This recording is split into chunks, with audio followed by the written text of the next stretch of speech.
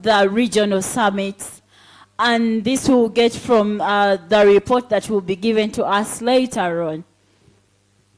Not so, Ahmed? Yes. Have we felt the presence of the Permanent Secretary, Ministry of Gender, Labor and Social Development? Please welcome the representative of the PS. You're most welcome. And I also want to still welcome the Secretary General Uganda Teachers Union. You know, teachers do a lot. Yes. So if we have their leaders in the house, we feel that education is taking another. Kindly welcome drive. the General Secretary UNATU. And in our presence is CBS Radio. CBS Radio will be speaking to us. Time to come. Welcome, CBS. You know, Ahmed, media does a lot. When we speak here, yes, we might just remain with the information. Some of you might take those booklets, put them in your house. But when we have the radio, it reaches the farthest places we cannot reach. That is very true. And in our presence is Uganda Muslim Supreme Council. It will also be giving us a religious perspective. Thank you so much, Sheikhat Radia, for being a part of us. We also want to welcome the Parliamentary Forum on Ending Child Marriage and Teenage Pregnancy. Parliament, you are most welcome. We also welcome Parliamentary Forum on Children. We also welcome, we want to welcome Ministry of Education. The Permanent Secretary is well represented, Ministry of Education, and she will be speaking to us today. Later, we will be having panels, and yes, they'll be telling us, as the ministries or as duty bearers, what are they doing in regards to ending child marriages in our country.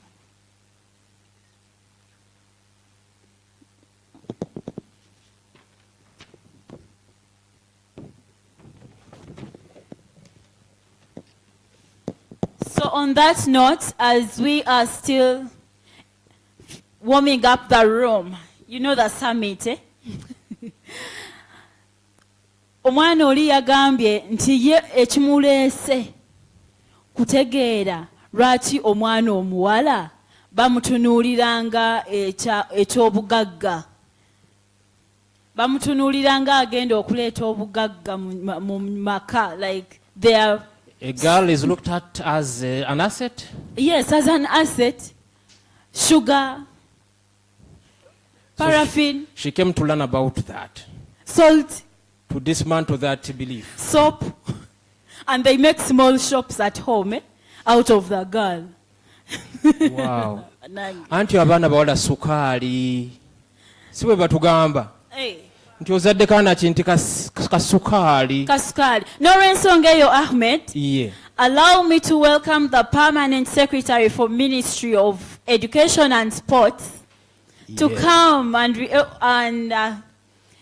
tell us what is the ministry really doing when it comes to girls' education. Yes. Can we give her a hand of applause as she takes on the stage? Welcome with us, Lady Rosette. Please don't stop until she gets to the pulpit.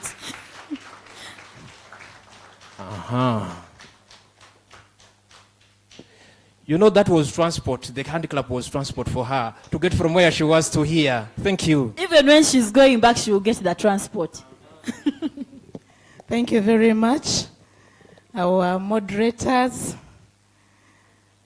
honorable guests and members of parliament present, development planner partners present, education stakeholders, colleagues from line ministries, members of civil society organizations, the media, young people, ladies and gentlemen, in your respective capacities. I'm here to represent my permanent secretary, Dr. Kedres, to the agenda. but my name is Rosette Nanyanzi, and I serve as the Gender Technical Advisor for the Ministry of Education. I'm happy to be here. This is not the first time. I think out of the 7 summits, I've attended about 4 and participated on panels, and we are discussing the same issues over and over. But I think we need to see how best we'll be moving forward, and I will be reading the remarks or the statement from the Permanent Secretary verbatim. And she says this: it is a great honor to stand before you today to address an issue that is vital to the future of our nation, that is girls' education. This is not merely a priority, but a fundamental pillar of our National Development Plan. The National Development Plan 3, which is coming to an end this year, recognizes gender equality in education as critical for national development. It emphasizes efforts to eliminate barriers that hinder girls' access to education, including addressing early marriages, teenage pregnancies, and school-related gender-based violence. And I know that from what I've seen here, these are some of the barriers that affect girls' education. Girls' education also serves as a cornerstone for achieving the sustainable development goals, and we are aware that we have a few years remaining to end this agenda, but where do we stand as a country? We are all aware that girls' education holds the transformative power to uplift individuals, families, and communities, driving sustainable progress and fostering equitable development for all. So what we are doing here today, the conversation we are doing here, is not just for the girls, it is for all of us. Uganda has made significant strides in promoting girls' education over the years, from universal education to post-primary, and we note that the 2 policies have aimed at ensuring that every girl can access quality education and training. As I speak today, gender parity has been achieved in primary school enrollment, a testament to our collective efforts. We have not done this alone as Ministry of Education. We know that each one of us has contributed in one way or other. The Ministry of Education and Sports has also developed several policies and initiatives designed to promote girls' access to quality education. One of these is the Gender in Education Policy, whose main goal is to achieve gender equality and equity in education by ensuring that all learners, regardless of their sex, have equal access to quality education opportunities and are able to learn in a safe, inclusive, and supportive learning environment. As a result of this policy, gender-sensitive practices have been integrated in the day-to-day operations of our schools, and we need to appreciate that. Similarly, teachers' capacity has been enhanced, addressing gender-based violence and fostering safer learning environment. And as somebody who does this work on a daily basis, I want to acknowledge and appreciate UNATU. UNATU has been at the forefront of ensuring that we address gender-based violence through the initiative which was called Sumameni. And I think it was a success in the regions of Western Uganda, where these young people are coming from. It is one of the success stories that we can talk about. Since 2015, the Ministry of Education has been implementing the Gender in Education Strategic Plan, which lays out strategies to address gender disparities in education. The plan emphasizes the need for gender-sensitive planning, budgeting and monitoring to ensure that both boys and girls have equitable access to education.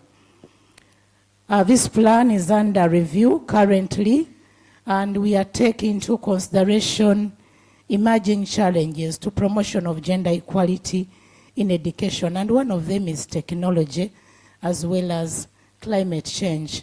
How do we move forward? So the strategy will be able to cater for that.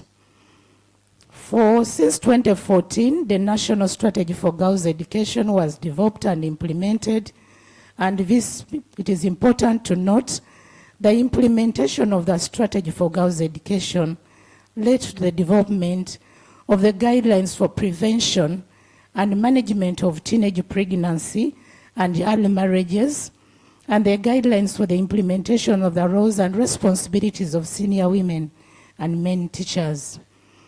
These guidelines have been critical in our efforts to minimize teenage pregnancies and early marriages in our school settings.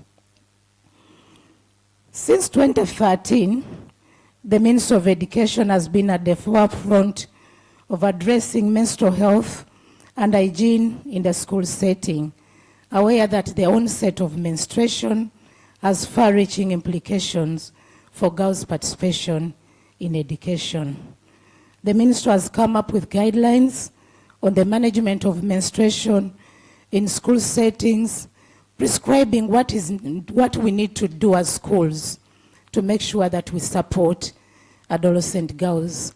As a result of the implementation of these guidelines, we've been able to revise our construction designs to take into consideration the unique needs of girls, and that's why we have incinerators, changing rooms, and other provisions added, including provision of emergency sanitary pads for girls.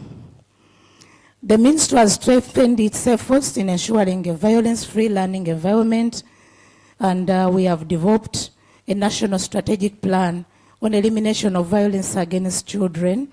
Through implementation of this strategy, efforts on building the capacity of teachers on alternative discipline, prevention of bullying are being undertaken in our schools.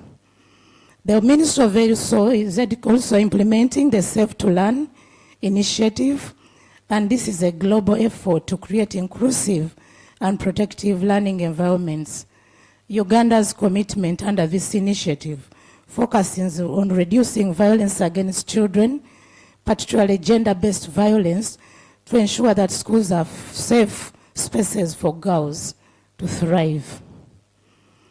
We developed the sexuality education framework, and for us to operationalize this framework, we have come up with a life skills toolkit, and are aware that life skills allow young people to become agile, adaptive learners, and citizens equipped to navigate personal, academic, social, economic, and environmental challenges.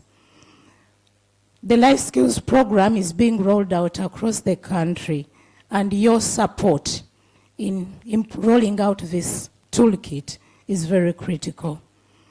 In addition to the Ministry of Education and sports policies and initiatives, the Ministry of Education works closely with other line ministries of Gender, Labor, Social Development, Ministry of Health in the implementation of the National Strategic Plan on ending child marriage and teenage pregnancy, as well as on implementation of the parenting guidelines, as well as the key family care practices, especially practices for adolescents. As we are doing that, we have made progress, but we note that there are so many obstacles. And these include early marriages and teenage pregnancies.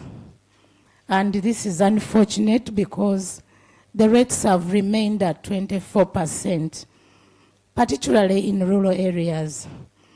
These factors lead to significant school dropout among girls, perpetuating cycles of poverty and inequality. School-related gender-based violence, including sexual harassment, bullying, corporal punishment, is still prevalent. These threats create unsafe learning environments, particularly for girls who are more vulnerable from these forms of violence.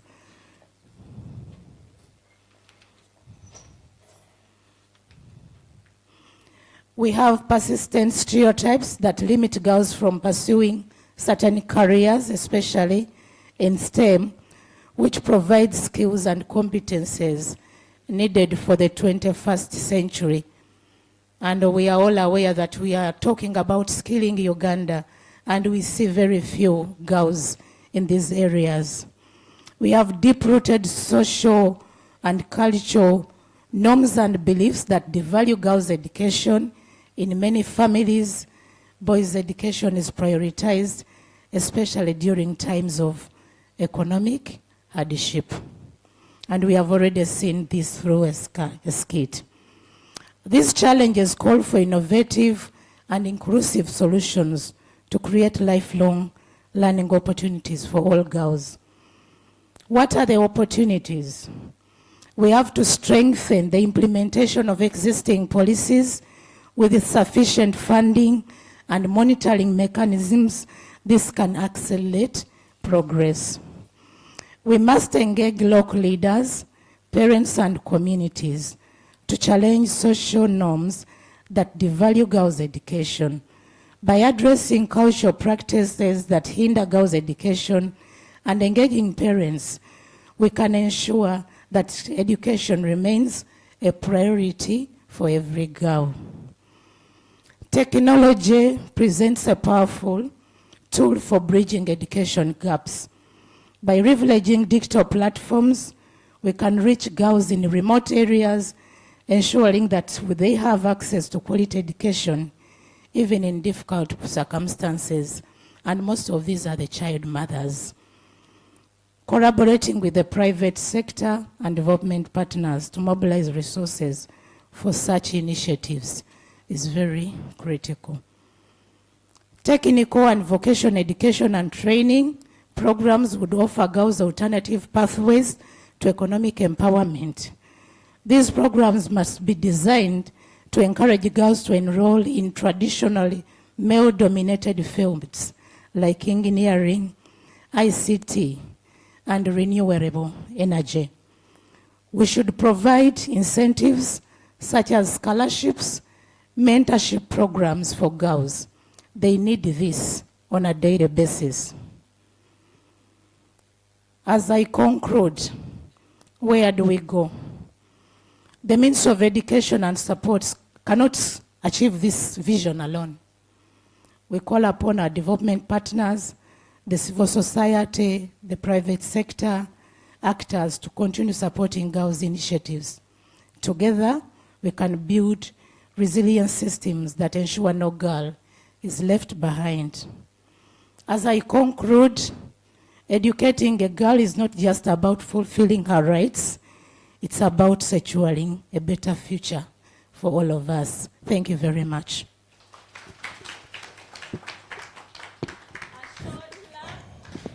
A short clap.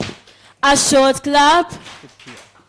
We forgot the word girls, not brides. Can we do it again? When we say girls, not brides. 1, 2, 3, go. A short clap. A short clap. A short clap. Girls, not brides. 1, 2, 3, go. A short clap. A short clap. A short clap. Amazing. Ahmed. Thank you so much. Now, I would like to invite Mama Phoebe Kasoga to receive this statement on behalf of Girls Not Brides.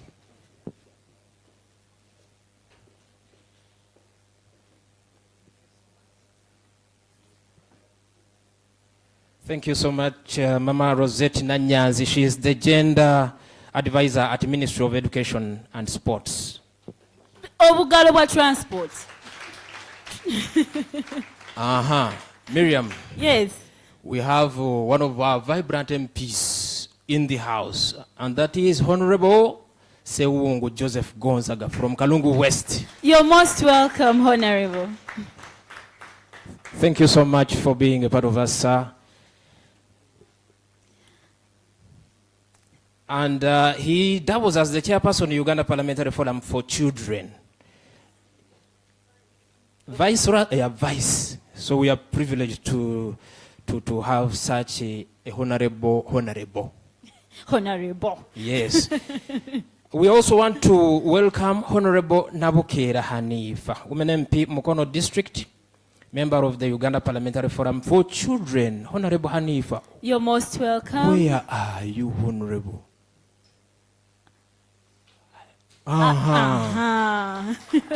I'm sorry, my eyes are aging, so close range I don't see. You see?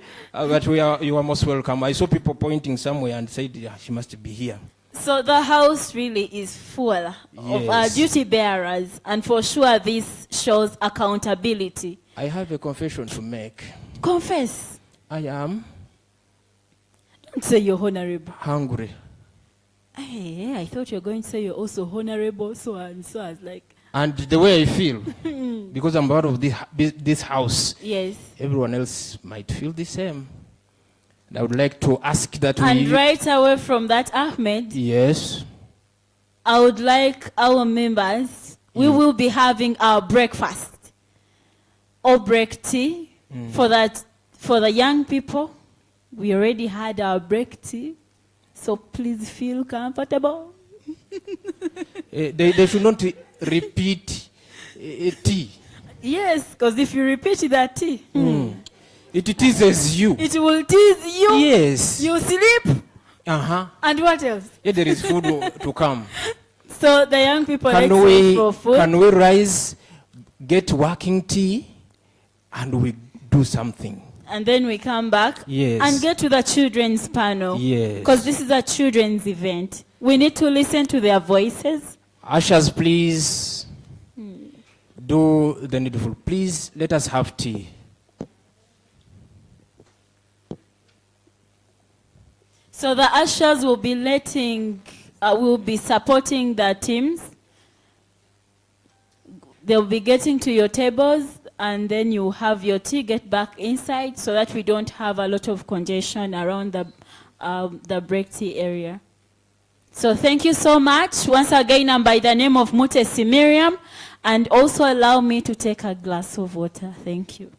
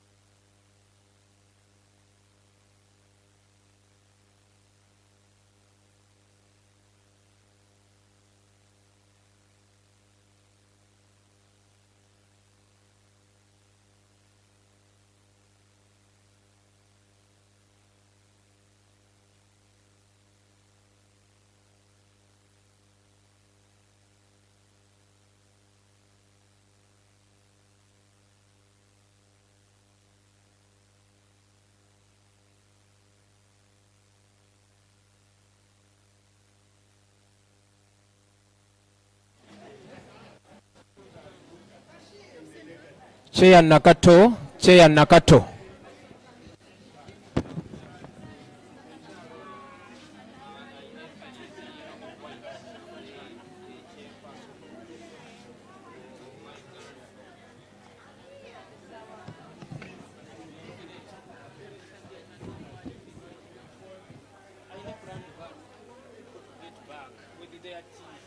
I think we need someone with the mic. The microphone doesn't go out.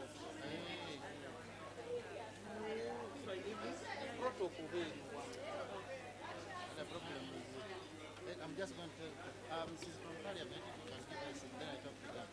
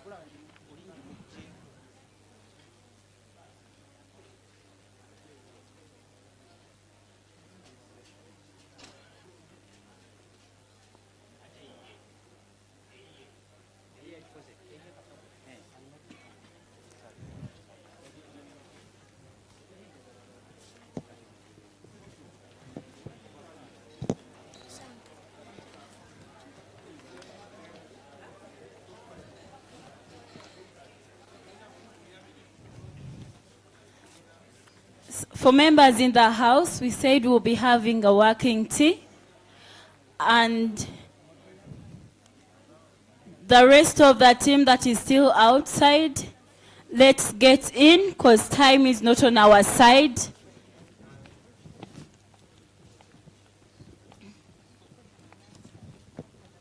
Once again, as we wait for other members to get in the room, we are at the 7th National Girls Summit. And I would like to take this moment to recognize some of the sponsors that have made this day come to life as we are seeing it. We have Starbucks, we have Plan International Uganda, we have UAF, SEDO,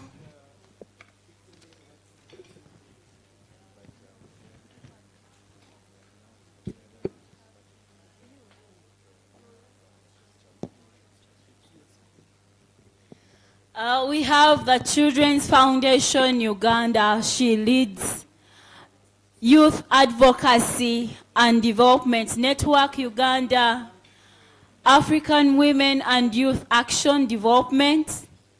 We have Power to Youth, because change starts with young people. Child Fund, Plan for Hope Initiative Uganda, Action for Girls Uganda, Amani Initiative, Girls Opportunity Alliance, Scoop Foundation, Joy for Children Uganda, Uganda Parliamentary Forum to End Child Marriage and Teenage Pregnancy, Total Africa, Canadian Feed the Children, Rhythm of Life, and SEDO, the Secretariat for Girls Not Brides. So we will be mentioning some of the sponsors that have made this day colorful. And just to remind you that we are fostering lifelong learning opportunities for all girls to ensure that every young girl has access to education, every young girl can achieve their potential, every young girl can achieve their desired dream or their desired goal. You know, we have been speaking. We want to hear from the young people. Namoga, Are you ready? Can you please come and join me?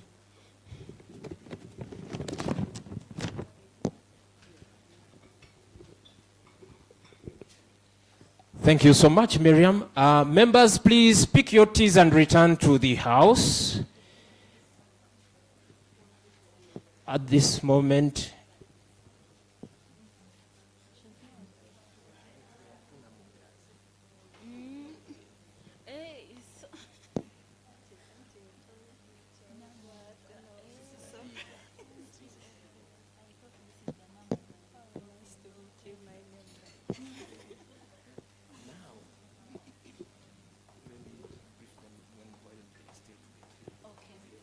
So as we await to listen from the young voices, because we said after our break tea we will be having the children's panel, because, you know, we need to have them feel the day. Let's listen to their voices. There is a placard here that says, "Together we can protect girls' rights and ensure access to quality education." Join the summit. We already at the summit. And we are coordinating, all of us, because we believe in working in partnership. That is why we have Girls Not Brides Alliance.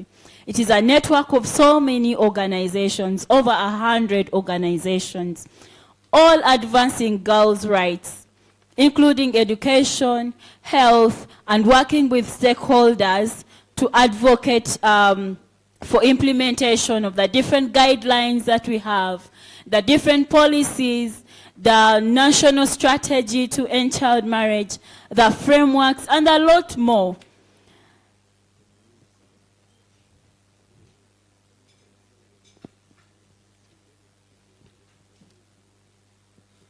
When there is a challenge on the village, or maybe you get thugs entering into your house, and you call out for help. When you shout alone, do you really get much help? Members in the house, do you get much help when you make the alarm alone? But if you call a neighbor, or maybe at the village you have bylaws that if you have a challenge and someone alarms, let the rest join. The noise gets very far, and the person trying to steal or the thug will take off. Not so. So if I am to say I am ending child marriage and I'm speaking alone, my voice will not go far. But if we all speak, end child marriage, let's end harmful practices on girls, let's advance their education, everyone will get to know. So I see members here on their phones. Please share. When you share, when you speak, when we are here listening to each other, everyone is taking note and learning from one another. Thank you so much. Ahmed. yes.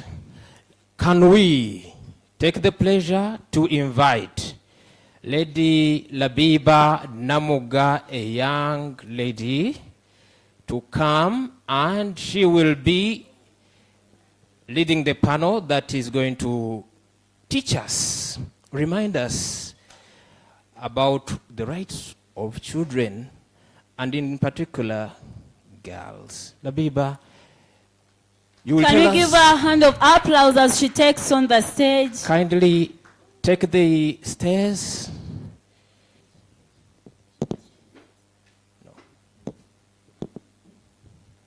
So that is Lady Habiba.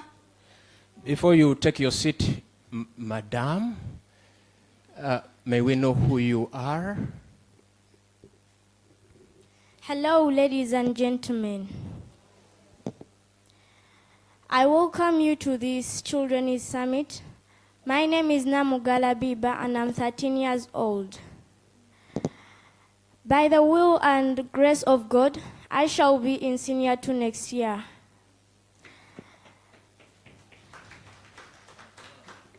Which school do you go to? I go to Hopeful Future Senior Secondary School. Without wasting any minute, let me invite my honorable panelists.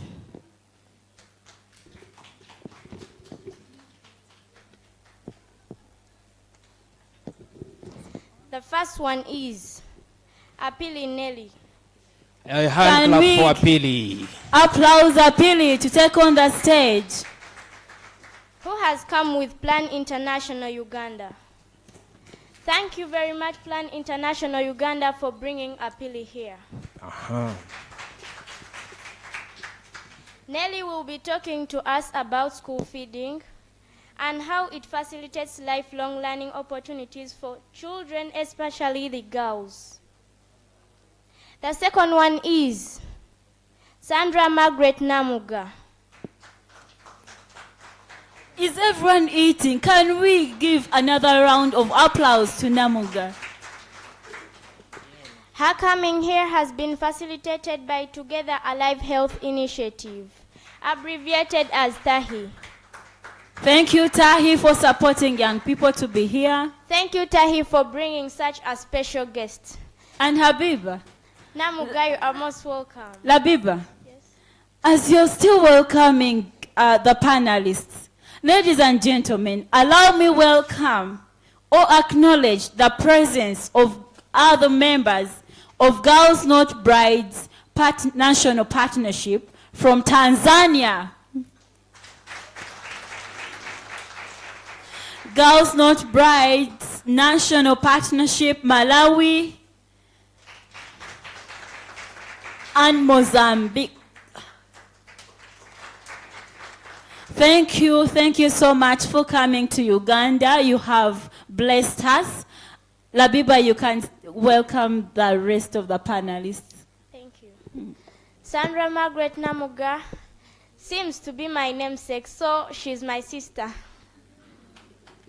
With Sandra, we shall be talking about disability and look into how to support special needs girls to attain lifelong learning opportunities. The third one is Nakazibwe Shadia. A hand clap for Nakazibwe. Who has come with BRAC Uganda. Thank you, BRAC, for bringing Shadia here.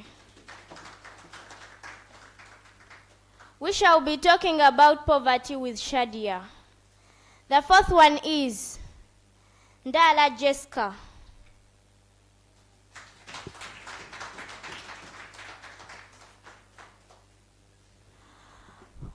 Who has come with Slum Youth Rehabilitation and Development Organization,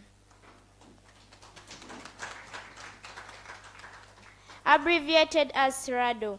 So, SRADO, thank you for bringing Jessica here. Jessica will be giving her impression about climate change and how it impacts lifelong learning for girls. The fifth is Nisima Desire.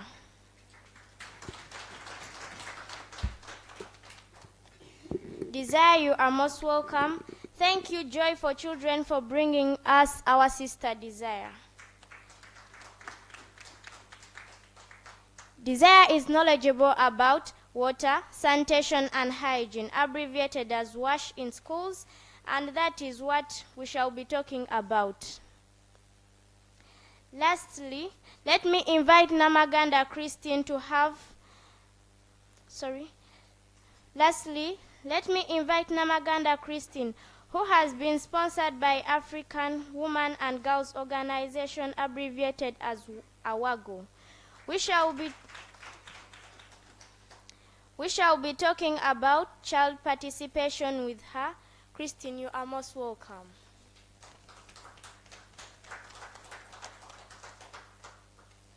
Let me begin with Namaganda Christine, talking about child participation. I believe that children should be involved in making decisions that affect them. Do you agree? Yes. Okay. What are some of the reasons why it is important to involve children in deciding about how their education should be, good parenting, etc.? Good morning, everyone. My name is Namaganda Christine Kamiri and I'm from Make Memorial Primary School. I have been sponsored by Awago in partnership with NRC, the Norwegian Refugee Council. I am going to talk about child participation.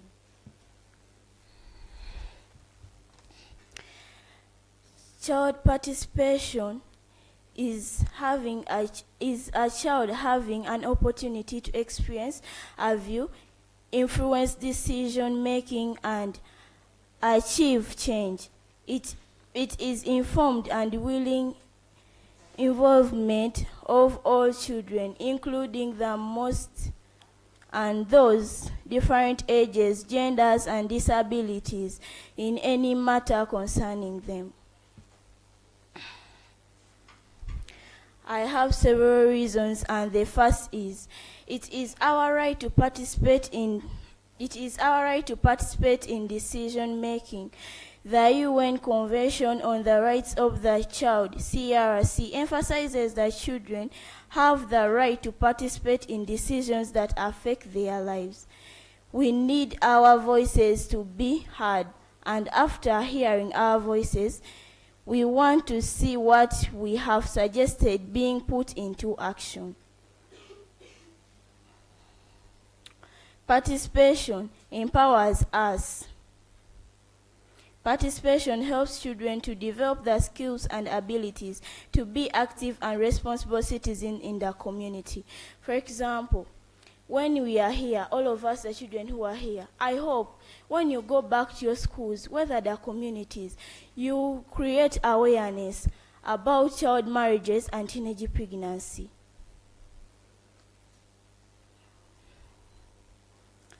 Child participation helps us to be recognized as contributing citizens of our families. For example, there are some of our grandmothers or grandfathers who never had the opportunity to go to school. So if you go back and tell them, like those ones, for example, the MC she was talking about like girls are made for sugar. If you go back and you tell, let me say your mom or your grandmother, and tell her, mom, all of us have the opportunity, we need to have an opportunity to go to school.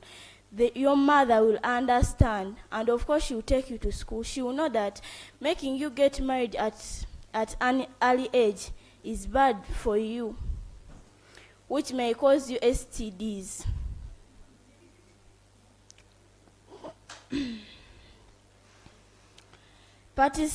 Communities emphasizing and creating awareness, telling those people what we have learned and the society.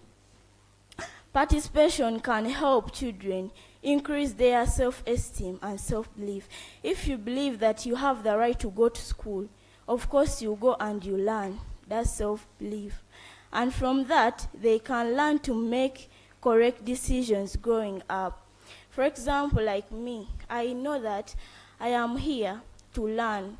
And I know that even if I go back and my mom tells me, you know what, you're going to go and get married, I will say no. Although my mom will be angry at me, I will tell her, Mom, it is not good for me because I still want to study. There are some things that we know which mature people may not know. We need to participate in decision making for them to learn from us. We go and we tell other people what we have learned. Let's create, all of us who are here, let's create awareness. Let's make people know everything that we are facing, every challenge. Even those ones who don't know, don't just look at someone when that person doesn't know. For example, if the girl is experiencing menstruation periods and that girl comes and says, you know what, I'm experiencing periods, I'm getting blood, don't just laugh at that person, but please tell her it is normal. Because you know that girl may neglect herself thinking that I'm the only person who is through this, but tell her it is normal. Even me, I experience it every month, so it is okay. So that that girl can go and she's happy at everything.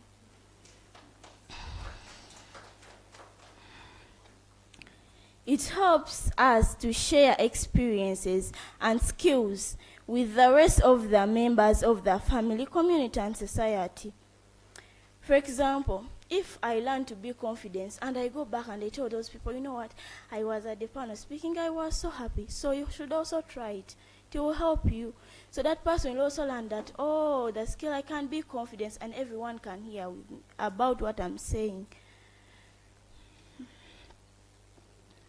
If you allow us to participate, that way we can share responsibilities with adults. We tell our parents, of course, those parents who don't know, tell them, Mom, if I get pregnant, I'll get this disease or anything.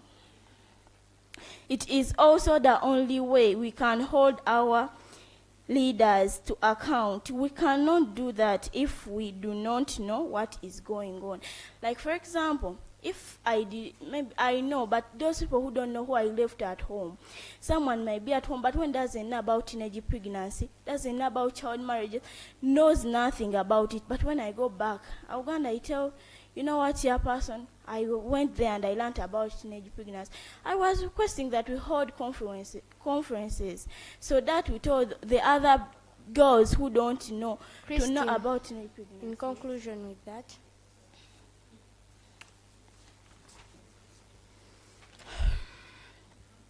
I conclude by saying, to allow us participate in democratic elections of prefects body, thus preparing us for the future leadership. Let's all go and create awareness. And my conclusion is, all member of parliament, thank you so much for coming here, but we also need your help. We need to talk with you and you know our problems, we as girls. I conclude by saying, we are girls, not brides. Thank you. thank you, Christine, for those brilliant submissions. So let us add her some clap.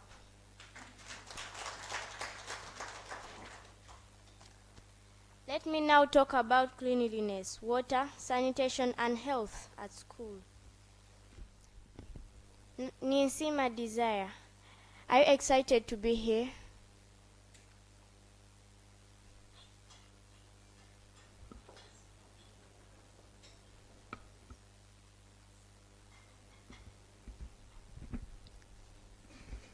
Yes, I'm very excited to be here. Okay, that is great. Ladies and gentlemen, WASH in schools is the provision of drinking water, sanitation, and hygiene services to children while they are at school. Desire, why is hand washing important at school and everywhere else?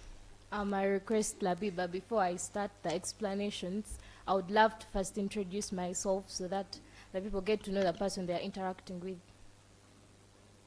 My name is Ninsima Desire. I'm 16 years at Mbogo High School, the school of my dreams. I've been supported by Joy for Children. It has nurtured me and groomed me up to where I am right now. As a girl, I've always, sorry for the slips. As a girl, I have always tried to engage in different things, even though at times you see parents strive to get school fees.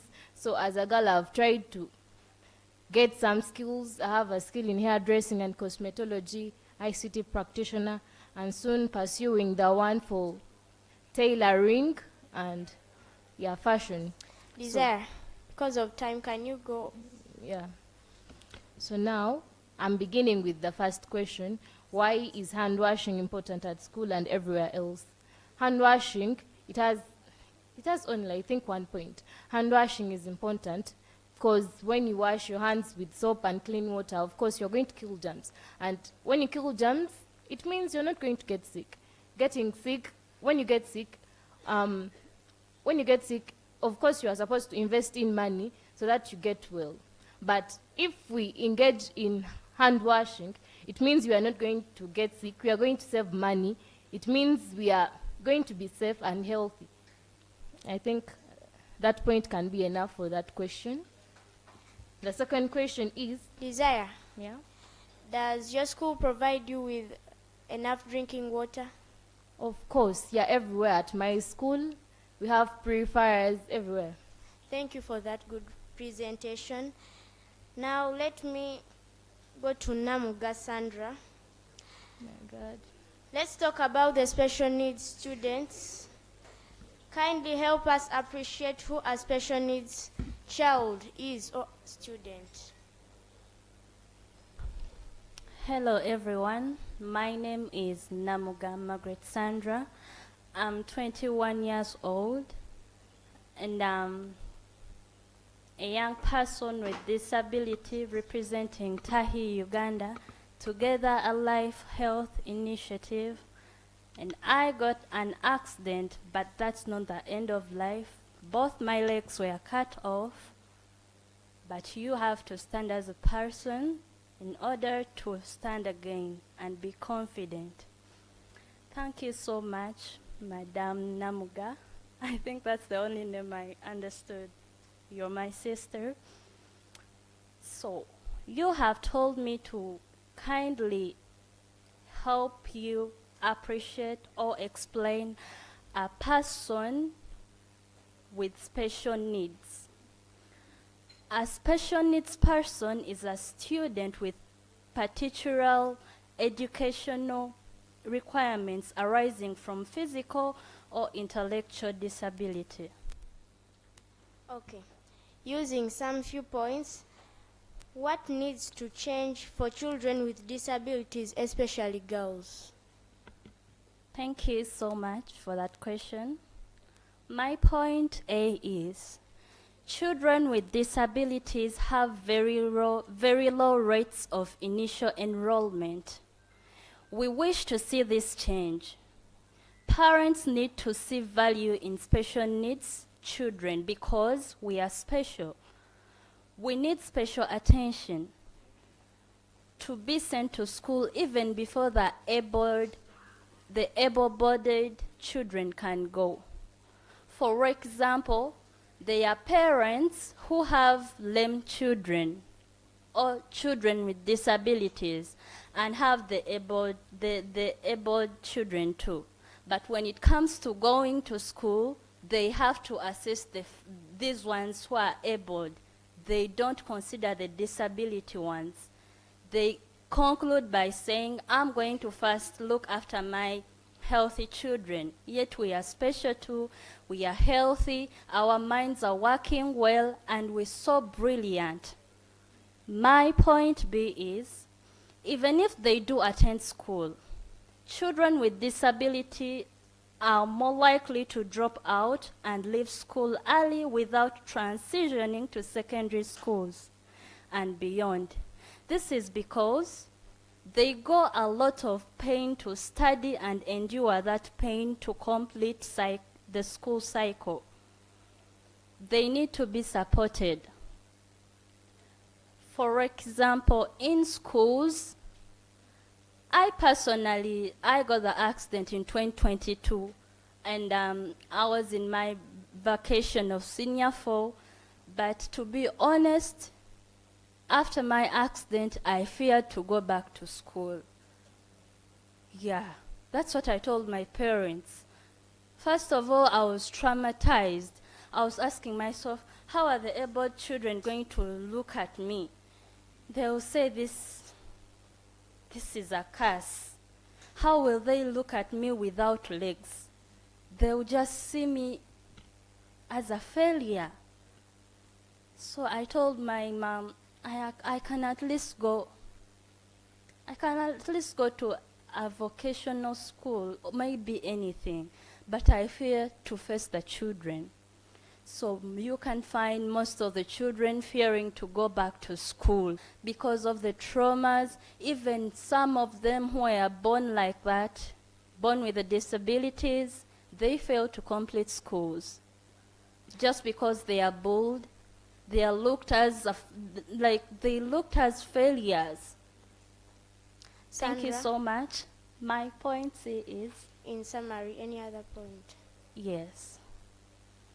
My point 2 is inferior quality. Sandra, kindly be brief. Yes, madam. Thank you so much.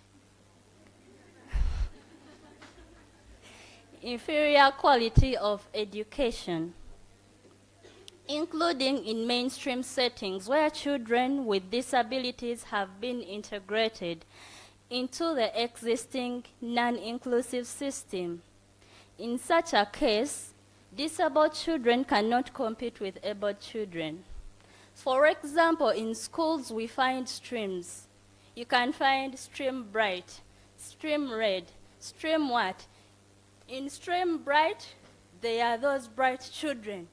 In stream red, the most dormant ones. So they may pick one stream for just the lame people. We can't compete with them just because they see us as different people. Thank you so much, Madam, for this time. And I conclude by saying the honorables here and everyone who can at least help the people with disability, most especially the girls in schools. They are bullied, they cannot stand on their own, they are not confident enough to speak to elders just because they fear the way their bodies are built. Thank you so much. Thank you, Sandra. Let me now talk about climate change with Sister Ndala Jessica. Ndala, help us understand what climate change is. Hello. First of all, my name is Ndala Jessica. I am from Gaza Road Senior Secondary School. I was sponsored by Sirado organization.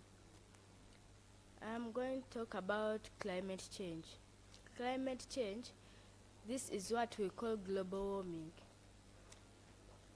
Global warming, it is the process of our planet heating up, or you can say it is the process of our world heating up, or in other words, you can say it is the process of our country heating up.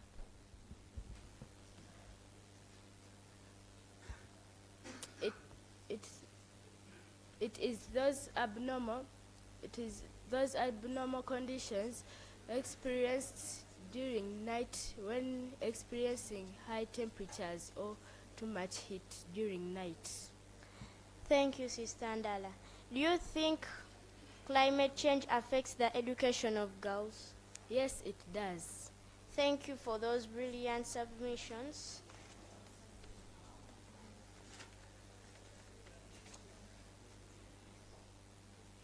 The last question. Can you please tell us how? No. With too much rain, floods happen. When floods happen, there you will find that bridges along riverbanks are destroyed by the floods caused by the too much rains. Then secondly, children cannot go to school because there is nowhere for them to head to school.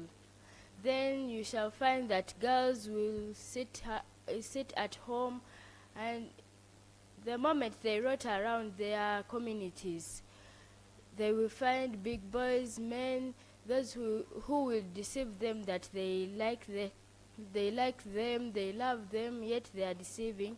At the end of the day, they will get impregnated. Thank you, Sister Ndala.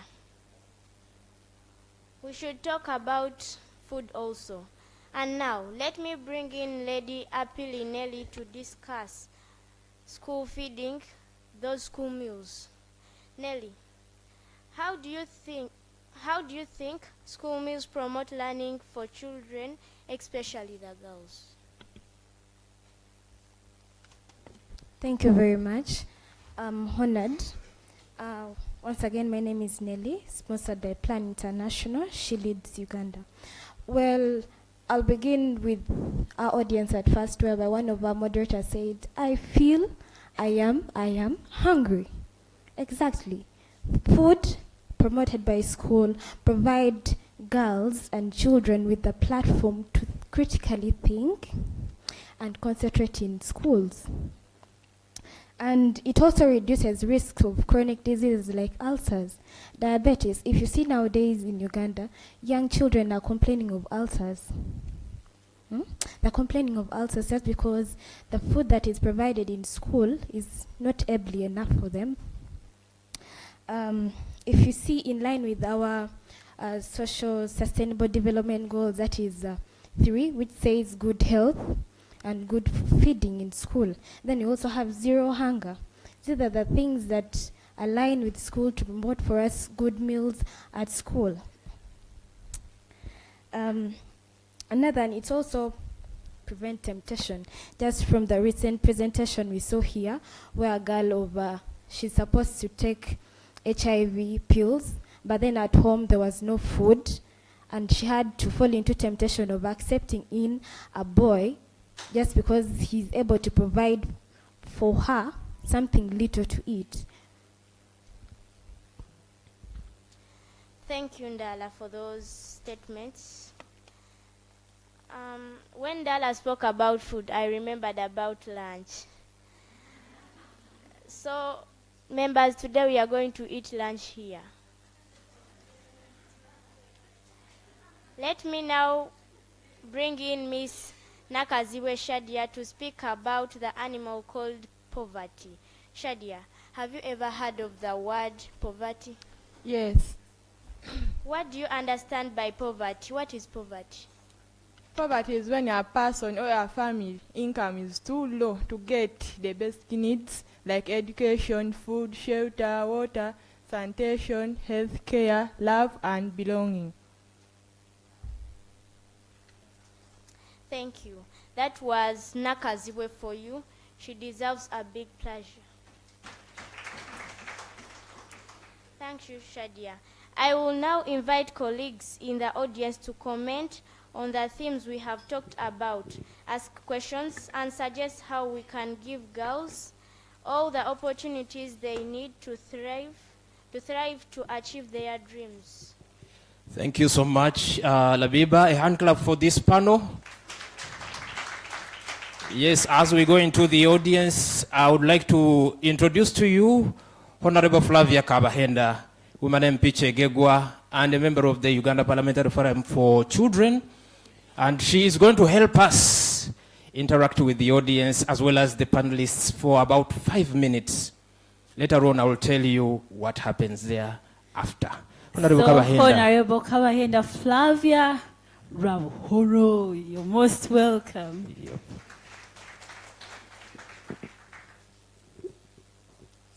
Good afternoon, everyone. How are you? I was worried that it was still morning, but it's afternoon. That's how late we are. But I want to thank these little children for the issues they have tried to give us, despite the fact that the time was not enough. I thank you, honorable members, for participating. I thank every participant here and all of you facilitators for this very noble program.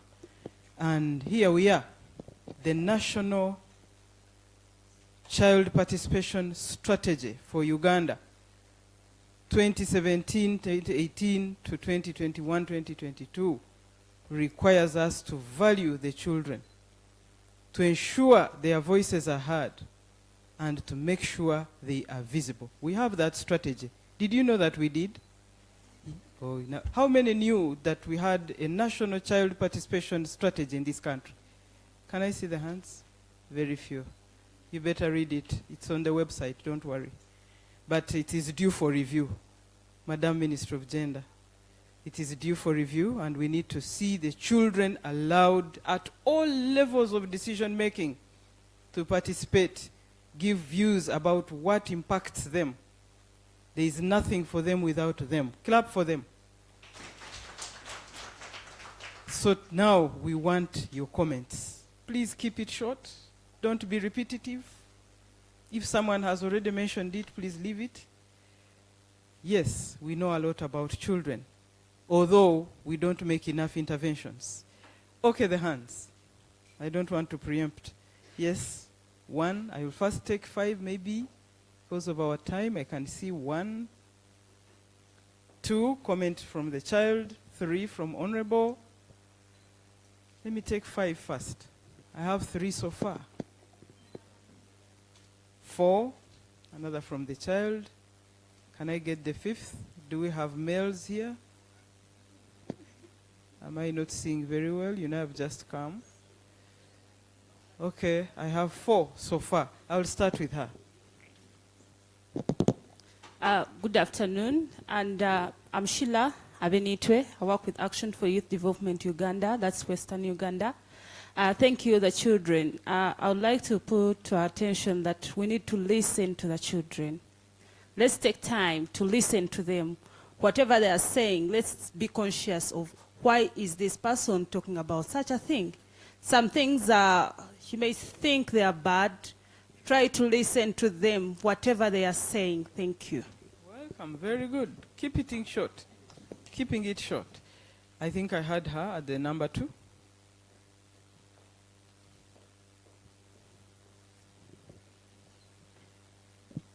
Good afternoon, everyone. As I said, my name is Esther Nampamu from Gallup Association and She Leads. I have questions for 3 of them. One of them is, what are lifelong learning skills to Nelly? And another one is, how does the climate change impact lifelong learning opportunities for children to Jessica?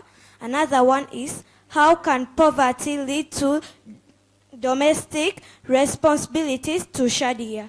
Thank you. Very good. Give it to the next. Hello, everyone. My name is Namkwaya Patricia from Lohana High School under CGC, concerned for the girl child. My question is open to anyone who can answer it. We see poverty as a big challenge, but in Uganda today, poverty can't be solved by one person. So for me, my question is, what projects or what is the plan of the government to see that poverty can be managed in Uganda for both adults and young women? Thank you. Very much. Thank you, Honorable. Good afternoon, everyone. I'm Nabukera Hanifa, the woman in Mukono District. I want to appreciate our young learners about your participation.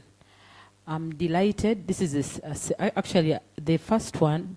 The 6th one was at Parliament, where we engaged with some of the people up country. Most of them that were participants were coming from suburbs of way in up country, like in the north. So we got good experiences about the girl child. But what I want to say is all that they have spoken are challenges that we face as girls. And I want to appeal to the Ministry of Gender, children in particular, to look into our needs as the young girls. And also Parliament, as Parliament, we are getting to the budgeting process preparing. So I would encourage, I sit on the Finance Committee, but I would encourage members from other committees to look into facilitation to the ministry, to allocate money, to such that these girls are elevated and they are heard. Lastly, I also want to talk about, I'm a member of WASH. Mainly, I want to talk about sanitation. It is very important to have water in school. And our learner there talked about briefly about water, but it's a very big subject, and she has told us that everywhere in the school there is outlet of water to help hygiene in school. That one is what I appreciated in the actually among all submissions, because it is the #1 priority. Thank you so much. Thank you so much. Before I take him and her, yes, I wanted to know, could there be here someone, a parent of a child with disability who is a girl? Could there be someone here? If that girl could be your sister, it is all right also. Because we wanted you to share with us. Are you going to talk about? a child who is disabled? Yes, because I want to keep you so that you tell us the experiences, because she was rushed up.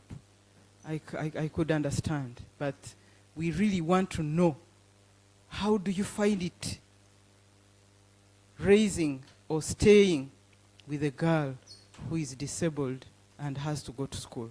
Okay, I got a hand there. 1. Did I get your hand? 2, 3, 4. I'll stop there and then I get her. Yes, can you go ahead? Your name?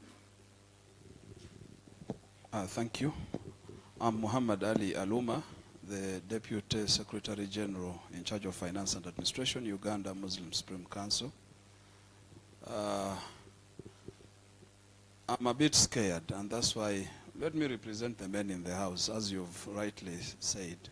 And it shows something that now we, the men, are also not empowered well.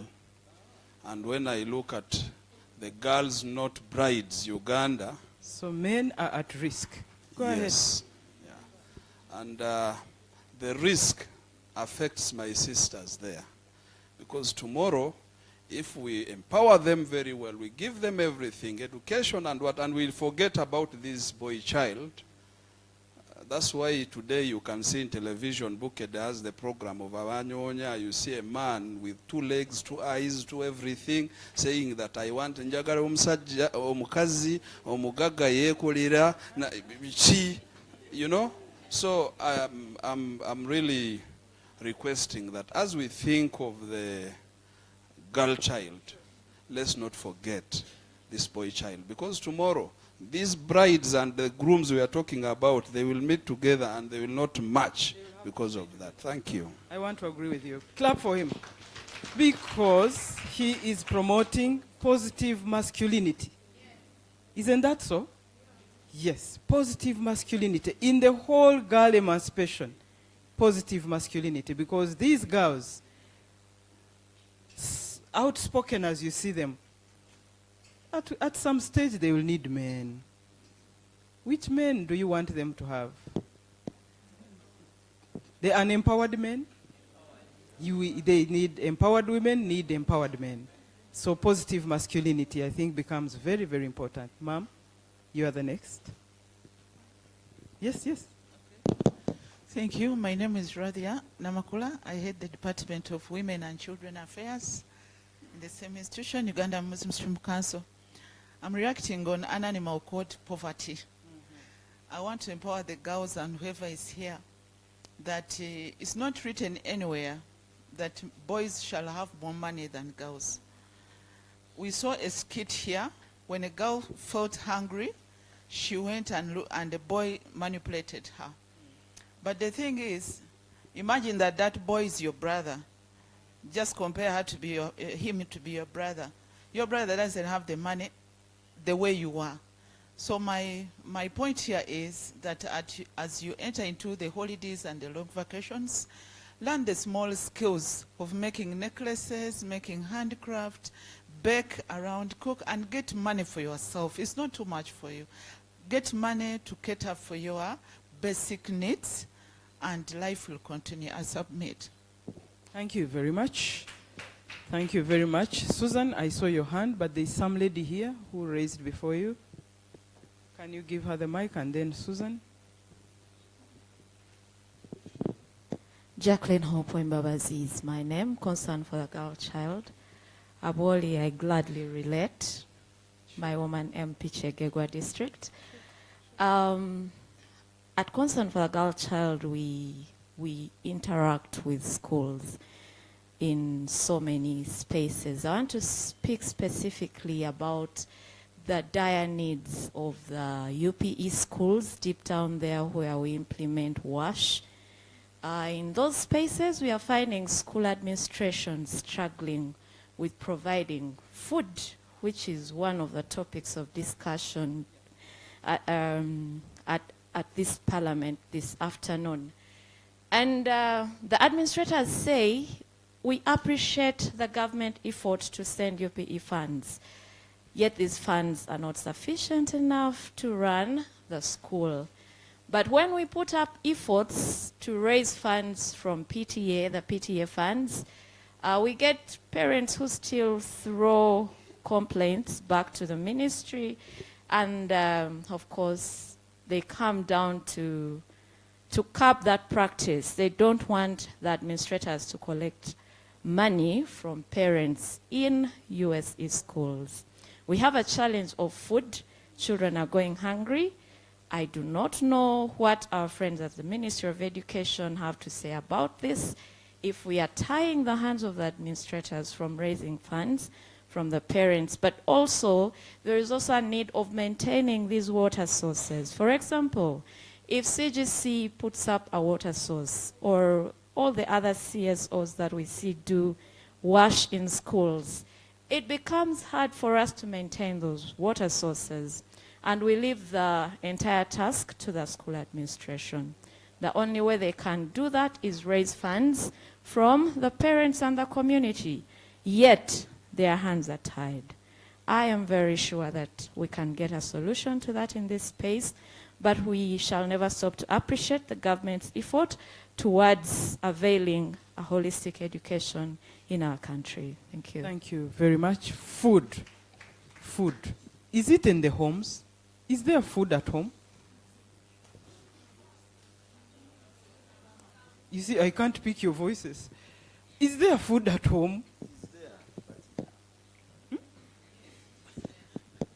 Madam Moderator, I'm sorry I came in like a sportsman because I was attending a sports program on one TVs and I could not appear in a suit. And above all, we were talking about Arsenal beating Man U tonight. So bear with me, don't say Sewungu is not smart. I always dress smart, but I could not go back home and meet this conference. You see, let us talk the truth. There are certain things required to keep children at school. Minimum standards. The moment you don't have them, you'll never have children at school. Schools are not about learning alone. They're about enjoyment, playing, dancing, netball, and everything. So when you talk about the current situation in Uganda, schools have become a den of suffering. They are not enjoying. It's the NRA manifesto saying that they are supposed to give girls sanitary pads at school. And ever since they gave that promise, it has become history and it will never happen. Yet they keep praising themselves. How does government fail to provide sanitary pads to girls, yet it is within your manifesto? When UPE was starting, parents were paying fees for their children. And they were paying around 10,000 per child per term. Then the government changed from 10,000 per term to 10,000 per child per year. So what are those factors that were affected that are causing challenges on these young girls? Teachers are not motivated. We used to have what we call shape at school because me I'm a primary teacher, a bachelor's holder in primary. But we are supposed to talk to these children every morning about their lives, how they should conduct themselves. But everybody in school now, UPE school is about laissez-faire. You enter class, a teacher is using bouquet de paper to give some math there, then he leaves the school because he's not motivated, and the children at home also are suffering from suppressed aggression from their homes. Feeding. We have asked the government several times to give us a feeding policy. How do you manage feeding? Let us hold our pens, all of us, and we make a calculation.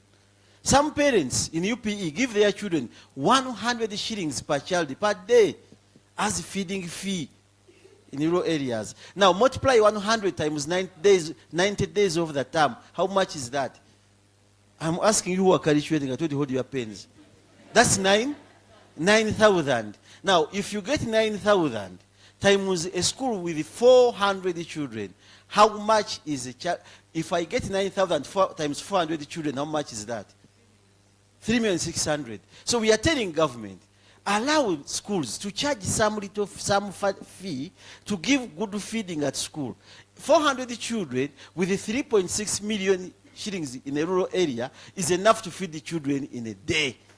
That is porridge with sugar and maybe some cassava they carry in their bags.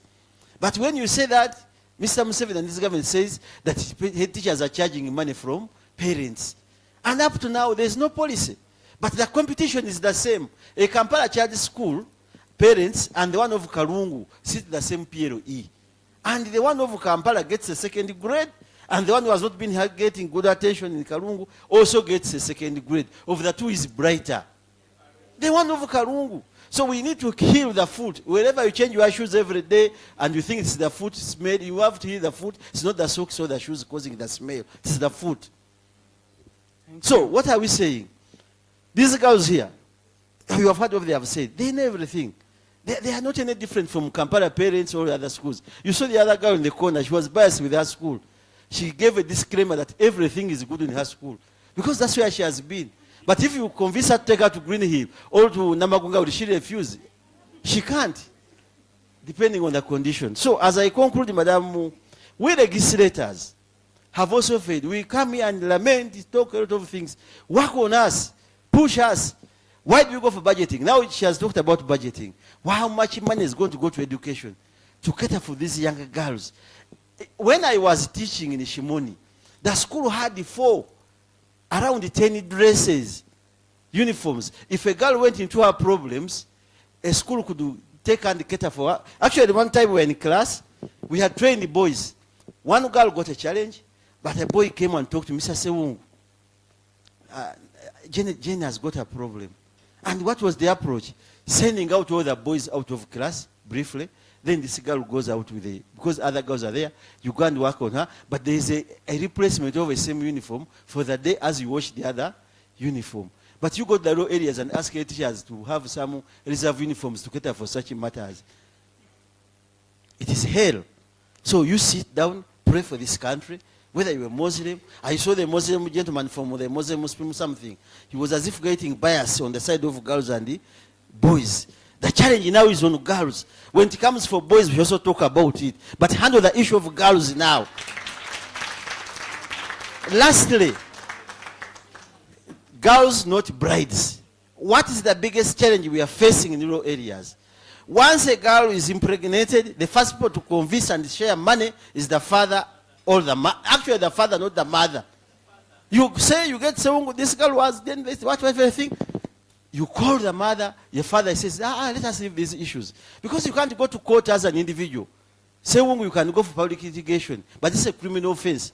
But the father sits with the family of the other side of the boy or the man who has impregnated a young girl, gets money, and the deal ends there. These are the challenges we have. I would have talked more than that, but kindly Thank forgive you very me. much, Honorable But those are Sewungu. the issues we must address. Push members of parliament. We get back to our senses to know why we are in parliament. Other than just staying there, jumping this. They say now they have called us for caucus, every matter has been settled, and that thing. You made a manifesto of providing sanitary pads per child in schools. Why aren't you providing them? Those are the big questions you should respond to. I'm sorry if I take leave of this place. I have another engagement. But next time we shall meet and say more about a girl child, because I have girls myself. Thank you very much, Honorable Sewungu. Susan, you seem to be burning up. Please, let Susan speak for only 0 minutes.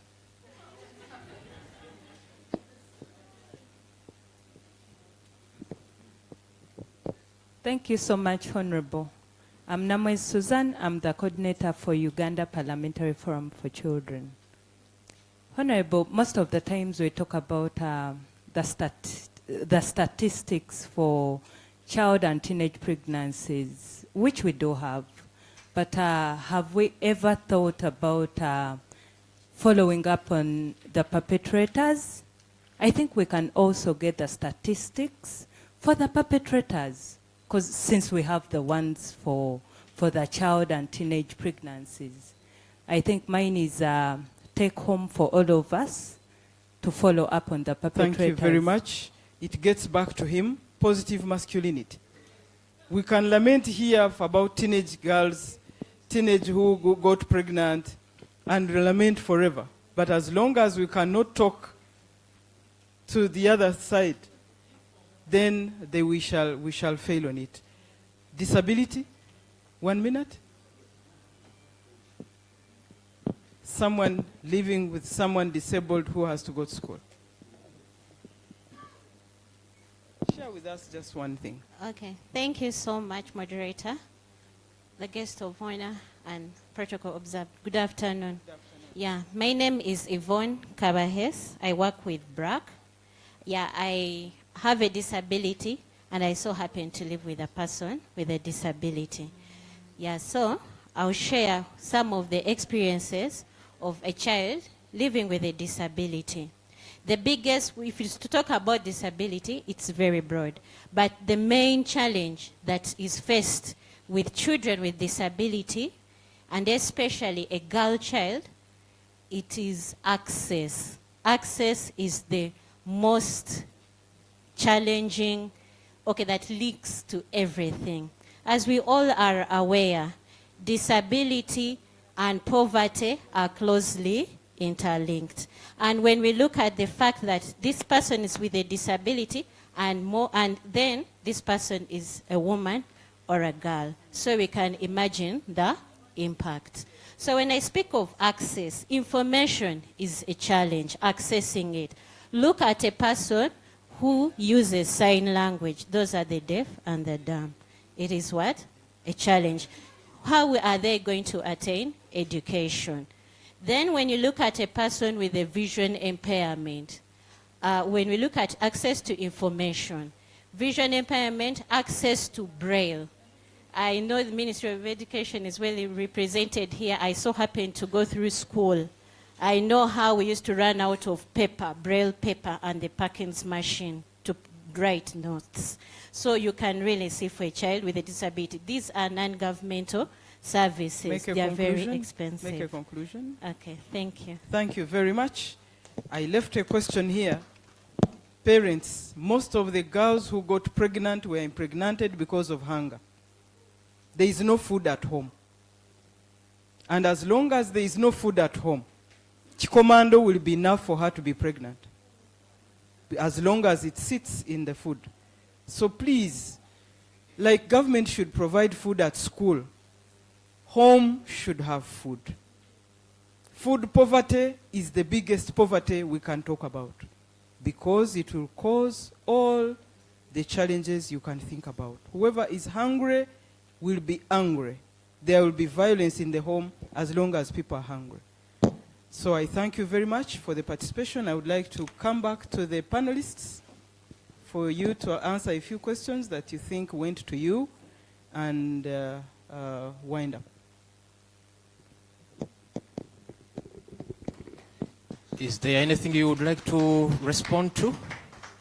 Yes, Apeli. Yes, thank you very much. The question that was posed to me is, what are lifelong learning skills? I'll be as short as possible. Thank you. There are very many long life learning skills. One of them is problem solving. This problem solving, we as young girls, first and foremost, let me thank the sponsors of this event, because through them is how we learn how to solve problem. For example, from the different organizations we come in, trust me, not all of us had the confidence to stand and speak boldly as we are right now, but it was because they built the confidence in us to solve problems. And I shout out to She Leads Uganda, Gallup Initiative Uganda, and Plan International for all the platforms and all the rest of the different organizations in the house. Another one is communication. Communication is key, and that is another thing that is a long life learning skill. And adaptability. We learn to adapt to the situation we go through, but not to run, but to find ways of also solving them. That is why the parliamentarians are in this house, and they ought to adapt to what we are saying, and they ought to understand what we are going through, so that in the parliament session they push through what they have had, but not only say, oh, I was also once a child, I was also once a girl, so I understand what they've been going through. Those were back then in the ages, but they're here to adapt to what we are going through and the views that we are going to give them. Thank you. I beg to submit. Thank you. Thank you so much. I would like now to invite the panel leader to wind up. Without wasting any minute, I want to thank all my panelists, Namaganda Christine, Dala Jessica, Nakaziwe Shadia, Apili Nelly, Sandra Margaret Namuga, Ninsima Desire, for the good work done. I wish to thank Plan International, Awago, Tahi, Sairado, Brack, Joy for Children for facilitating these panelists. Above all, I wish to thank Girls Not Brides for giving us this space to talk things that affect us. And a big thanks goes to our lovely audience, especially children who have been attentive throughout. I also should I have been your host, Namugala Biba, for this panel. Thank you. Bye-bye. Thank you so much.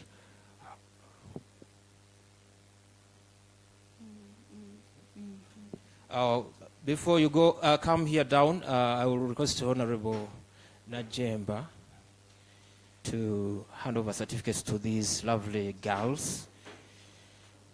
Honorable. Yes. Yes, Ahmed. Because they have done a wonderful job. Honorable They have Nabukera. spoken the voices of Honorable young Nabukera, people. please.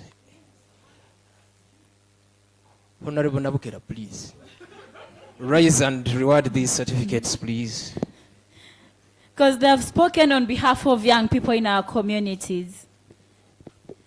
So, This is Labiba Namuga, the panel moderator.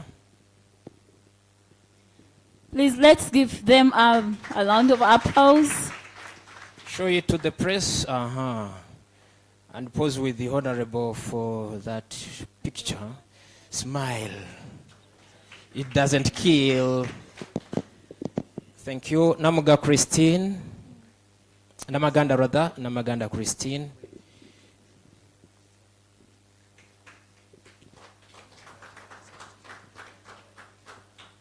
Sandra Margaret Namuga.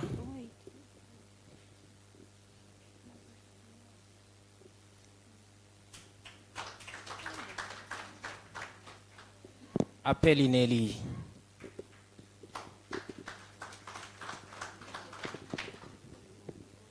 Ndala Jessica.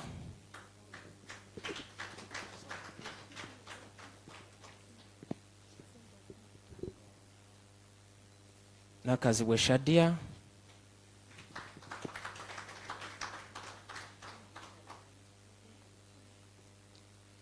And Desire Ninsima.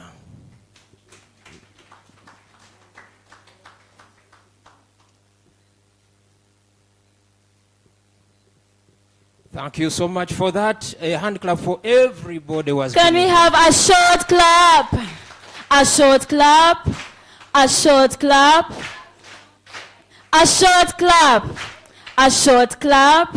A short clap. That's not bright. Okay, thank you so much. And allow me to acknowledge the presence of Miss Uganda and the team. You are most welcome. We appreciate your presence in the room. Thank you so much for joining us. Thank you so much for joining the 7th Girl Summit. And remember, 7 is a perfection number. So having you in the room, we believe the summit is perfected more.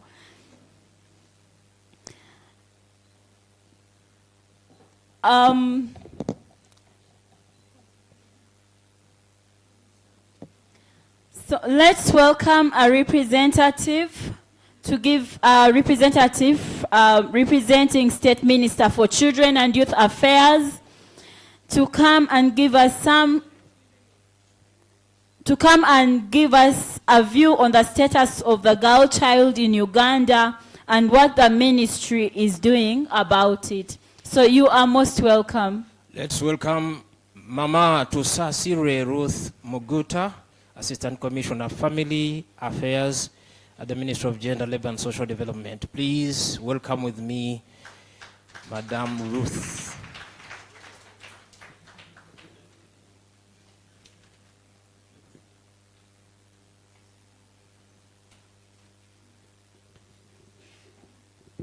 Good afternoon, everybody. I've got different topics from different people, and I was asked just to open official on behalf of the minister. So I don't know what to do.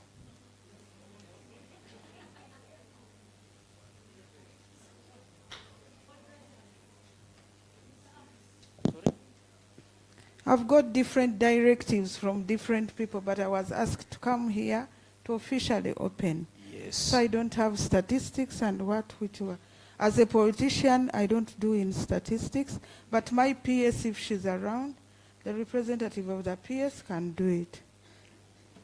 So can I do the opening? Yes, Mama. Thank you very much. Yeah, on behalf of myself and the person I've represented, I would like to thank you so far you have done, and I would like to inform you that we're on the right track. Let's not lament that we've gone far, but we're on the right track. I want to talk few things in the culture I come from. They say that the bird that goes without talking, it is still young, and I don't think I'm still young. So let me first give my brief as the Assistant Commissioner family, then I will read the statement of the minister.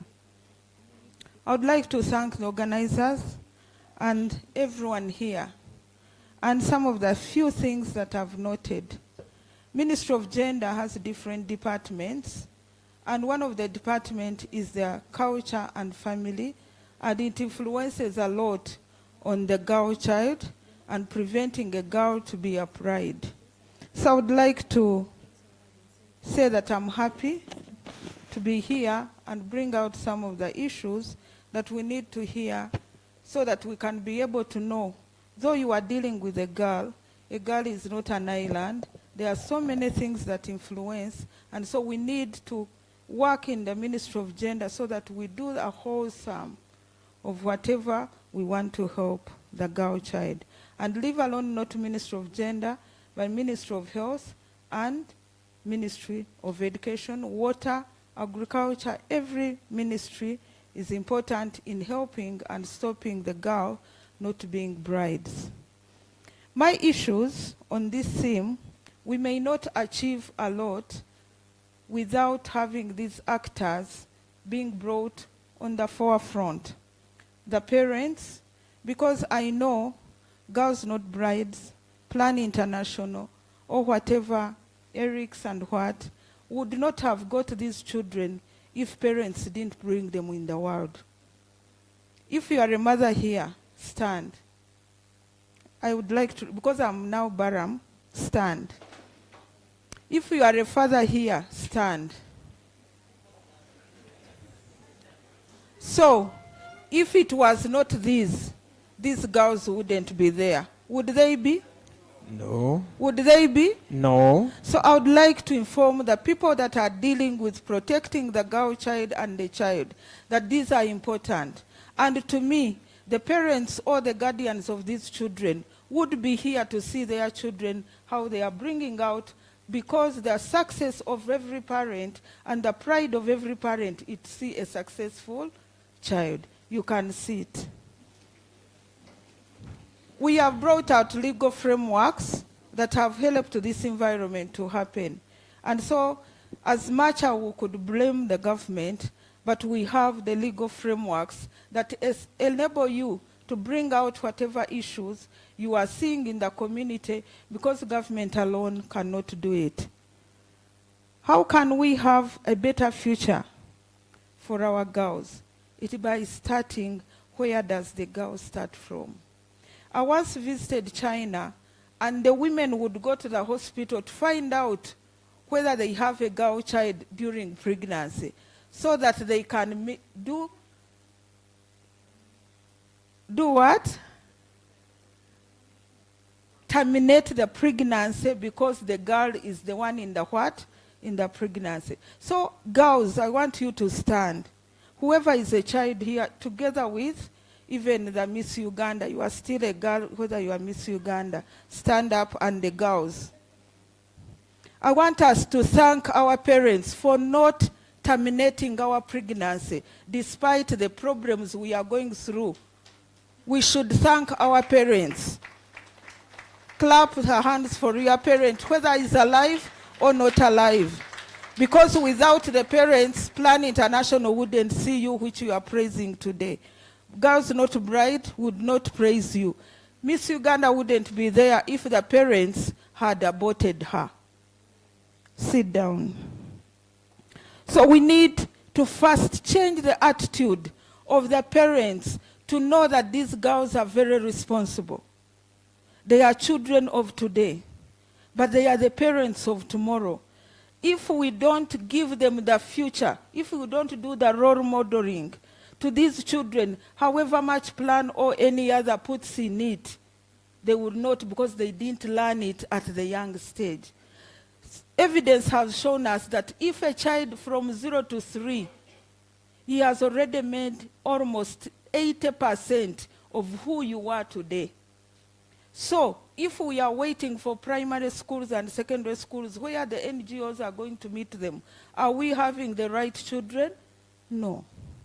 We should ensure that the family becomes a key responsible institution to ensure we get these girls and we reduce on the challenges these girls are getting through.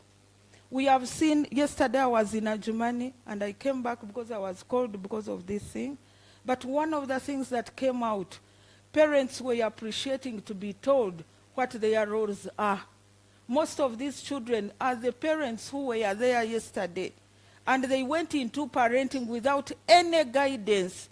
So for them, it's producing children and calling the president to care for them. In a proper way, I don't want to be quoted, but how would someone buy a sanitary pad for your child when you know you go into menstruation? When you know your wife goes into menstruation? When you know your mother goes into menstruation? When you know your sister goes into menstruation? And you want the president to buy sanitary pads for your children? We are coming out when the president comes as parents, and we tell the president, schools are asking us money for lunch. But when you come in a meeting here, you ask for lunch. Why don't you ask the president to leave the parents to pay the lunch for their children? Because if your child is malnourished, it is not for the president. It is your child. What is the role of the family in this issue? How can we analyze and find out the challenge before we blame any other person? Who are the key actors? We need to know who decide when these girls are forced into marriage. What can we do to change the mindset of that person so that they don't force the children into marriage? Because however much we put into, we have fought with FGM, but people cross and go to Kenya and do FGM in collaboration with their parents. So whom should we target to end it? What are the cultural issues that we are following as parents that infringe or make our children vulnerable, that we ourselves negatively avoid them so that our children can grow up? Because I know most of us have benefited from the girl child when she grows up and becomes rich. They come back to look after you. But when you are deciding on their future, it is a second priority. Let's style up and ensure that we make the right decisions. I would like to come to the statement. Honorable members of Parliament, ladies and gentlemen here, our partners, the media, and everyone who is here. It is my pleasure and honor and privilege that I stand before you. I think it was the right thing for me to represent the minister to open this pivotal Girl Summit under the inspiring theme, fostering lifelong learning opportunities for all girls. This theme reminds us of the critical importance of ensuring that every girl, regardless of her background or circumstances, has access to quality education and opportunities to grow, learn, thrive throughout their lives. We have seen here women who have talked to young girls. I'm a woman. How did we go through such? Can you learn from your mothers, your elders, the women, and become your models so that you can become better girls tomorrow? Today we celebrate the power and the potential of girls to transform communities, economies, and the world. But we are also here to acknowledge the persistent challenges many girls face to be in poverty, discrimination, cultural barriers that limit their opportunities to achieve their full potential. Government has put in place legal frameworks that guide our partners, whoever is supporting us and filling the gap, their responsibilities and roles to contribute to the welfare of our children. Let's see our children as children. When we ensure that our children, especially our girls, are seen as potential and have value, they will also have value. One of the things that I may bring to you maybe and you laugh is one, what names do you give your children? If you call the child Karunji, it means the Kagal is nice. But when you call the Kagal Bonabana, means that they are all children. There are certain names that discriminate and make our children have low self-esteem, which I can mention here, and we the parents, we give them purposely. When you are quarreling with your co-wife, you call the name to your child. When your husband has a challenge, you make a name to your girl.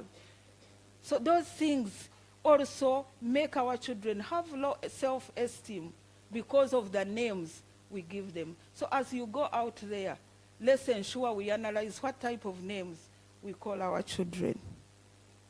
The environment that is provided there helps us to ensure that we bring up children who are ready for school. The school will not change a child which is already malnourished. The school will not change any child. They will try, but already something has been destroyed. Education is not just fundamental human right. It is the foundation of sustainable development, and it starts in a home. When you are teaching your child values and whatever, how the child should start, you are teaching. That's where education starts. The formal education comes in to enlighten the child so that they can live in this world. When we invest in girls' education, we are investing in stronger families, because families are built on a foundation of a woman. Healthier societies and brighter future for generations tomorrow. This summit is a call to action. It is a platform to amplify the voices of girls and to work together with government, communities, civil society, and our partners who are here, and the private sector, to break down the barriers standing in their way. If we go into like private sector, the young girls, mostly if you have girls who have finished university, they first ask whether you are married, because they know you are going to get pregnant quickly. Isn't that also a discrimination? Because it is my right to be pregnant and have a child. But now you don't give me a job because I'm still young, and you want to give someone who is off layer, it will not be. So we need also to talk to the private sector to give opportunities to the young girls, because they have a right, because tomorrow that girl will be older and needs a replacement who will be her child or the child of her sister. Our government have taken up the importance of parenting. There is no way the education can achieve. It is like a tripartite. There is a parent, there is a teacher, and there is a child. The environment in which the child grows up helps the child to perform better. This is evidence-based that the children who are parented very well, they have better outcomes.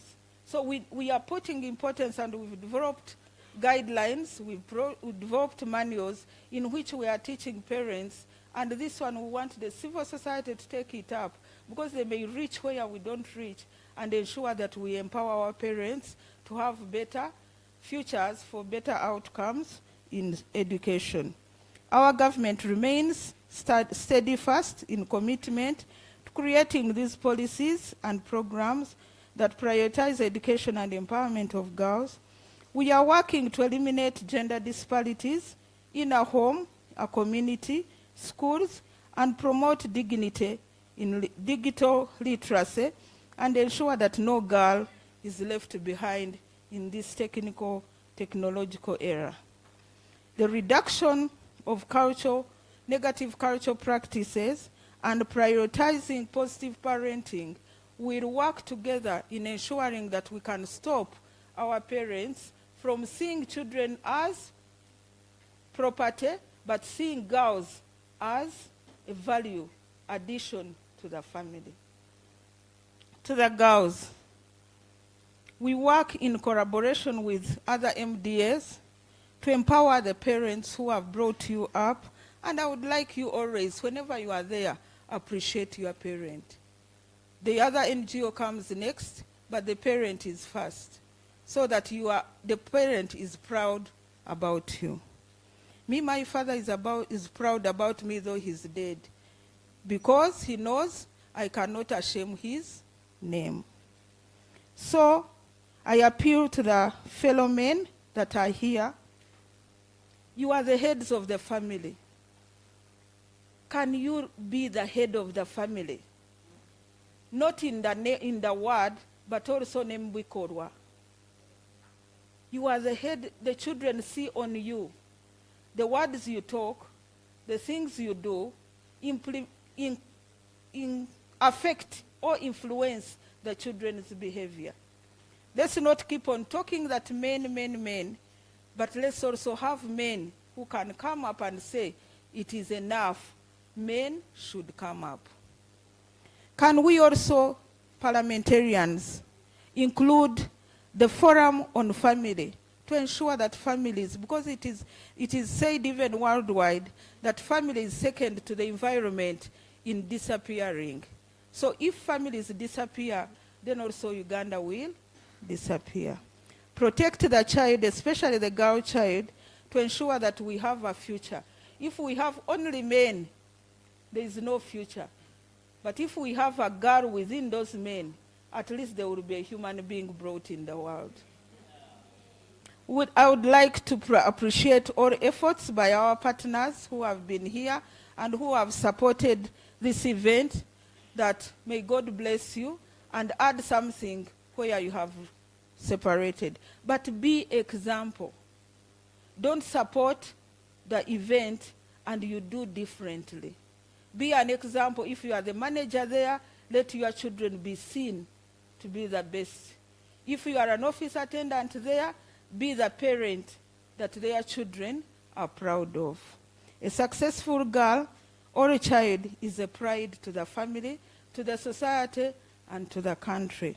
Let's strengthen the family so that it can bring the strong and empowered children, both girls and boys, to the education system and support them to be in school and finish. If parents don't support the maintenance of children in school, we are working for nothing. Because not every civil society will support every girl to be in school and finish. The parent needs to be in. To achieve children's rights, including participation as we are talking about, there is need for empowerment with information and benefits from it to the parents, so that the parents appreciate. They don't see it as today's era, but they see it as an additional to our country. I would like to embark on the summit.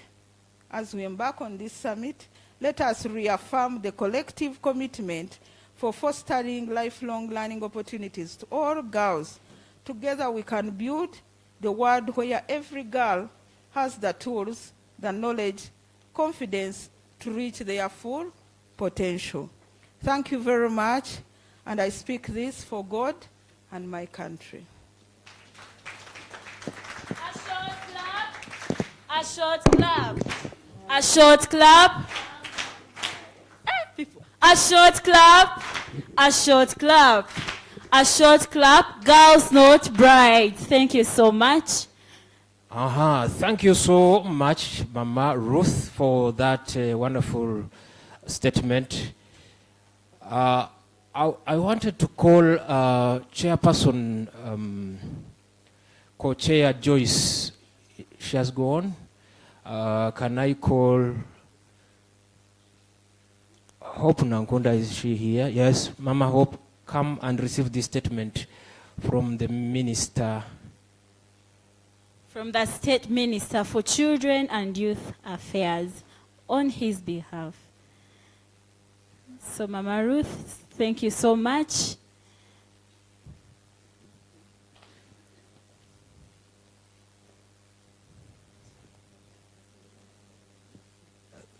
Thank you so much, Mama Ruth, and deliver our glad tidings to Honorable Balam Barugahara Ateng. And because of time, Ahmed. Anytime there will be time, and time will change any And minute time will from tell. now, because the chief guest is about to jet in. So allow me to invite Mr. Tukei Benjamin, who is representing Haj Abdallah Biabasaija, the Secretariat GNBU, and as well as the ED SEDO. So, Benjamin, you're most welcome. I know he's very good in terms of managing time. 1 minute and a half is too much for him. Yeah, Mr. Tukei, you are most welcome. Welcome, Mr. Tukei, from the Eastern region. He's the coordinator, Eastern region. If we don't... That's a very big task to speak in 1.5 minutes, but let me try. Good afternoon, ladies and gentlemen. My name is Benjamin. I'm sorry, members, can you rise and shine to welcome the chief Can we guest? get up? Brass band, do some noise. And some clap. Most welcome, Honorable Minister, State Minister for Relief, Refugees and Disaster Preparedness.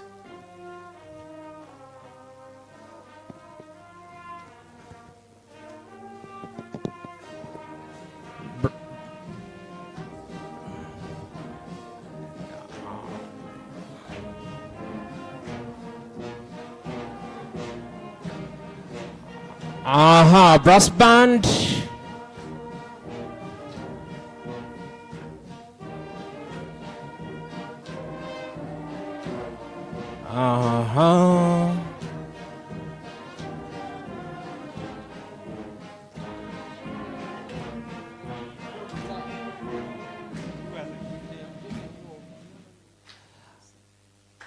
Anthem first, national anthem, and then we shall have a simple entertainment to usher in our chief guest officially.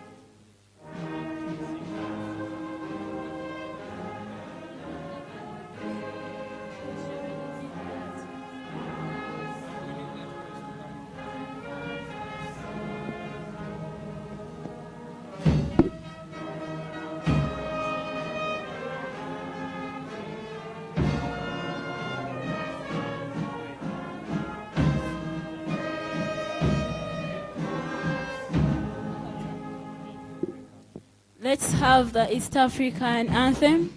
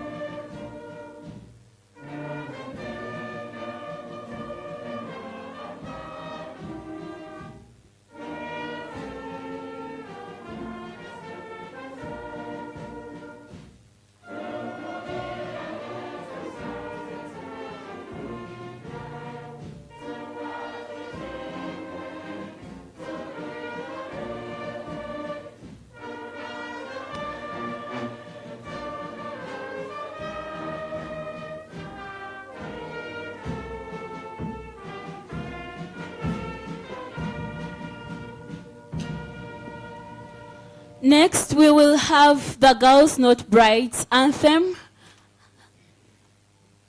Abiba, you're welcome.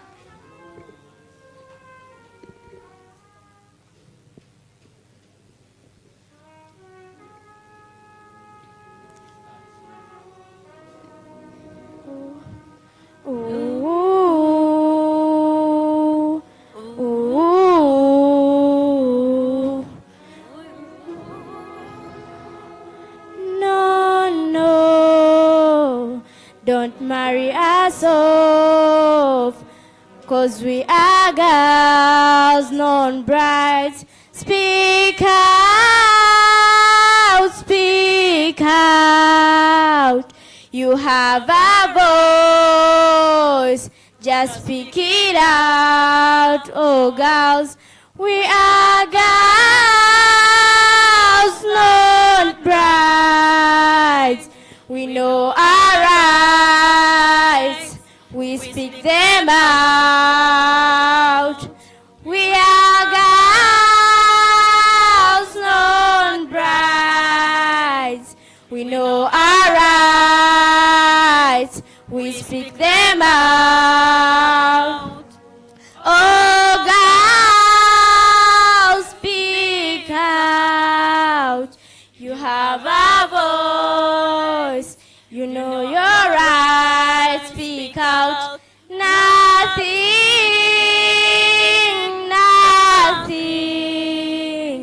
will stop us all from speaking out our rights. We are girls, non-brides. We know our rights, we speak them out. We are girls, not brides. We know our rights, we speak them out.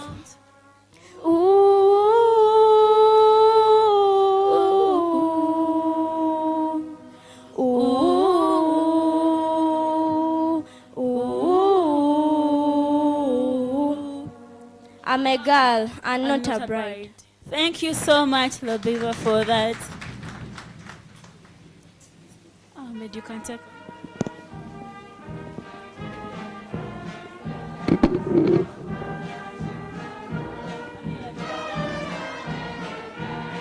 Have you enjoyed it now?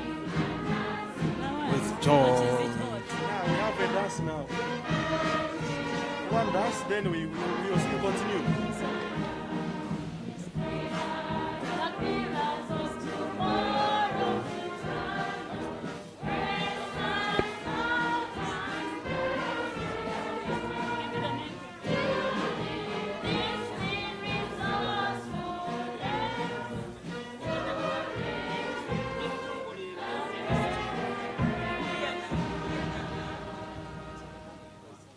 Thank you so much, Brass, for leading us through that session. And right in front of us, we have young people that are going to showcase their talent, and then we will have the next session. Thank you so much.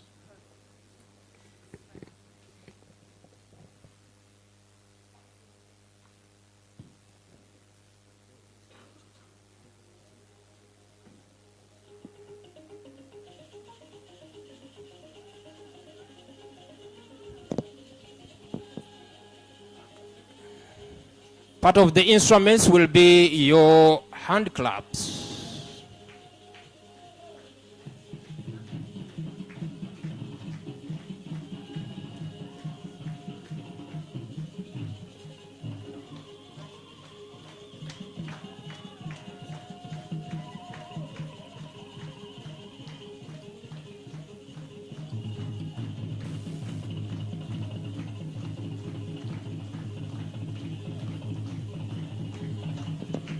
Welcome to our chief guest.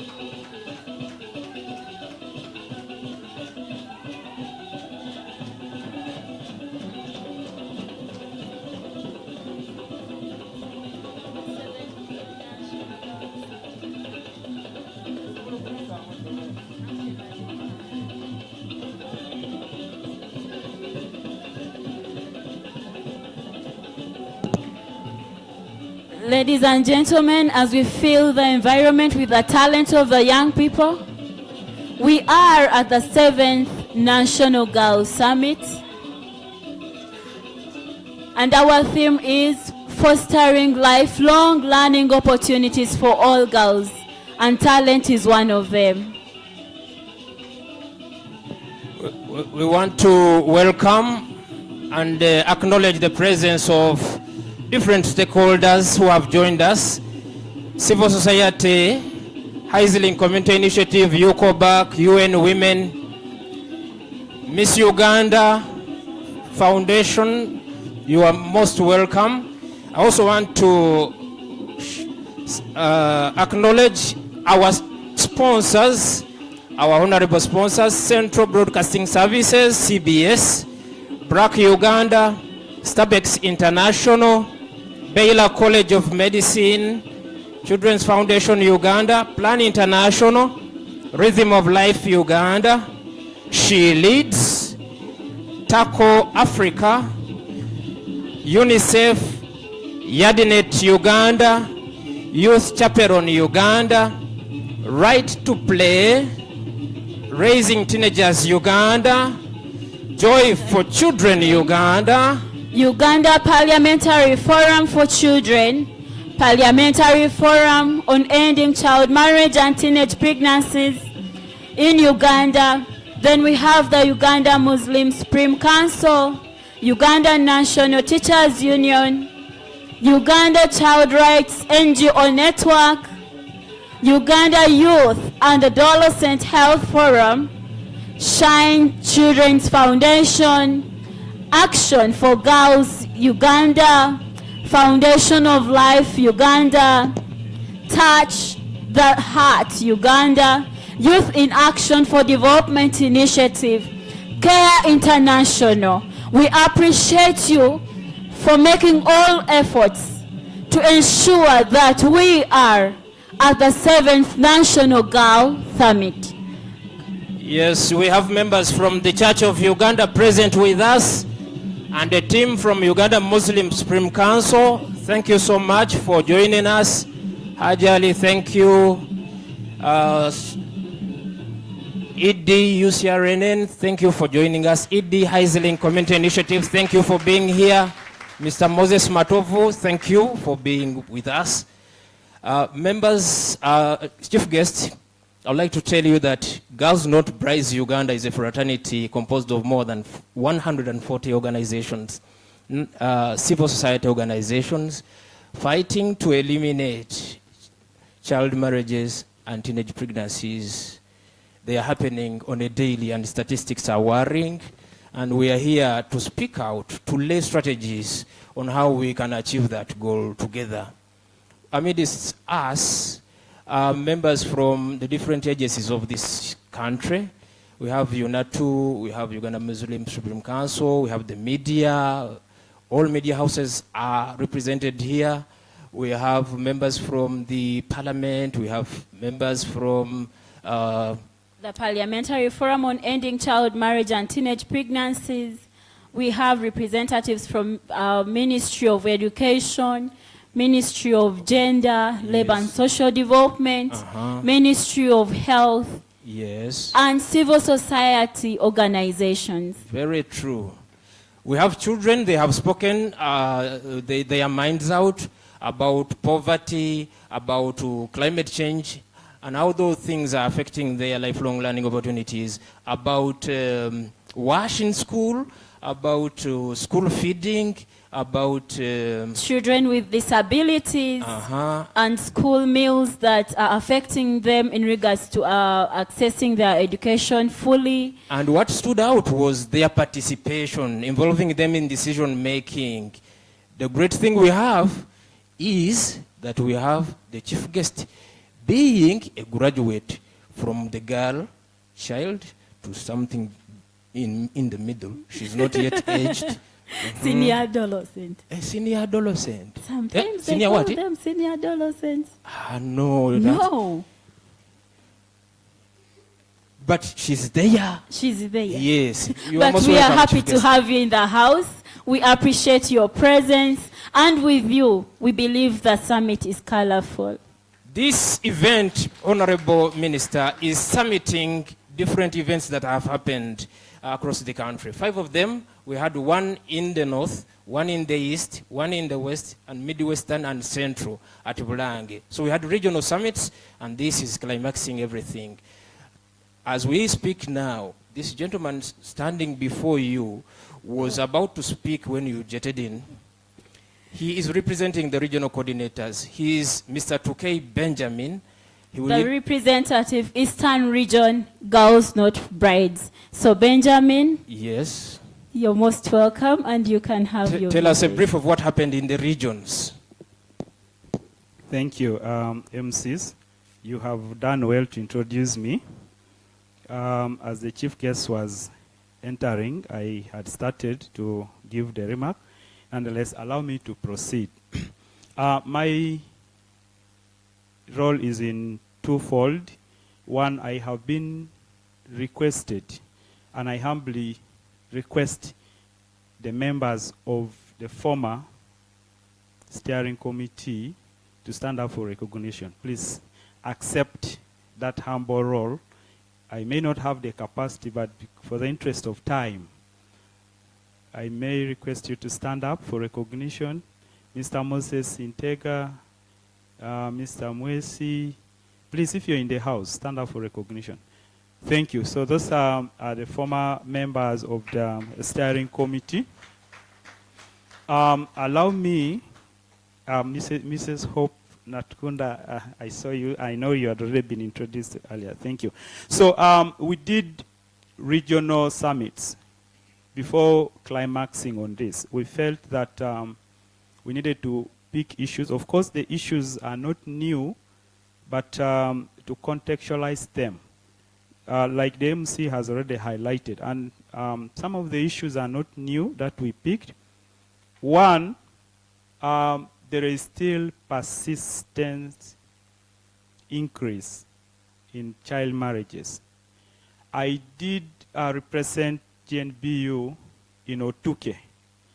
And it was so shocking that in the year 2024, that is remaining with 1 month or weeks to close, Otuke already had registered. Those who go for antenatal, others are not reported, had already registered 2014 teenage pregnancies or child marriages.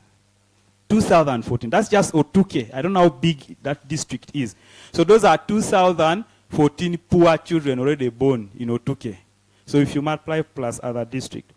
But also, there is still a challenge in access to justice.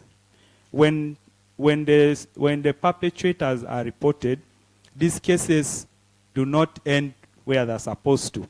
They die on their way. And so, the perpetrators have continued to live free and maybe even continue impregnating more. So there is a bigger issue there. Underfunding. Most of the regions, while we come here, we speak, but when we go back to our private spaces, we forget about what we talk here. We have talked about underfunding, we have talked about providing resources to support child marriage interventions. When we come here, we give very nice speeches, but when it comes to allocating resources in parliament, it doesn't appear anywhere. So it has continued to be a very big issue. We also need to put in place mechanisms to track commitments and to hold leaders accountable across all regions. The different political leaders, technical leaders were able to say, we are doing this as a Department of Community Services, we are doing ABCD as civil society, but when you look at the problem, it is still big. So we need to ensure that we put in place mechanisms that will enable us to track some of these commitments. Also, we should be able to track these cases right from the LOC system. A matter is reported at LOC system, which is village level.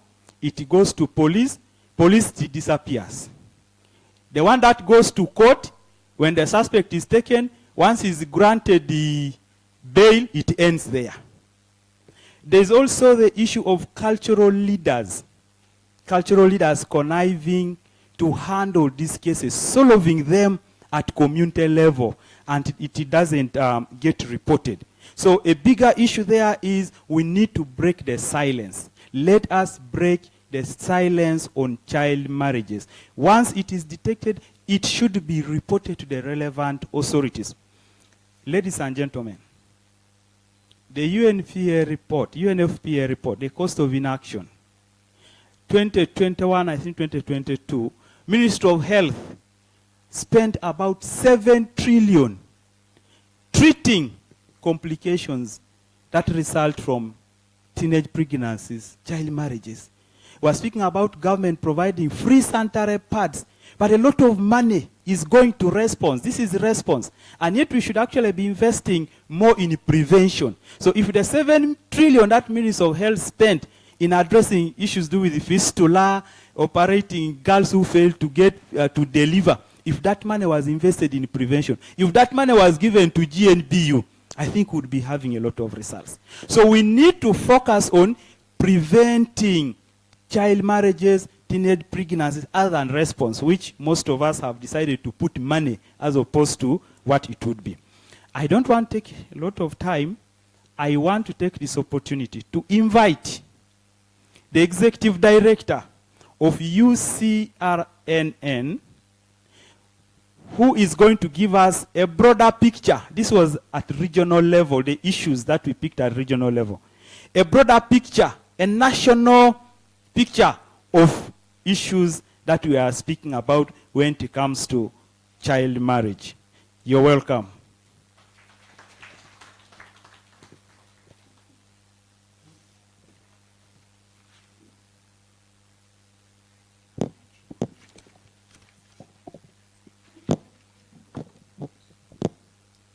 Our guest of honor, the Minister for State of Relief, Disaster Preparedness and Refugee Affairs, Honorable Lillian Abba, members of Parliament present, including the Children's Champion, Honorable Flavia Kabahenda, executive directors, leaders of different organizations, government officials present, and other members who are here, the people who give us a job and make us wake up every morning and have where to go.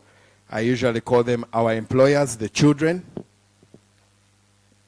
Ladies and gentlemen, I am just going to dive right in to what I was requested to do by the leadership of Girls Not Brides, and that is to help present what are the key issues that came out from the regional conversations, looking at it at with a national eye.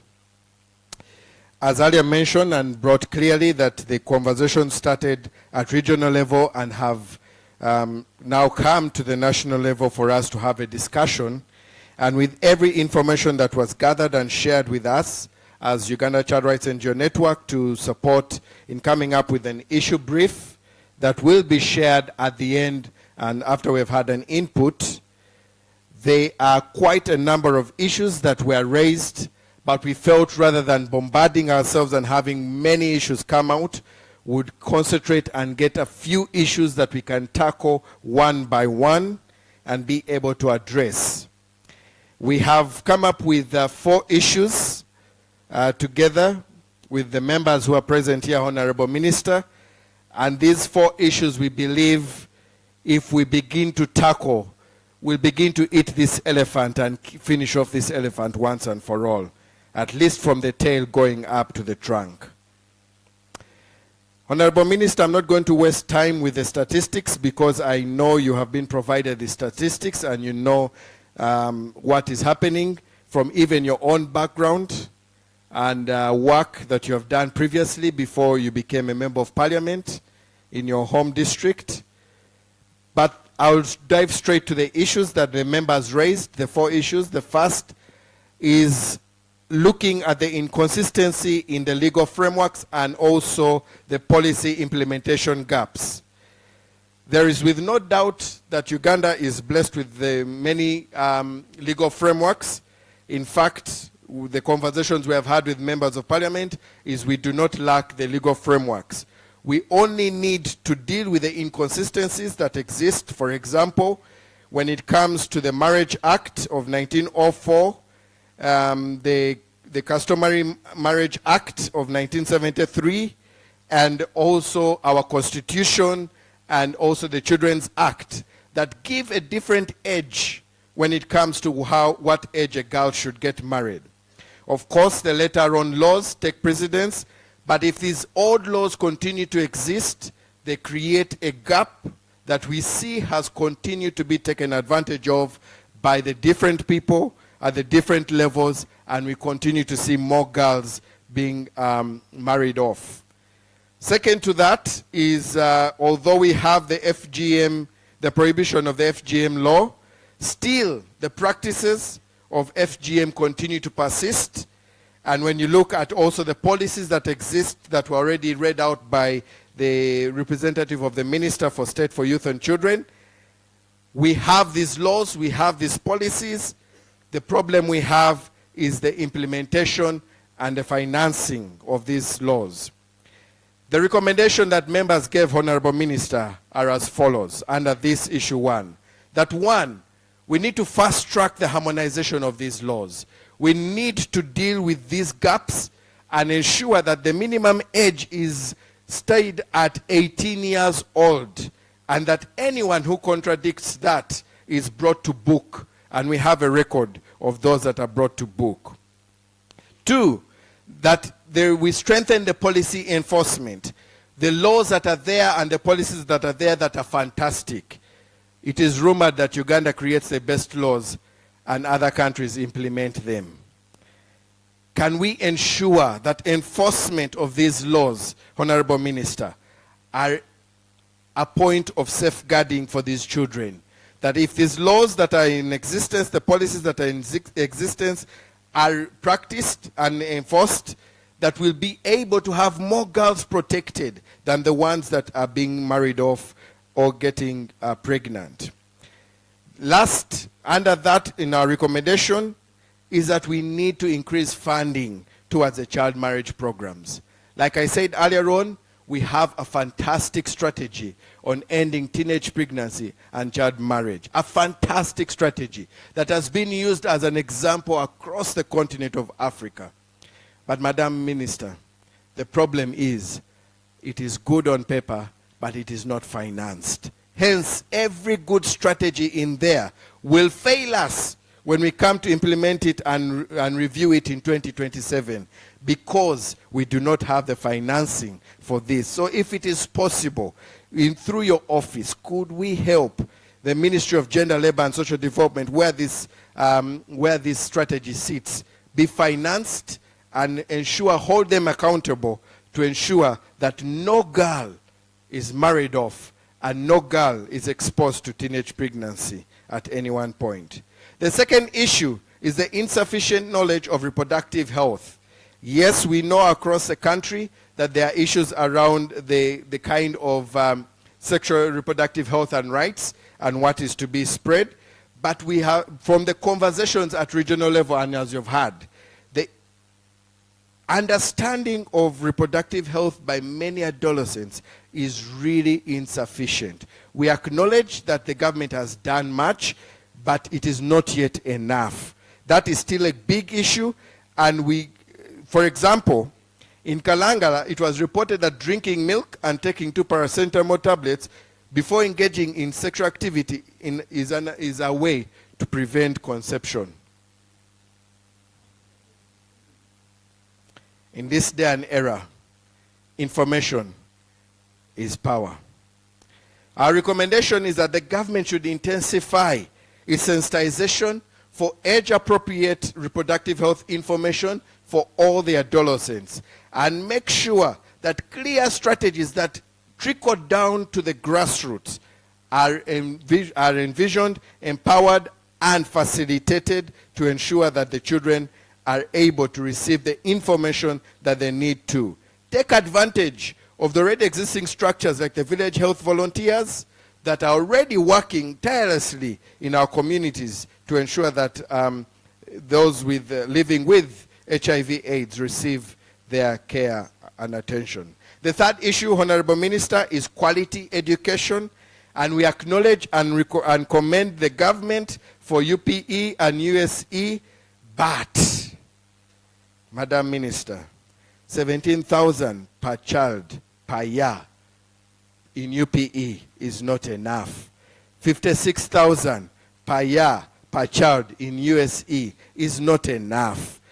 We recommend, therefore, Honorable Minister, that as National Planning Authority had recommended to the government and to the Parliament, that the capital grant should be increased to 63,546 as we start off for primary, 532,000 for lower secondary, and 885,000 for those in upper secondary.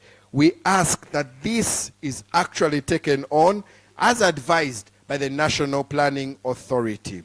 The fourth issue and the last issue, Honorable Minister, that came out that we feel we should tackle as we begin to eat this elephant in the room is unsafe learning environments. It is sad to still bring this up, that our schools are still not yet 100% safe. The ladies still do not have where to dispose their sanitary pads. The ladies still do not have private rooms to be able to do what they need to do and keep themselves clean even during the time of menstruation. Honorable Minister, our recommendation on that is that we need to invest in education. Invest and make sure that the school is a safe, loving environment, and children are desiring to go there because it is a place where they receive feeding and many other things, and that is just supplementing on the education that they receive. We believe that the government should institute a robust monitoring and evaluation mechanism for the rules and against stigma and discrimination in schools, especially for those girls who were once married off, or those who are teenage mothers, to ensure that as they re-enter school, they will still feel safe and stay in school safely. In conclusion, Honorable Minister, we believe that addressing these issues will begin to help us as Uganda have a better environment, a Uganda fit for our children. Thank you very much. Of applause for Damon. Thank you so much, ED, for that presentation. That is a summary of what happened, the findings in the different regions. At this moment, allow me, ladies and gentlemen, we are running a little faster than usual, to invite Peace Namayanja to come and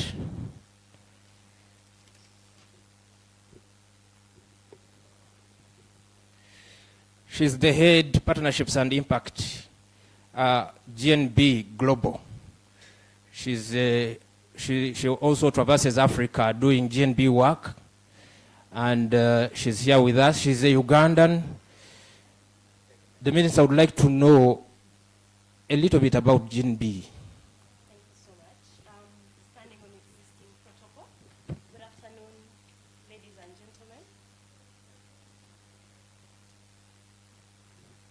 The State Minister for Relief and Disaster Preparedness, Honorable Lillian Abel, the permanent secretaries, the UN representatives, the cultural and religious leaders, heads of CSOs, fellow advocates, distinguished guests, members of Girls No Brides, and most importantly, the girls in the room. It's a profound honor to stand before you today at this pivotal National Girls Summit 2024. We are gathered here not just as individuals or organizations, but also as a unified movement with one mission: to break the chains of child marriage, but also empower every girl in Uganda to achieve their full potential. Globally, around the world, 650 million women and girls alive today were married before the ages of 18, and that's according to UNICEF. And this highlights the extent of child marriage across the world. And every year, approximately 12 million girls under the ages of 18 are married. And this translates to about 3 girls getting married every second. So as we are even standing here, there are 3 girls in each of the seconds that we are spending here that are being married off. So imagine every second we spend here, 3 girls are already married off. So today, as we stand before you, as I stand before you as a representative of Girls Not Brides, but also I should say that we are a partner in the global movement to end child marriage, which is a movement fueled by voices of countless girls who are demanding change. And the momentum that we see today, Honorable Minister, is the collective cry of communities, but also for organizations, and also the girls themselves, that we had them talk about issues that affect them. All of them share the determination, but also the motivation to address child marriage and build a world where they can live freely, but also have health and also empowered decisions. Girls No Brides, the global partnership to end child marriage, is not just an organization. It is a global movement of about 1,400 organizations and in more than 100 countries. We are united with a single goal, and that is to end child marriage. And to achieve this, we focus on 3 interconnected pillars, and that's movement building, influencing, but also learning and evidence. And our first pillar in terms of movement building is a strong call to create partnerships or movements like Girls No Brides Uganda that last beyond short time. We believe that change does not happen in isolation, and it's built on collaboration, but also trust and mutual investments. And so through multi-year financial support and joint commitment, we are empowering national organizations, grassroots movements, but also civil society organizations to really ensure that there is sustained change in terms of ending child marriage. The path forward requires that every sector, every government, the girls, the communities, the private sector, the youth, that we all work in solidarity when it comes to ending child marriage. And the fight to end child marriage cannot be won by only one group. It demands that we all work together as a collective to address child marriage. And our collective advocacy is also grounded in influencing. It's not enough to raise awareness, but we must also work hand in hand with government, like the previous speakers, I think, alluded to. We must also amplify the voices of girls, especially those that are affected, and also those that are at the grassroots levels. So our work ensures that those who experience child marriage firsthand are empowered to shape policies that also directly impact them.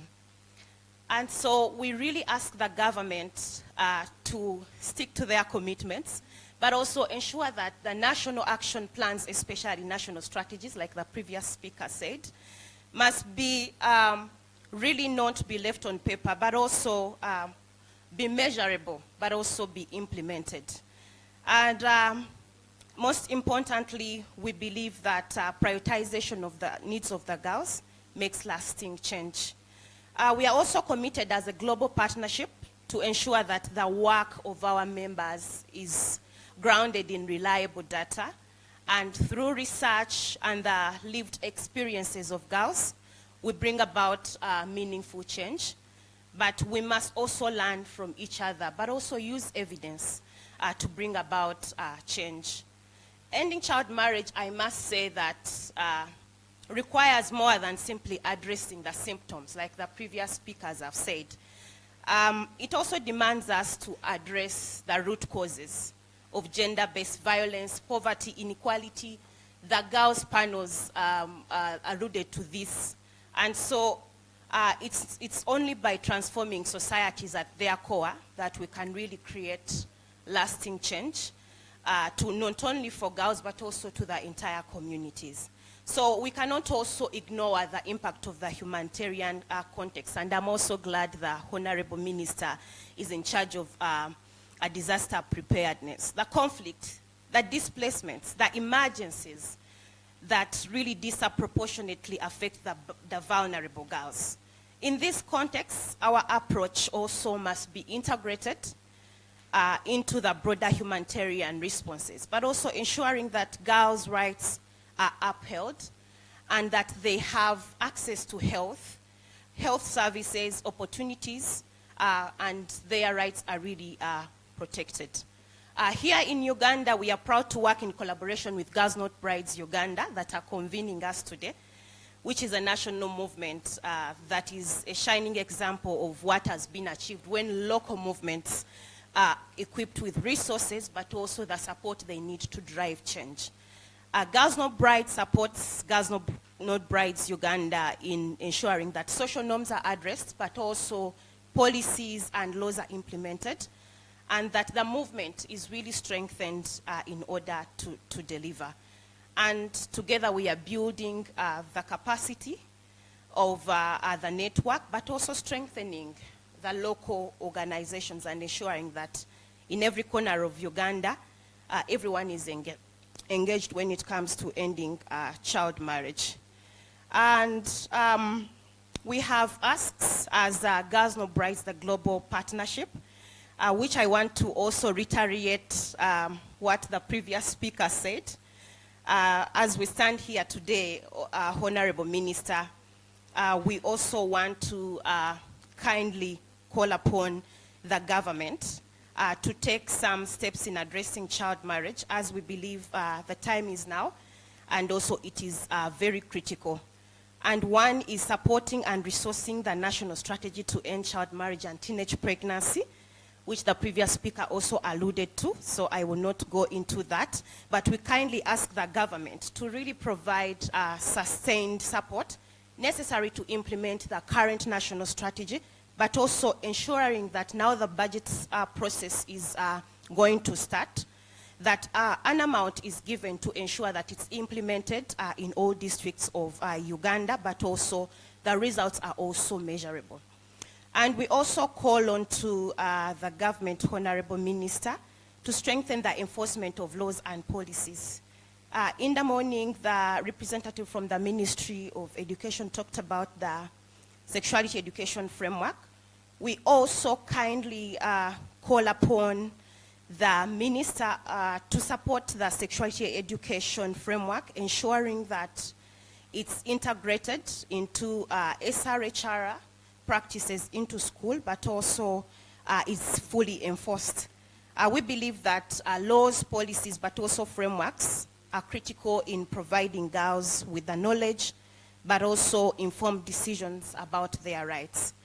And we also want to politely ask the minister to work hand in hand to ensure that girls, especially married girls and survivors of child marriage, have access to education.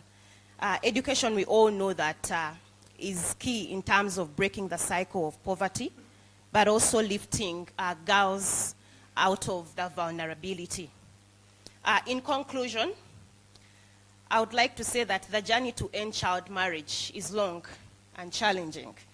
UNICEF gives us early warnings. It tells us for us to end child marriage in Africa, it will take us 300 years to end child marriage, and that we need to accelerate 17 times faster in order to achieve the Sustainable Development Goals Agenda 2030, and that's where also child marriage falls.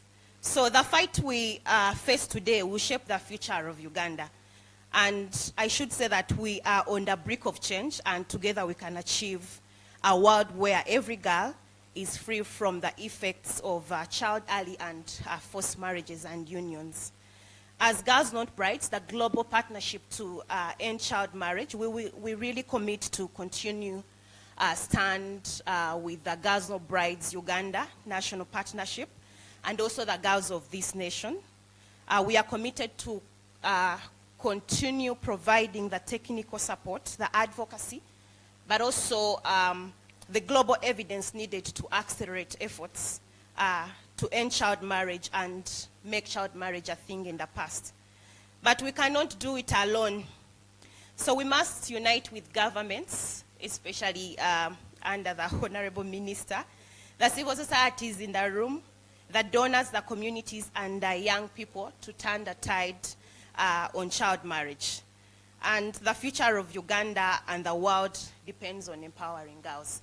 Thank you so much for listening, and I really kindly call upon the Honorable Minister to ensure that some of our asks are really put into consideration.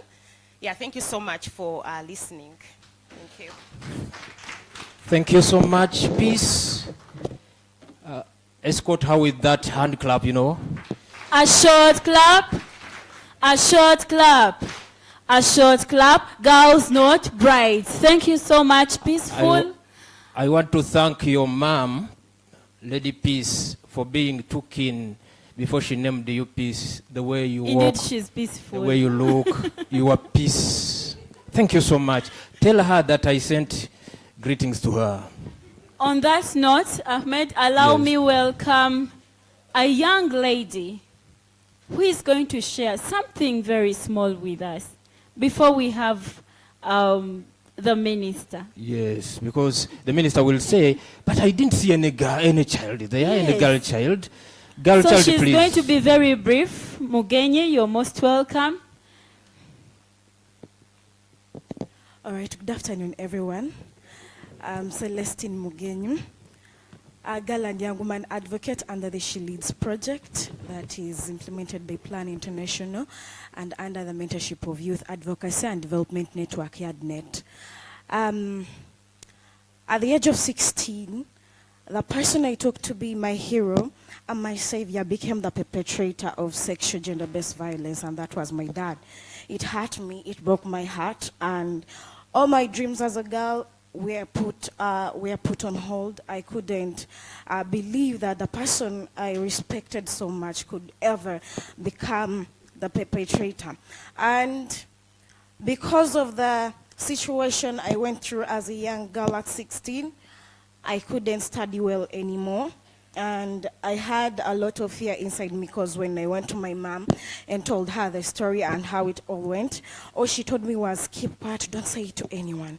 How will people think of us? How will people look at you? We will lose all the respect. And it really hurt because I didn't have anyone else to run to. Since my mom told me to keep quiet, is all I could do. My friends would ask me, why aren't you happy? Why aren't you jolly like you used to be? All I would say was, I will be okay, because I would always recall of the statement mom made. And all I would think about was, what if the night comes back again? And my only solution, since I didn't have any guidance or counseling, was to get a boyfriend. Getting a boyfriend, I ended up becoming a mother at 17. That was already teenage pregnancy. The same parents who didn't help me in the first place told me, we cannot continue paying for your school fees since you're now a mother and you have a child. So you have to move on with your life. I'm sorry. And this really happened, and it really hurt me. It added on the wounds I had already. But in the process of being a mother, my baby was around 2 months, I met the savior of my life, and that was the She Leads project. I'm so happy for Plan International and the She Leads project. Through the motivation and the empowerment I received as a girl and young woman, I was a dropout, but they never looked at my status as a girl. And they took me up, loved me, comforted me, gave me the guidance and counseling I needed. I was running a very small business. I couldn't think that the business would really pay school fees for me, but it did. And this year I was a senior 6 candidate, and I sat for my final exams. I now look at that baby as a blessing and no longer as a misfortune. I'm so very happy to stand out and say that I'm a mother. And I'm now a change maker. I go out in the community. I do the same advocacy. Many girls are now going back to school because of my experience. Many girls are now into economic empowerment because of the skills I acquired. And this is how we can really overcome this. So we can stand together as a team and we put an end to teenage pregnancy and early marriage. Thank you. Thank you so much, Mugenyi, for the wonderful story. Wow. We said we are here for young people. We are here to listen to their voices. Because most times when we organize these events, we speak on their behalf. But when we have them speak on their own, we get the actual story. Ahmed. That is what we call the National Summit. You can find stories like that here. And She Leads and Plan International, thank you so much. You have represented over 144 organizations doing the same work by presenting that girl. Thank you, Mugenyi, for your story and being that confident to share with us what happens underground. Don't forget, I said we are on the 7th National Girls Summit, yes. And 7 is a perfection number, and we need to perfect the lives of girls. Let us act. At this moment, ladies and gentlemen, Madam Minister, problem is, whenever you speak on TV, I feel happy and wave to you, but you never return the wave. Please start doing it, because at home I convince people I know her. But today, physically, we've met. Allow me to invite my ED. He's the lead at the Secretariat of Girls Not Brides, Uganda. He's called Abdallah Byabasaija Ehaj. To help me invite Honorable Kabahenda Flavia, who will then invite you, Madam, because I have no... we don't have the authority. No, I was not configured. We cannot stand in those with shoes. that protocol in me. we do To not invite have. you, madam. Thank you so much. Thank you so much, Masters of Ceremony. You've done a great job. And I think you're unmatched. Thank you so much. Our chief guest, my duty is very small. Our dear chief guest, the Honorable State Minister for Disaster Preparedness and Relief in the Office of the Prime Minister, the representative of the Minister of State for Youth and Children Affairs, honorable members of Parliament present, the PS Education represented, the PS Minister of Gender represented, the representatives of the UN agencies around,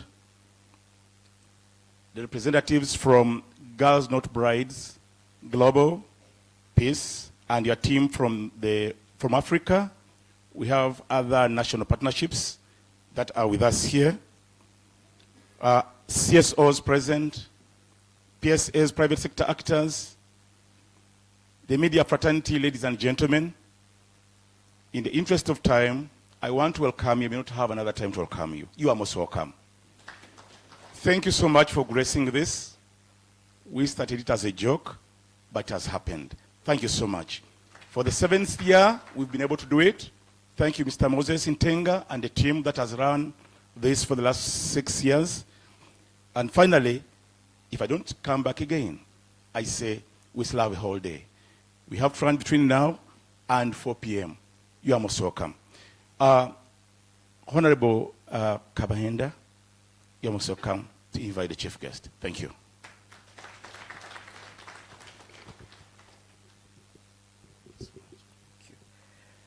Good afternoon, everyone, once again. I will stand by the protocol that is already established, Madam Minister, and to welcome you so much to this function. And we would like to apologize to you as the Uganda Parliamentary Forum for Children for inviting you very, very late. We really want to thank you that you were on standby, like you always know, to come in very handy, to come and grace this function. We want to thank you so much.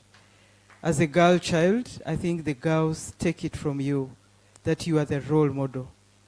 And I'm sure if you are only given time to give a story that I have heard before about you, you would not be different from what they go through, and you would really inspire them. I will humbly take the honor, Madam Minister, to raise you up, to come and share your wisdom and experience with the girls. I thank you so much.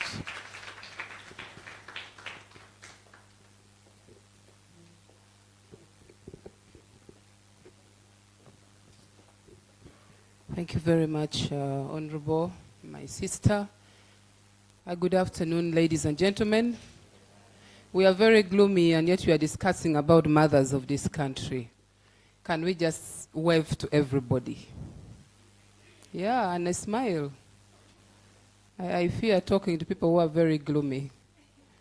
Today is the day that the Lord has made, and we shall rejoice and be glad indeed. My name is Lillian Abe. I am a Minister of State for Disaster Preparedness, Relief and Refugees, and also the Woman Member of Parliament for Kitgum District. Therefore, in that capacity, being a representative of the women and a beneficiary of affirmative action, I have to be on standby for any issue that tackles the girl child and the women in this country. So, Honorable, no need to apologize. When your colleague called me in the night, I asked her the reason why she was calling me, and she told me it's about the girls.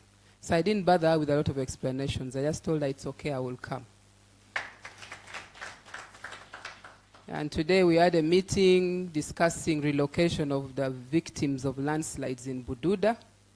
So I asked Honorable Engineer Onek Hillary to step in for me, and I come here for just 1 hour and go back to the meeting that is looking at supporting our people. So you'll allow me exit after, but I will collect all the views and the reports. I overheard him make some appeal to government. I want to commit that I'll take all those issues and write to Ministry of Gender and the First Lady who is in charge of education. So, ladies and gentlemen, I will not go through all the protocols. You are all big people, and I respect everybody in this house. And thank you very much for coming. What we are dealing with is a virus, is a cancer. It's an issue that if it's not given attention and priority, it will affect the future of this country. When we look at issues to do with girl child and our girls who stay at school, and I like the way you put it, girls not brides, Uganda. We don't look at a girl as a commodity. In fact, today, as we speak in this country, the champion of girl child, General Yoweri Museveni Kaguta, the President of the Republic of Uganda, has spoken and made a clear message by appointing the Vice President, who is a woman, the Prime Minister, who is a woman, and all the women, the Speaker of Parliament is a woman, and all the different women, the different respective positions. So then the question is, what are those women doing to ensure that girls stay at school? That is now the fundamental question that we ask. So Lillian Abe is a minister, and she is on affirmative ticket in Parliament. So what is Lillian Abe doing? That is the question we are asking, not so? And we must find answers. Yes, they are doing something. They advocate for these issues you have raised, but they have to do it better and more. Somebody said, the previous speaker said, we have to run 17 times if we are to be safe. So today I'm going back with an appeal and with a challenge that, yes, I've been doing something, but I have to now run 17 times. So I will tell my colleagues in the executive arm of government that I was told that if we don't run 17 times, then we are in total danger. That I will take it back with me. The government of Uganda is committed into this fight. And the president is in it together. But colleagues, we need to admit one fact about resources. I know resources have been a problem. Even me, who is handling disaster issues in the country, I've also been complaining, I need more resources, I need more support so that I can do A, B, C, D. That's the same issue we are discussing. But the government has tried to close the gaps. But we need to improve on it and do better. I was made to understand that the Ministry of Gender has got a program, the Child Protection Strategy Program, that has been ongoing. And we need to put more funding into that.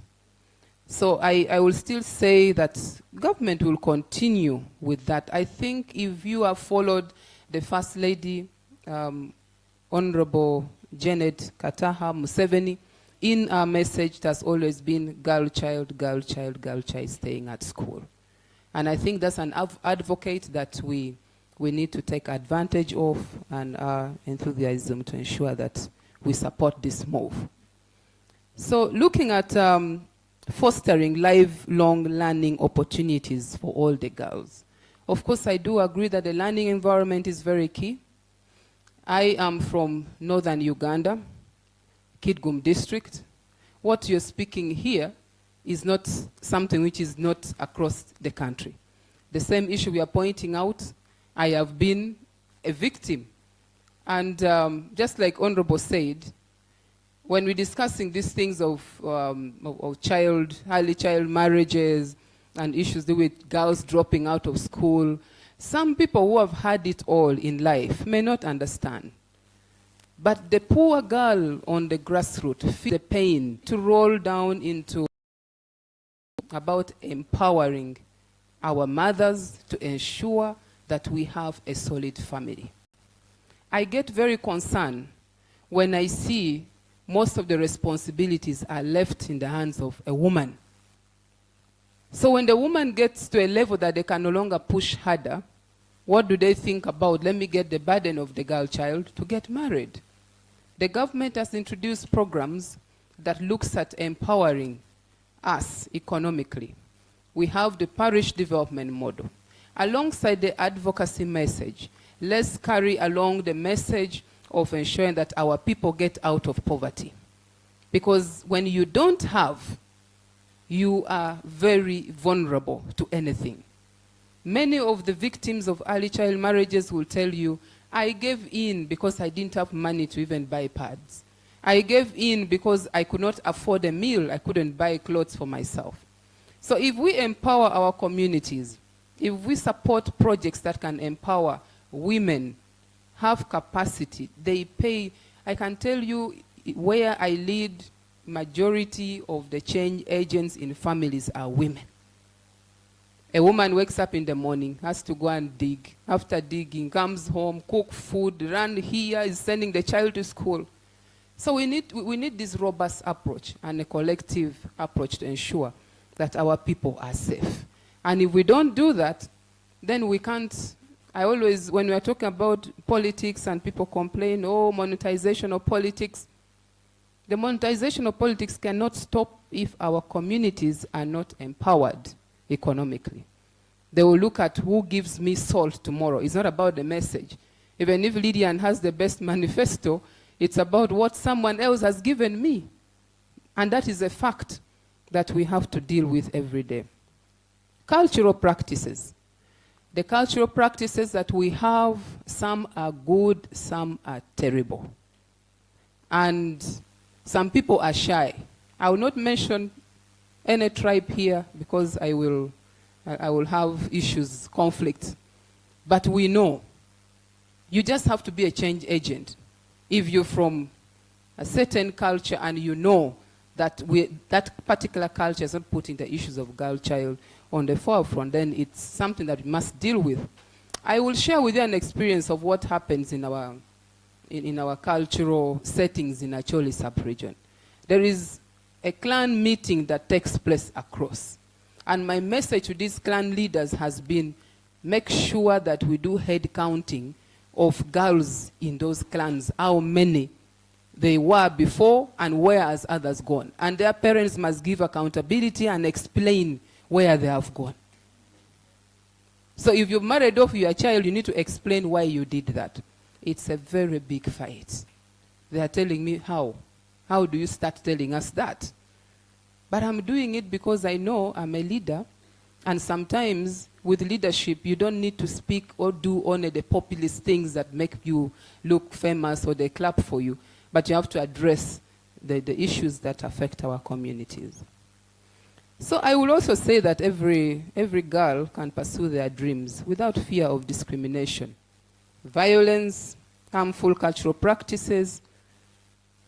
And so what Plan Uganda is doing and all the different stakeholders, I must commend you for that and thank you very much on behalf of government. We'll continue to collaborate with you people to ensure that the advocacy goes higher every single day, so that we ensure our people are aware. The girls are the future. Our young people are the future.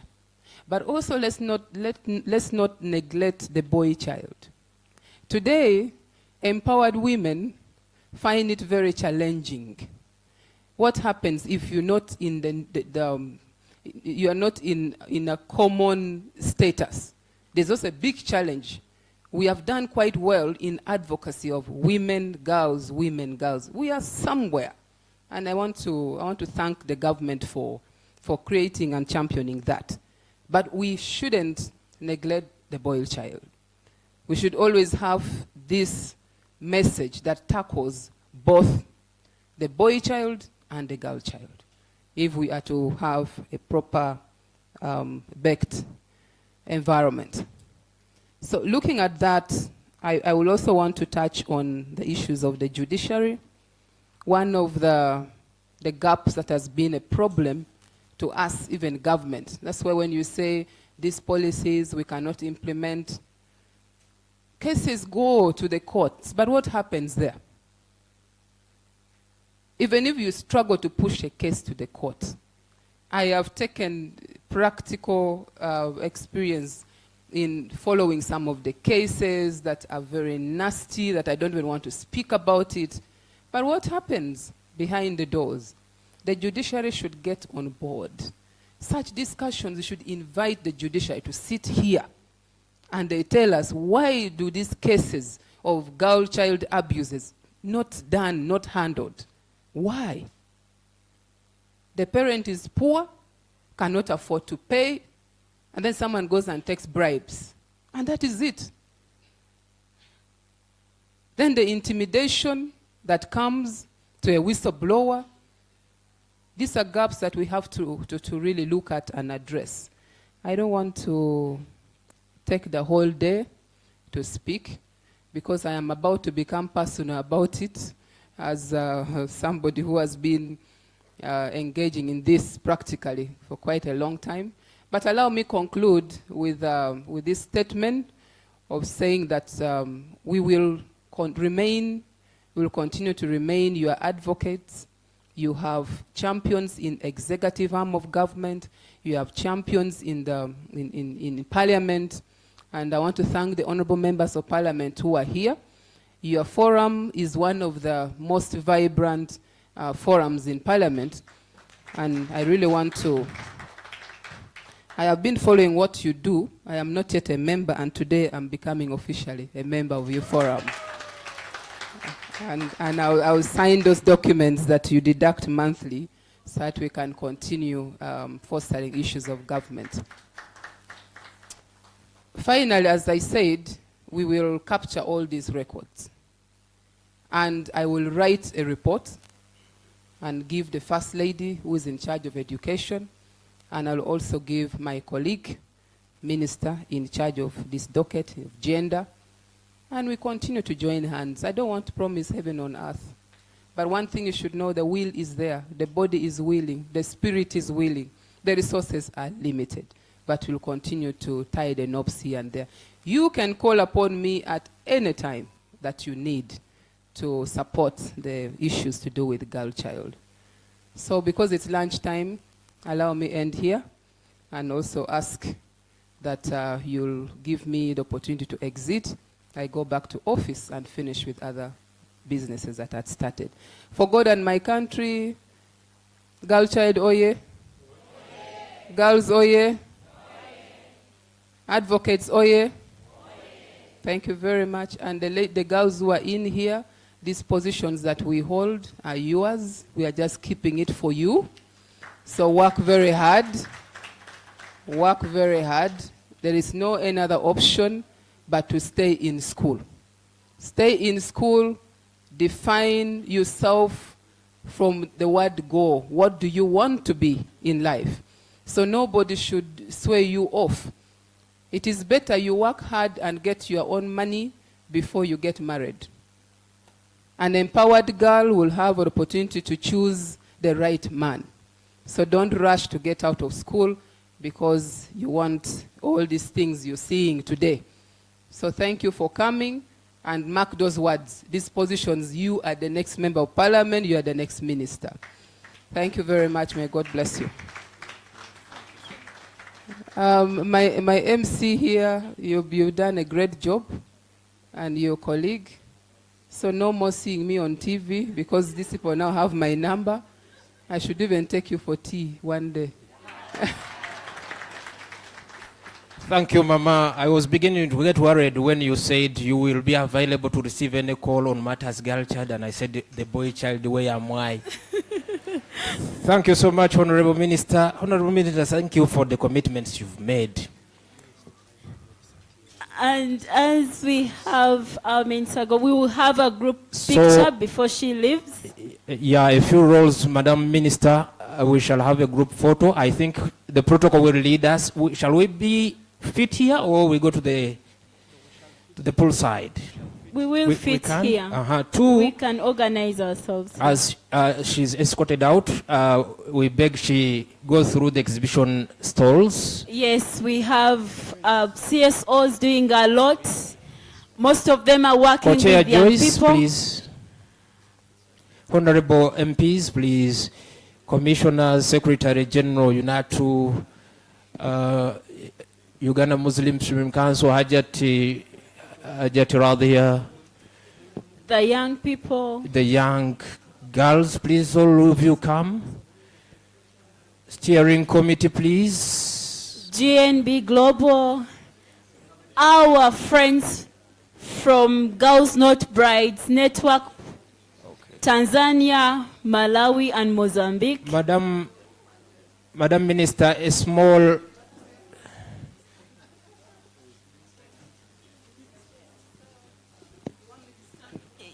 Yes, there is something simple here, Madam Minister. It's a heartful present from Girls Not Brides Uganda fraternity. Now that you have declared, we are happy for your commitment. Yes, she has already declared she is one of us. So let us make it So that is officially our school uniform, Madam Minister. So all students put on that uniform.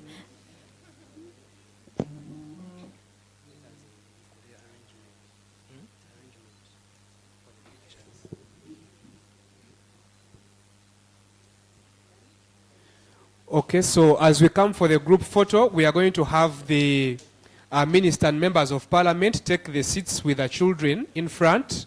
We can have young people also sit Yes, at the please bring more pulpit chairs in just front. there. Then the rest of us, we shall stand behind them. Ian, can we have more seats? Can we have more seats, please? Children, come with a seat. Children, please come for the photo.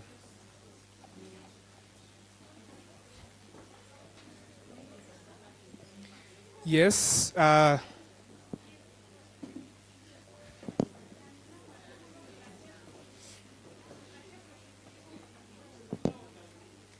well as the representatives from different sponsors. Please take on the photo moment. Let's have Miss Uganda sit here. Yeah. Some people can also We sit can as behind. well stand at the back behind the young people. Please come and join the photo. Miss Uganda is Others can be at the back. We will all be seen. So the rest of us, please, let's go to the back. Let's stand at the back. We can even utilize those seats at the back. You can sit here in front. Bring those seats at the back. Sit in front.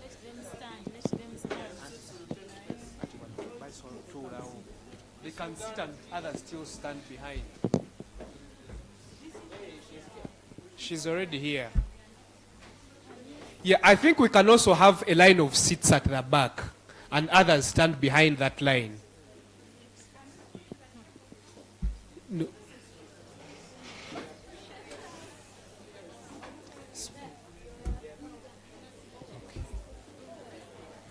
Okay.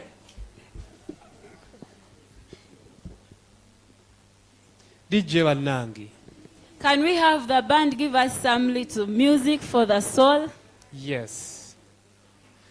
Let me also find where to fix myself.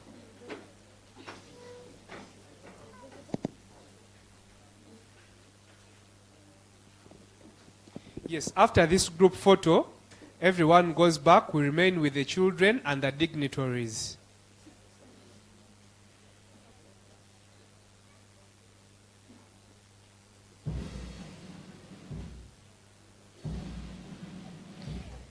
Yes, camera people, you alert us when you are done with that picture.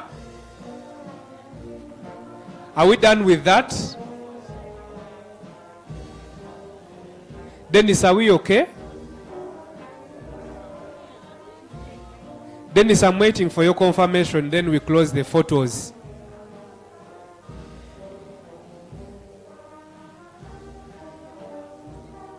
Yes, Dennis, are you done?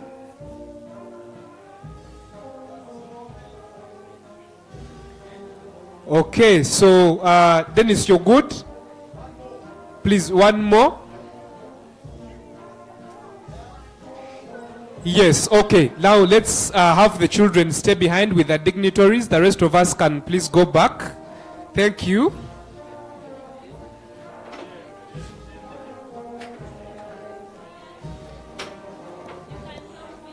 Organizing the young people. Yes, let's have the children. Let's have. Come. Those two. Let's have the. Yeah, some of you can take up these seats. No. Wait. I have those three young people to come. No. Come and sit here.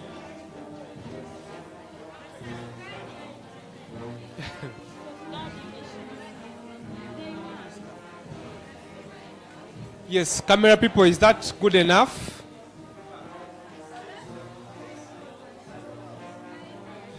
Please, the person at that side, come this side.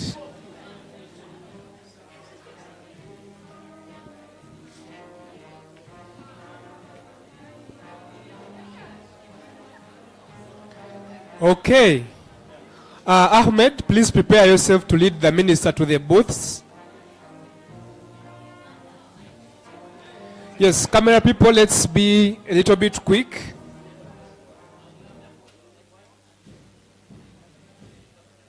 Yes, camera people, are we done?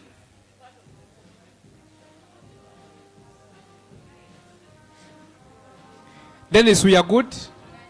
Okay, I think that's it. Ahmed, please.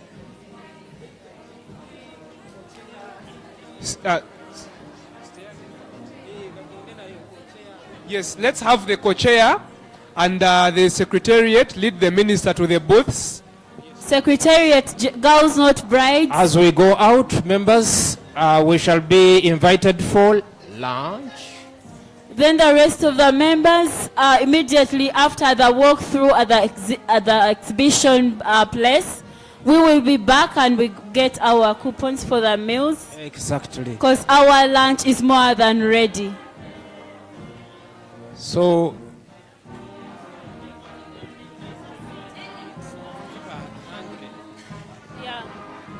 so we will be listening to some music from. So as we await and listen through the with the band, the team in charge of coupons, please start giving people their coupons. And then they will be ready to go for their lunch.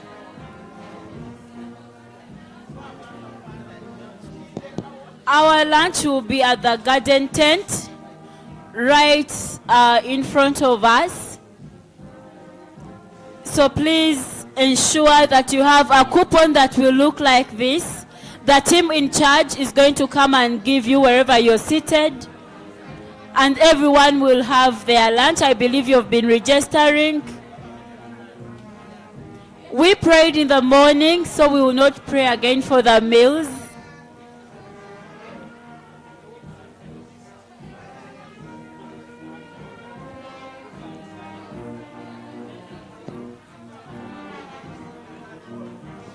Okay, then if you have also misplaced your phone, please look for me. You ask for Mutesi Miriam if you are told you have misplaced your phone anywhere. Thank you.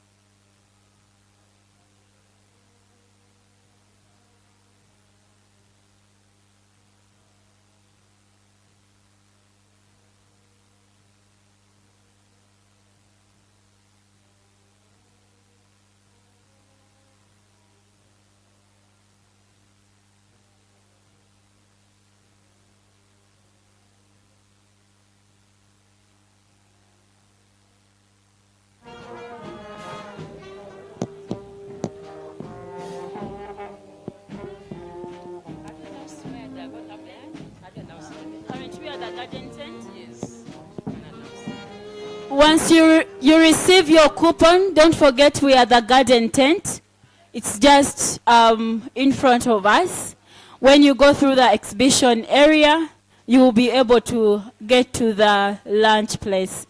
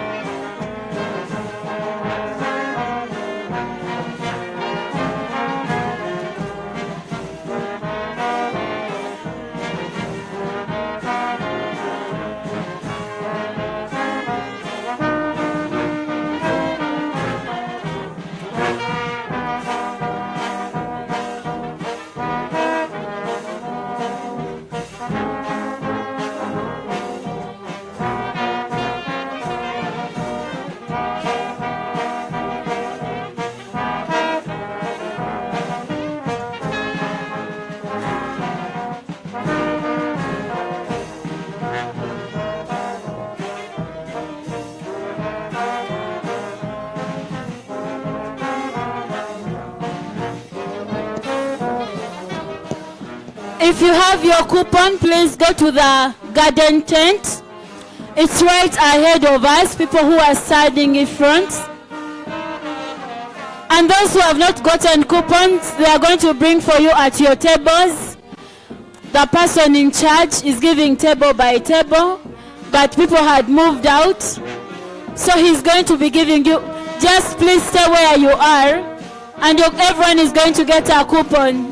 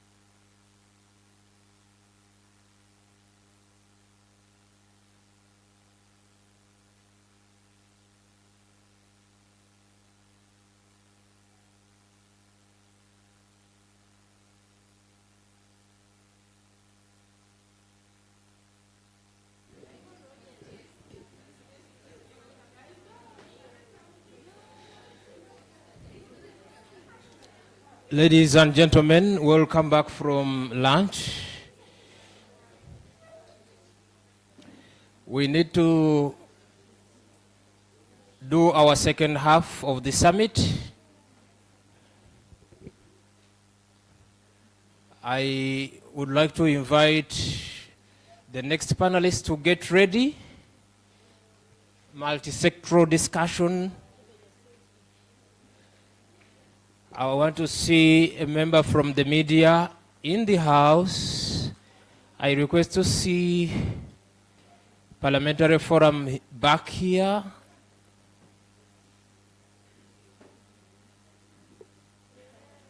I would also like to see Uganda Muslim Supreme Council in the house, yes. And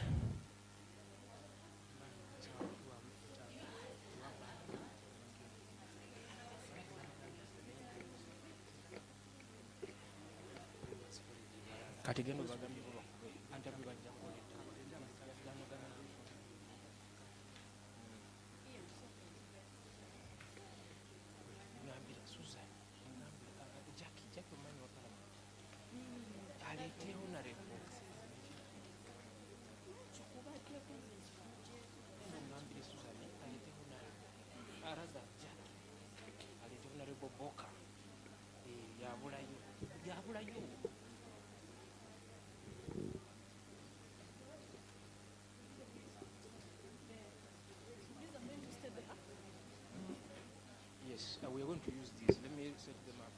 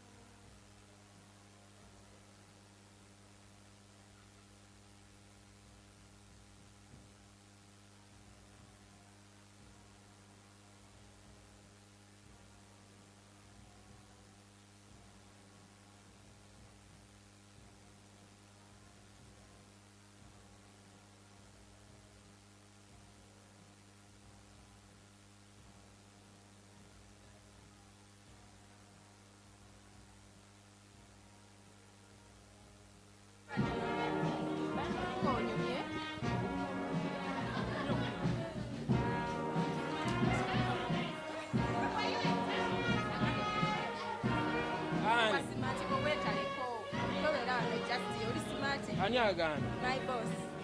My boss. Alabika waddalu. Manyanga olwali. Sinze muyita. Ayina mukama wange.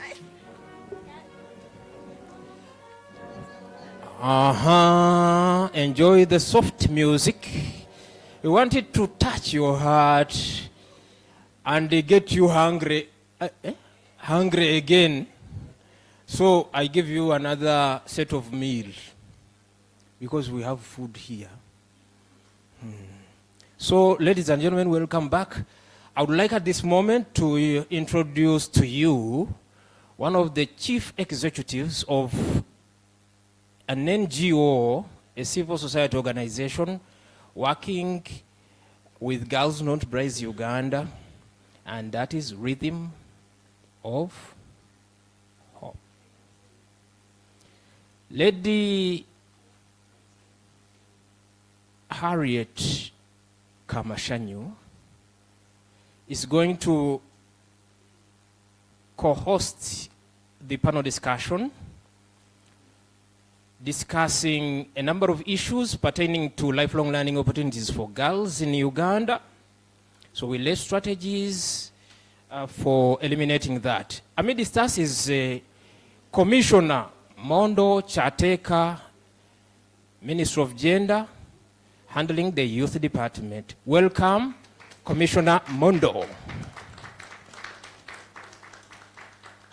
I hand over to Lady Kamashanyu.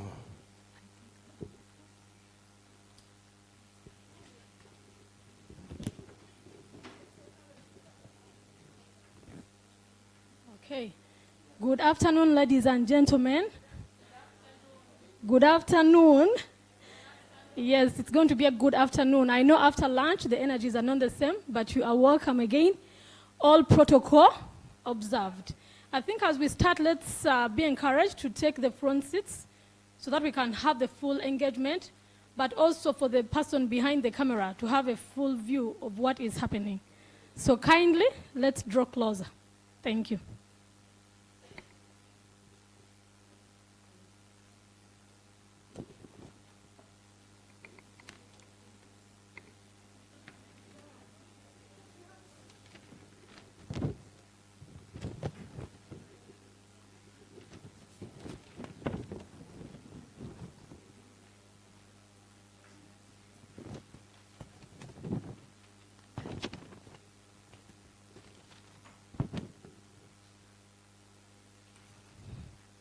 Okay, as people draw nearer, we shall definitely start.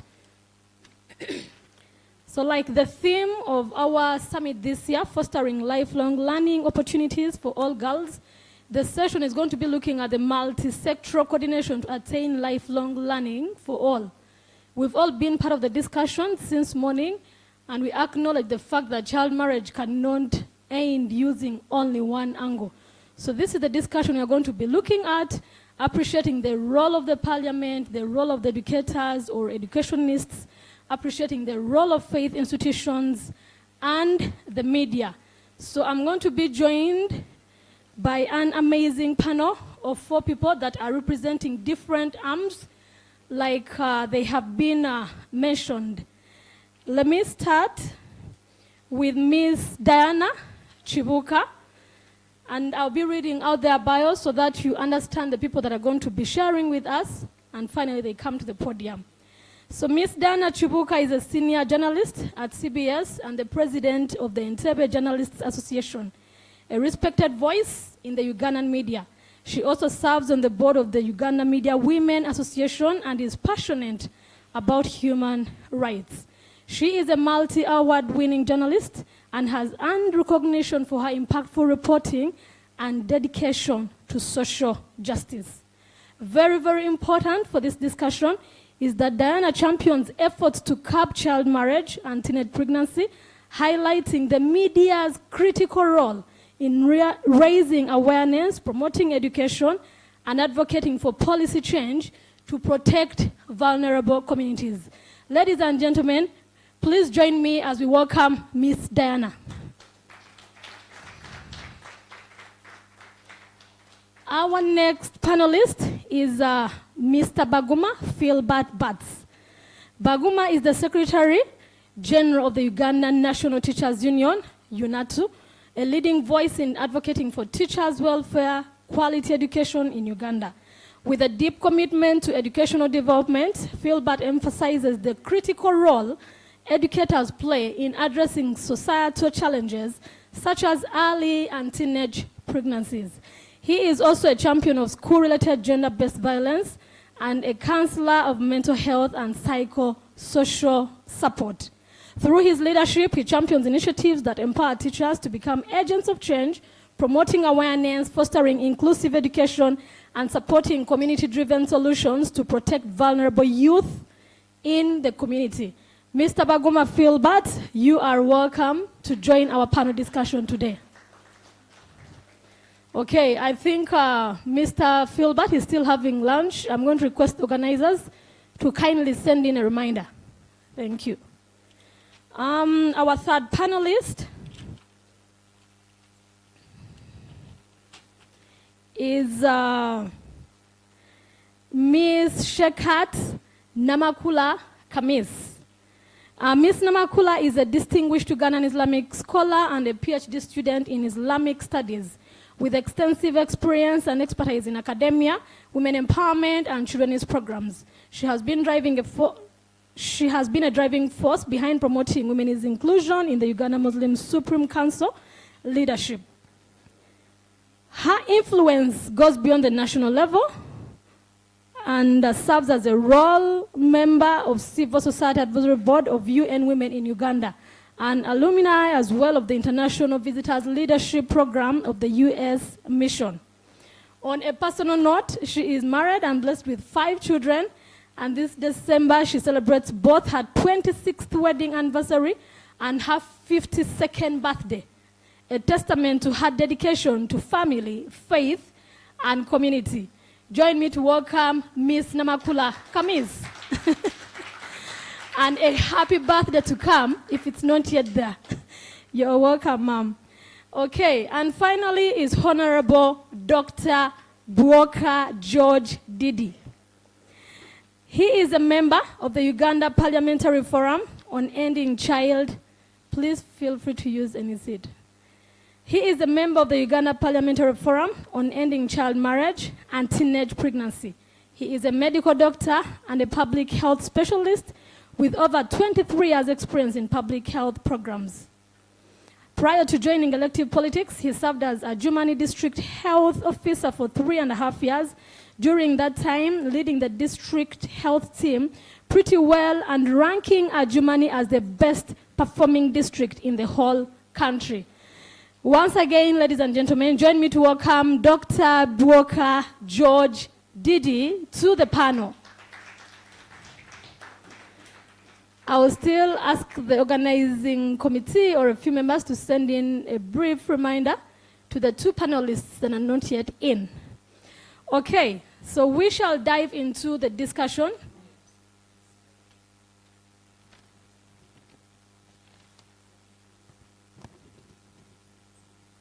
Okay. So we have just been informed that Honorable Didi left, unfortunately.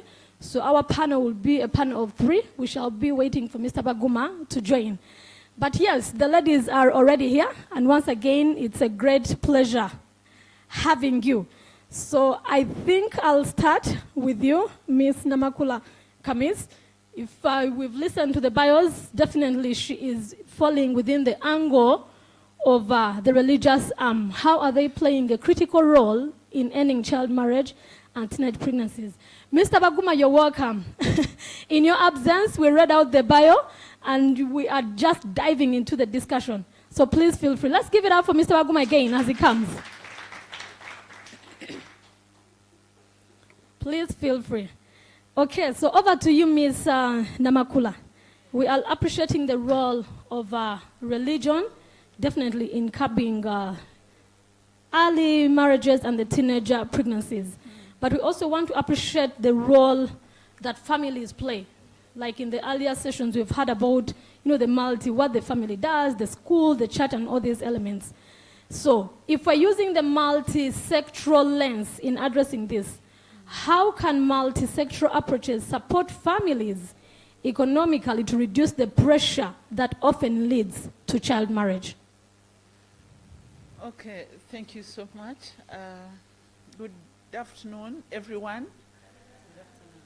Yeah, I'm representing, I comfortably say I'm representing the Interreligious Council of Uganda because we have what we call the Interfaith Women of Uganda, the female arm of the Interreligious Council. And I'm the treasurer of that arm. The thing is, the whole thing is about mindset change, we believe. We need to change the minds of our own parents and also the girls themselves, and surprisingly, the men. Because all initiatives that come across, we target girls, we target this, but we can change the minds of that defiler. We can change the mind of that perpetrator. And on behalf of every mother in this country, I hereby forgive the perpetrators. And on behalf of every child in this country, I hereby forgive the perpetrators. But on behalf of every perpetrator, I hereby apologize for the sins committed. Let us begin afresh. So, in religion, maybe the many development partners may not agree with us. For us, we believe in abstinence until marriage. Although it's sometimes difficult and people find themselves indulging themselves into sex, others are raped, others are defiled, we need to have solutions to that. One of the solutions that I'm giving, because the outstanding causes of teenage pregnancies and early marriages is attributed to poverty. And I'm telling the girls, as I've always done, that is not written anywhere in the divine books that men shall have more money than women. It's not anywhere in the divine books. In the case of Islam, the wife of the prophet was richer than him. Which means that money, the 4,000 money that you need parts, therefore somebody should buy you parts. That boy is as poor as you. Imagine that boy is your brother. Compare him to your brother. Does your brother has 30,000 in his pocket? So stop those excuses and say I was looking for parts. That thing does not arise. I encourage the girls to take the simple initiatives to earn money. I encourage the parents to tell their girls, join them in their work. If you work in the garden, go with your girl to the garden. That's what mother used to do with us. If you work in the salon, go with your girl into the salon. As she learns the pedicure and the manicure, pay her 5,000 per day. So the issue of poverty is not quite ending any sooner. And if we think that our bodies will stand in for us, we are missing a point. Lastly, I'm encouraging the parents that please, those small words that we tell girls, the proverbs that are negative, really impact on their mindset. You know, if a man tells you don't shout at him, a man does not, you know, those things, they really spoil the minds of Then the religious leaders, we should have counseling sessions, youth corners, children's corners, safe spaces where these children can really tell us the problems. Because as a child, he thinks his father is the best protector, the father is the father. As he thinks that the mother is the court of appeal, the mother told her not to say any word. The only remaining person is the teacher, perhaps Secretary General Adam, or a religious leader. So let us create safe spaces for our children to open up, and really we shall advise. I thank you. Yeah, thank you so much. I think those are great insights that we can take. If there is anything that we need to remember, it's not written anywhere that the men are meant to have more money than the ladies. And the ladies in the room say, amen. Okay, but also very, very importantly is the element of family. Like Mother Teresa said, if we want to change the world, we need to go back to our families. It all starts and ends there. So thank you so much, Ma'am, for the submission. You talk about economic empowerment. I'll definitely come back to you at a later stage so that we dive more into that. So let me go to you, Miss Diana Chibuka. Now that we have talked about briefly about the religious arm, from the angle of media, how can traditional and religious leaders collaborate with educators to challenge cultural norms that perpetuate child marriage? Thank you. Thank you, moderator. Thank you, moderator. First of all, I'm happy to be here on this panel specifically for the girl child and the fact that I'm a woman. And I would first of all say that when I was still in school, we had our school motto was, when you teach a woman, you teach the whole nation. So that motto kept us moving. Every time you could remind yourself. So I would begin from what Hajati has said, Shekat, what she has said, that those negative, statements towards a girl child, those negative ones you throw on, they will always affect this girl child. But from the angle of the media to the cultural leaders, religious leaders, and then the educationists, for us, that what are we saying as the media from that angle is that these three institutions have got a lot of research they have done, a lot of papers that is out there in whatever way they place their papers. But the media should come in as a partner in making sure the research, the information they have, the data that they have collected is out there for people to appreciate. And if this data is collected and it is kept in their shelves, there is no way the media can tell those stories. So our call from the media is that to have the three arms, for now the three arms, but I know there are other partners that are directly connected to this.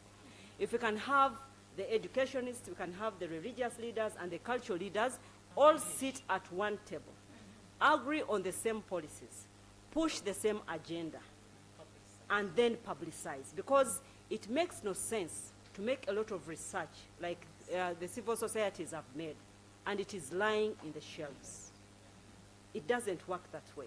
So if we can have this information spread out, that is the best way the media can also get on board, because the media it holds the microphone. It has got the pen. It has got the cameras. Everything is within their reach. So if you don't reach out, it means things will not work out the other way. But the most important thing is to have all the three institutions sit on one table and push the same agenda and shoot in the same goal. Because it becomes easier to ask the media now.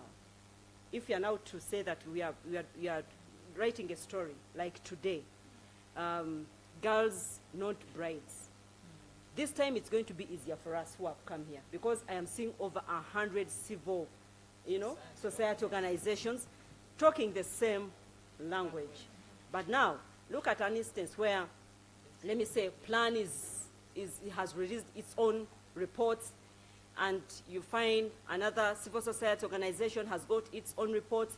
What normally disturbs us is the statistics, because you find that this civil society organization is having 14%, another one is having 2%, another one is having 12%.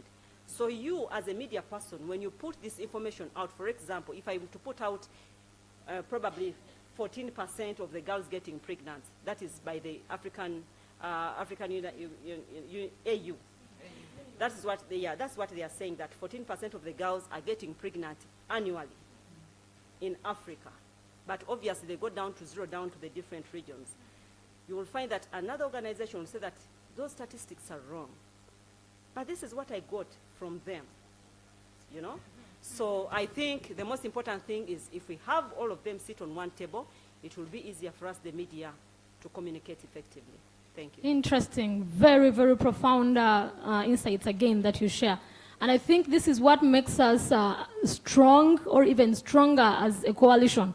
This is what Girls Not Brides and the other coalitions stand for. When we come together as a coalition, we speak one language, and I think we give media more leverage on what to spread.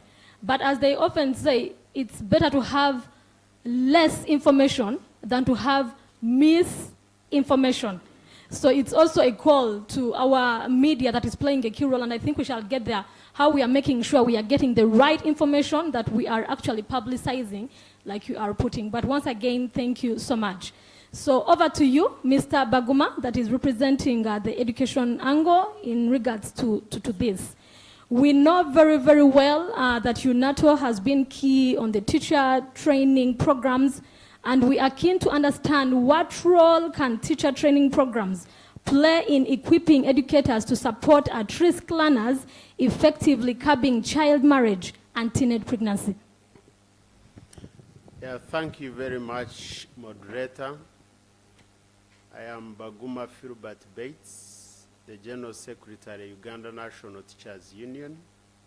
So I represent the community that made you what you are. It's a polite reminder. We appreciate, sir. And this year, I made 30 years in the teaching profession. I have seen my student, one of my learners here in the room, whom I taught long ago. Now, as teachers, of course, we cannot have teachers without learners. And therefore, our target as teachers is to make sure that the learners are safe. During COVID-19 lockdown and closure of schools, it came out clearly that the learners are safer in school with teachers than at home with their parents. That one is glaringly clear, and it came out distinctly. And therefore, the teaching programs we are talking about is that, one, we should have teachers who are prepared, well supported, and well facilitated to make sure that the learner is safe. The schools and education institutions are supposed to be better than the homes, so that there is a pull factor in the school to make sure that when the child does not go to school, when the student does not go to school, he or she feels there is something he or she has missed. And where does this begin? We have to make sure that whoever enters the teacher training institution is well grounded with issues that protect the child. So that once we have teachers who are well trained in the protection of the child, in the protection of the student, then we are very sure that the learners are in safe hands, because the teachers are change agents and therefore can even go an extra mile of sensitizing and mobilizing the parents and guardians of these children. So the programs in education in general should target on making sure that the learners are safe, the learners are getting what they are supposed to get. That's why in our system we have senior women teachers, we have senior men teachers. But the only challenge that we have now is that when we are teaching, teaching does not take place only in the classroom. It starts from where the children are coming from. Now, we have parents, and then we have mothers and fathers who are not parents. Where we have these young ones who are impregnated, you will not expect much in terms of parenting, because you cannot give what you don't have. And therefore, they will be there with the children. But what do they have to give these children? They actually don't have what to give them. And now, the teachers are going to receive these learners. When the learners reach, there is a tendency. Parents are no longer talking to their children to tell them what is ahead of them in terms of developments. They have an assumption that the teachers are going to do it. Then the teachers also sometimes assume the parents have talked to these girls.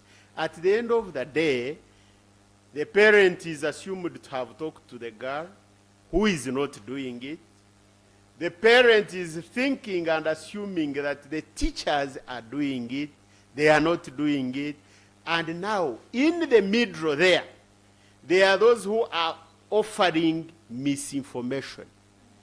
Then they give these girls information that is going to doom them, not taking them anywhere.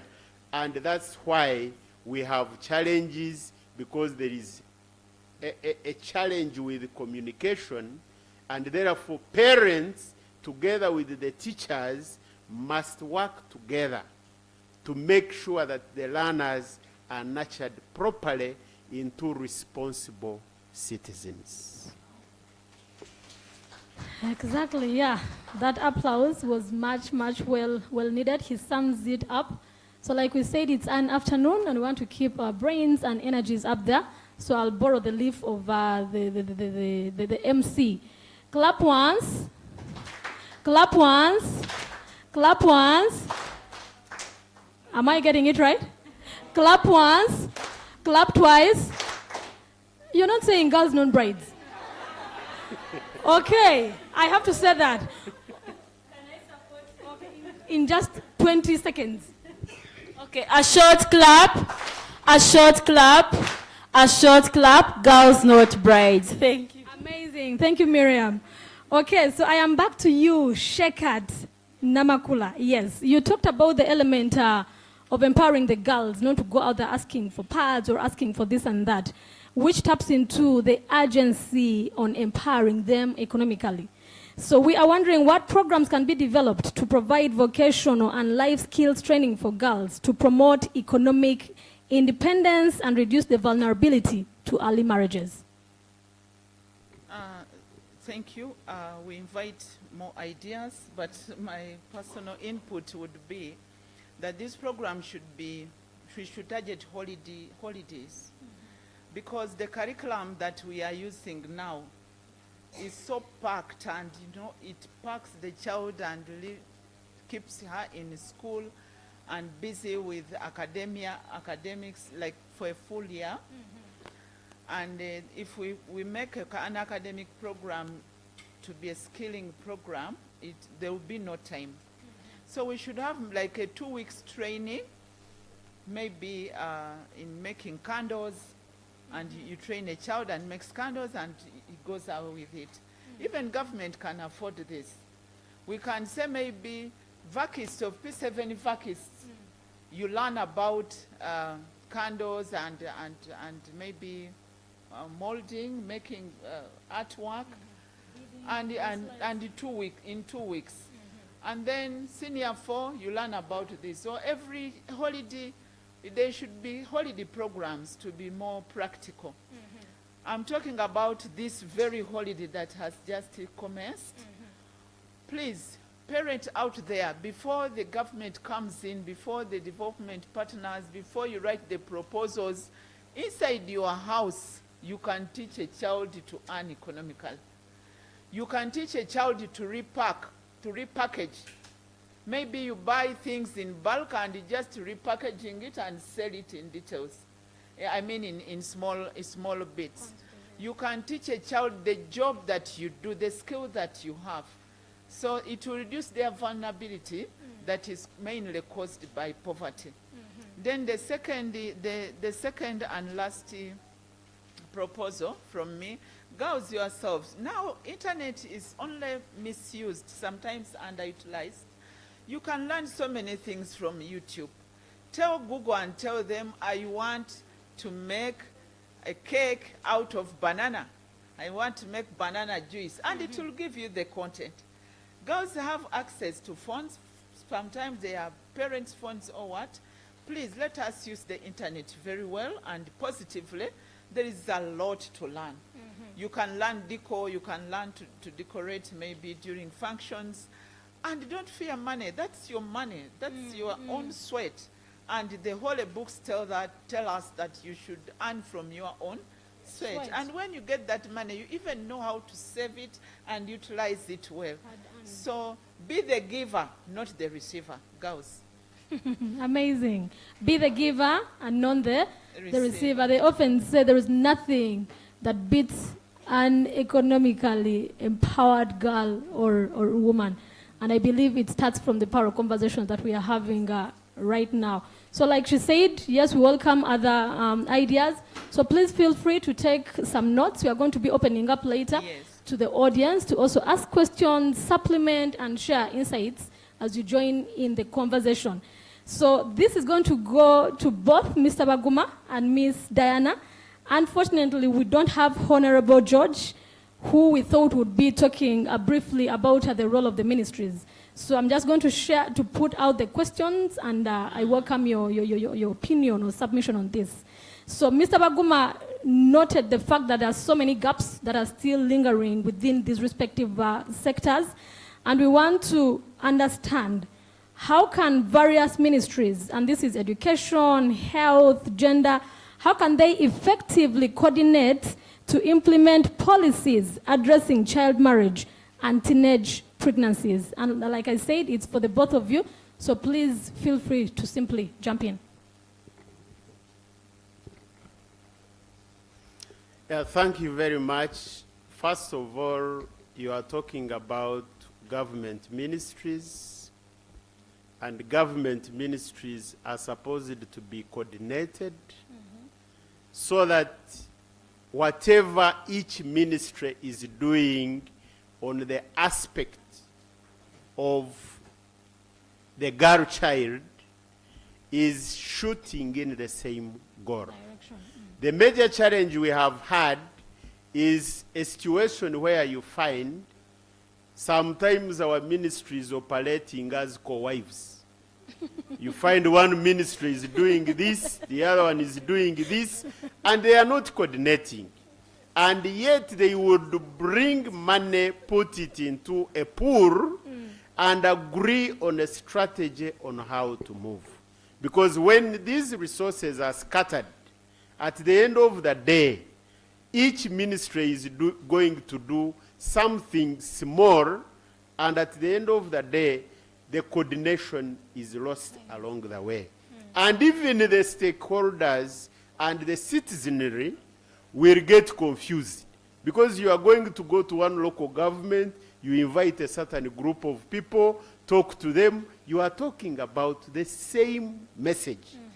And then another ministry will also come, use a different fashion. So you are confusing them.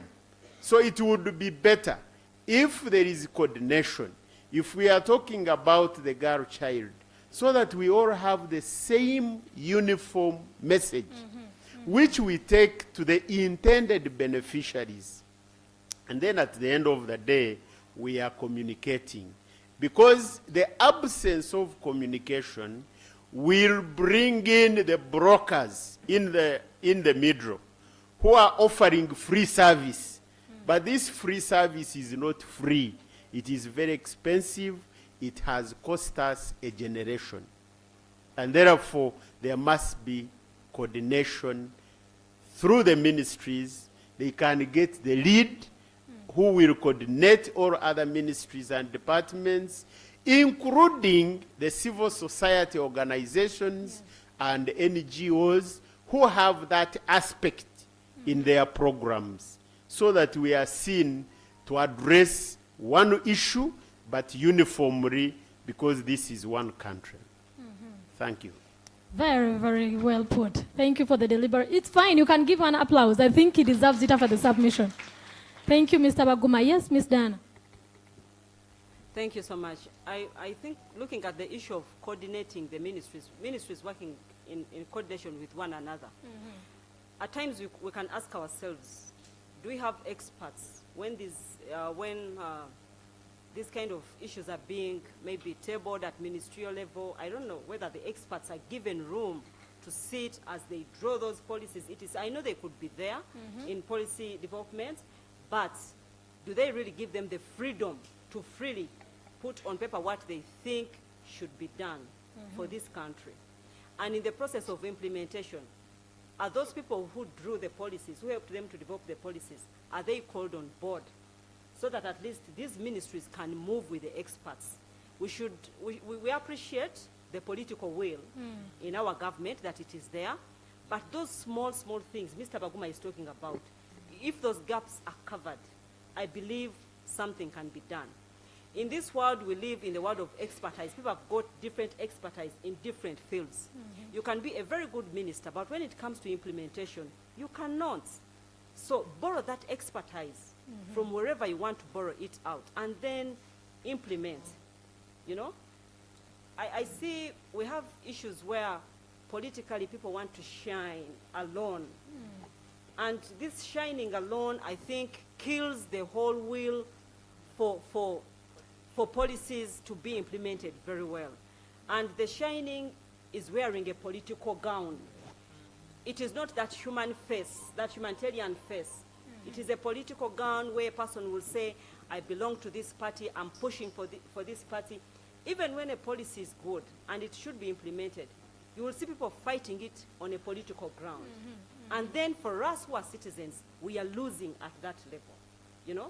If we learn to, if we take away this political face from issues of this nature, issues that touch human beings, issues are for human rights. If we take away the political face, I believe for us who are the normally same can surely benefit. Thank you. Very, very profound. Thank you so much. That is Miss Dana. Miss Dana tries to highlight the instance of the expertise when it comes to implementation of some of these programs.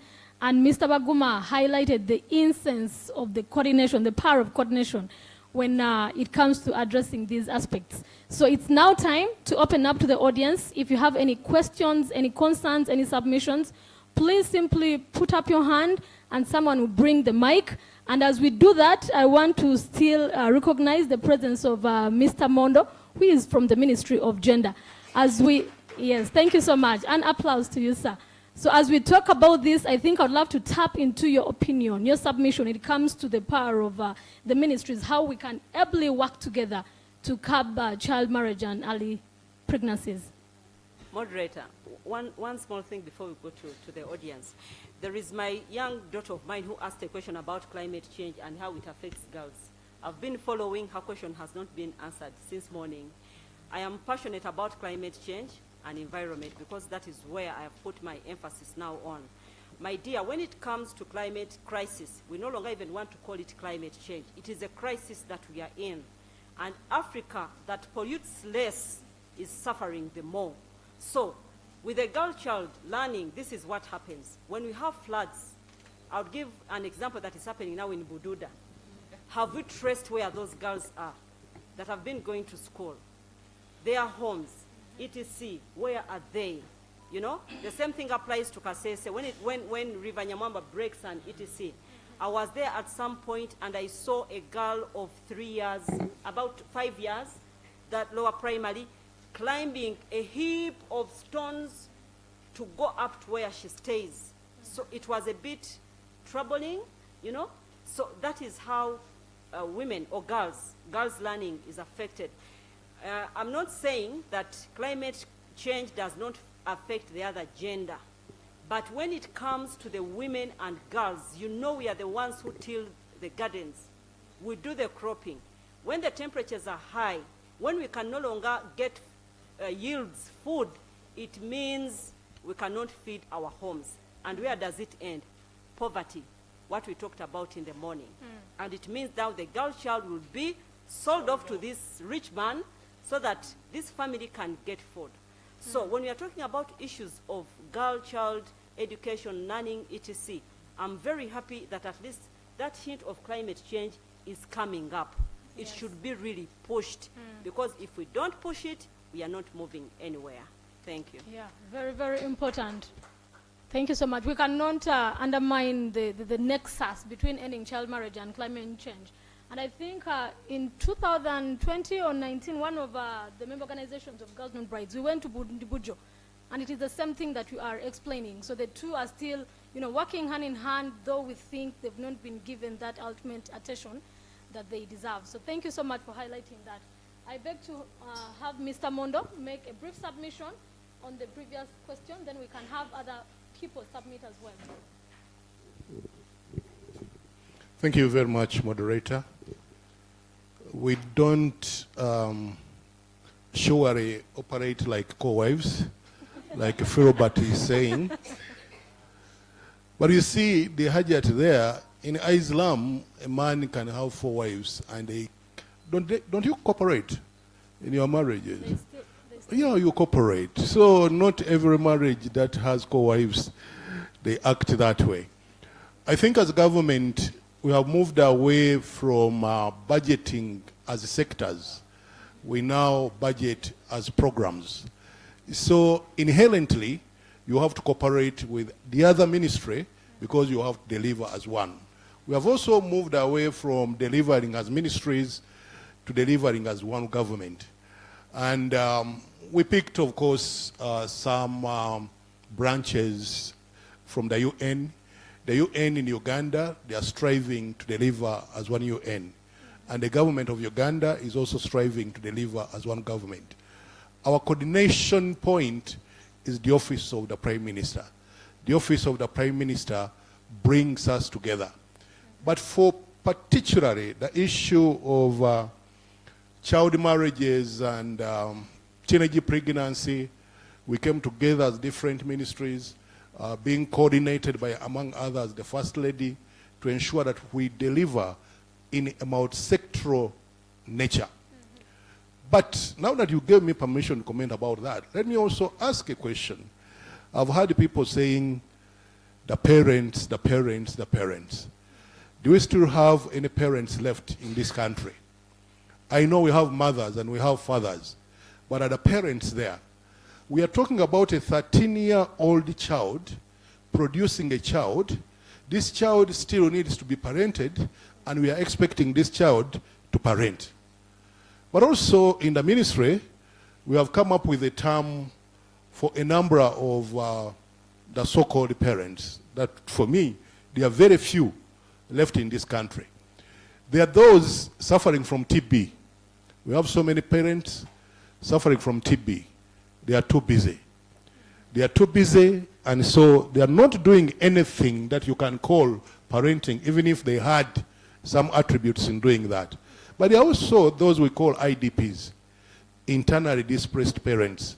Again, so what parents are we talking about? We need to be more serious and define what we are talking about. I thank you. I'll be adding on later when I make my presentation. Okay, thank you, Mr. Mondo. I hope we don't have any IDPs in the house. Okay, so in the interest of time, we are going to take only two questions. And I think the lady, the young girl right there, who went first. We can have her first, and we have the gentleman. Thank you. And I'm kindly requesting we're brief on our questions and who you are addressing it to. Good afternoon, everyone. Good afternoon, girl. As I mentioned my name, can I mention it again? Yes. No.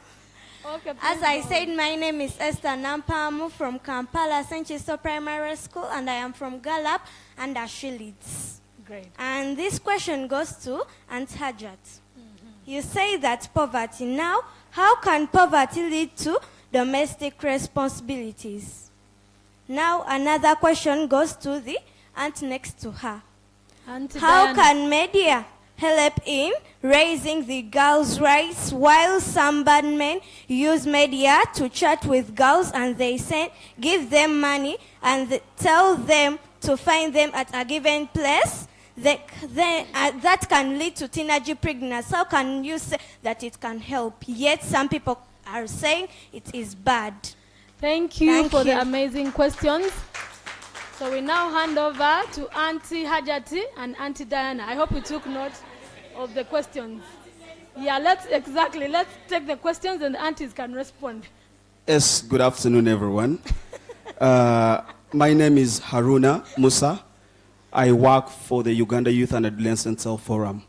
So I am very, very glad that I've met a Muslim scholar who I've been looking for a very long time because of some pressing pressing issues that we interface with in the community in regards to religious perspective, especially Islam, in regards to child marriage. And I'm pretty sure some of these questions are those that a lot of advocates here have interfaced with, but they have never gotten clear answers to. And I'm wishing that today we get a very clear answer, or we get, references where we can get those clear answers to. Yes, Arun. In the community, there are issues. Let's try to be brief. Yeah, the issues of child marriage has been attributed to Islam, as they claim it's preached in the Quran that as long as a child gets into her menstruation, she is eligible for marriage and all that. And this is said in most of the communities that we go to. I feel so embarrassed as a Muslim, but of course we need to get answers to this. So kindly today share with us the Islamic perspective on issues of marriage, and specifically the age of marriage according to the Holy Quran. Then lastly, I think also we need to, I want to just get into this to understand what the Interreligious Council is trying to do to address some of these challenges that are attributed to religion as a cultural belief that perpetuates child marriage in our communities. Thank you. Thank you so much, Haruna. I'm so sorry. I'm so sorry. In the interest of time, we are going to allow the aunties to address those those questions from the two people, and yeah, we get done. So, Auntie Hajat, you seem to have more questions. I'll start with you, then you'll hand over to Dana. Thank you. Gallup, I didn't get your question right. You said, what does poverty do? What? I mean, I didn't get your question right. What is it really? Yeah. Domestic violence, linked. Okay. Hajat, I said, how can poverty lead to domestic responsibilities? Okay, thank you. It's the word linked that I didn't hear well. Poverty is, of course, linked to domestic violence, clearly linked to it. Families that are economically empowered have less violence than families that are unempowered economically. One of us said at the beginning that a hungry man is always an angry man. A hungry man is always is an angry man. Hunger, just hunger for one day can really turn your moods upside down. Fathers, if they don't have what they are supposed to give to their families, they come up with very, very sharp words. If you say national water has cut the water and we have no water, the father will say, where is the food? And say, we didn't have water to cook. Why didn't you cook? And so failure to provide basic needs of the family, it is really linked to domestic violence. It can really yield a lot of violence that may even come down to the children and mainly the girl child. So we encourage families to earn. We encourage fathers to earn. We encourage mothers to earn. We encourage children to earn. If father gives you, it finds you moving. If he doesn't give you, you hold on, but your life is going on. The second question, I've been facing this question several times on the many forums that I always go to. Islam encourages youth to marry or get married as soon as they come of age. And the idea there is to avoid fornication and illegal sex, as we call it. And we say that Islam can be clearly domesticated. You can have it in Malawi, you can have it in Algeria, you can have it in any world, in any country. So Ugandan Muslims were part of the makers of the law that agreed on the 18 years of age. We were part of the parliament, we were part of the consultation teams that we are consulted. And so many ideas came in at that stage, but we all agreed that we domesticate Islam here to be 18 years of age. And now there is always that always excuse. People say, according to my religion, it's like this. Whoever is doing that, marrying off children who are below the age of 18, and he's a Muslim, he's doing it as a wrongdoer, a Muslim who is a wrongdoer. It's not that it is Islam that forces it. We have so many books that were written in that category, in that line, and I'll quote one hadith. The Prophet is saying is one of the source of knowledge that we refer to when it comes to our daily life. There are two hadiths that the Prophet said. He said that if children, like three things, don't delay them. Like death, if you know Muslims, when they die, they are buried. Then prayer in its first hour. And then the marrying of the girls or marriage shouldn't be delayed. But in another hadith, he said, if one comes to you and you are satisfied with his religion and character, give him the daughter. So it means these children, we don't force them to go out. It is the man to come and advance and propose. If he doesn't come, that girl can even reach 30 years without getting married. Is the point clear? And then lastly, about those two hadiths, it's like what the Prophet talked about as delay is like you have gotten the right person, man, and the right person who is a girl, but now you are saying the wedding will be 2 years to come. That is the kind of delay that we are not supposed to make. We have these people who come from HAO and they say next December. So Islam discourages that delay. Once we spot somebody and we agree on the terms, we have now testing blood, we have all the things, and then you say, okay, you stay there until the people from the diaspora come. That kind of delay is not allowed in Islam. Oh, okay. But it is always misinterpreted, and it's always the girls that are exploited over that. No. So my conclusion, my conclusive word is that Muslims in Uganda were part of the bigger Uganda that agreed about the 18 years of age. If we find you as a culprit, we shall take you as the laws of the land say. I submit. Thank you so much. Thank you so much. I think this is good enlightenment. We know if it's not 18 and above, people use it as an excuse. So It's thank an you for excuse. teaching us. In the interest of time, I'm going to ask Miss Diana and Miss Baguma to just give us a few closing remarks in 1 minute each. Thank you. Thank you so much. I'm closing Yes. from the point of my young sister. Yes, media misleads, the same times it gives you Informs. opportunity to get information, the one that you want. So the most important thing is for whoever Empowerment. is in charge of the child to regulate. Because nowadays when we talk about media, we can only talk about the new media. That is what this age can understand. Social media. So we cannot talk about print. They will always have a phone in their hands, a phone, a laptop. So parents, guardians, religious leaders, teachers, how do you regulate the new media for these young people? How do you? Because it is a responsibility of everyone who has got a child below the age of 18. So if you don't take up that responsibility, then we are doomed. Lastly, this one goes to the media. What kind of information are we giving out to support not only this agenda for a girl child learning? Because nowadays we want to move away from the lamenting media style. Every time you throw out a story, so-and-so has been raped, so-and-so has been defiled. There are those success stories that we need to bring out as the media, you know? So this issue of bringing out all the time negative stories, people are tortured, you know? Look out for those success stories. Blow them out so that people can learn from them, and whoever is feeling a little bit depressed can say, oh, so-and-so made it a success. I think I can also go through it. Thank you so much. Thank you so much, Ms. Dana. Yes, Mr. Baguma. Yeah, thank you very much. When we talk about the media, right now we are in a very challenging situation.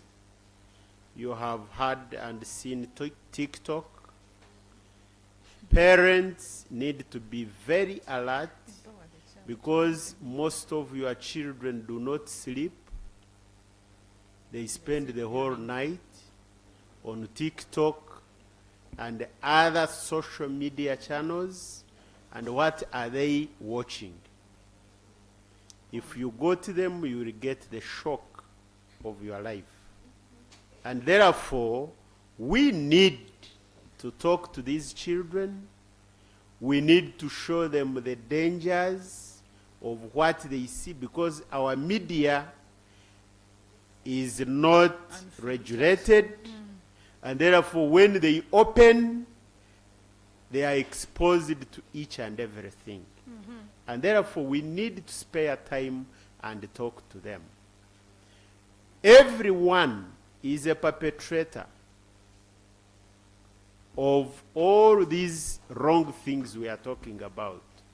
When the girl was talking about the father, I could not stop my tears. You imagine your father, biological father. We have fathers who send away their wives and turn to their daughters. And that is the world we are living in. And therefore we must train these girls to be careful. Even when your father is inviting you to the bedroom, you must be conscious whether there is someone around. Because it has happened elsewhere, it can happen to you. The mothers need to know that you need to protect these girls. If you don't want to expose your husband who is sleeping with the biological daughter, what are you protecting? You are killing the child. And therefore, it is up to us as parents, as Ugandans, as stakeholders, as guardians, to be alert and protect the girl child. But while we are protecting the girl child, we need to know we are preparing future wives. Therefore, we should not neglect the boy. The boy should know what the girls go through, appreciate, and support them in order for us not to waste resources and time. Thank you very much. Yeah. Thank you, Mr. Baguma. Yeah, the discussions are emotional, informative, and insightful. I would wish to go on, but I request to end it at this point. And please join with me to give a hand of applause to the panelists that have shared great insights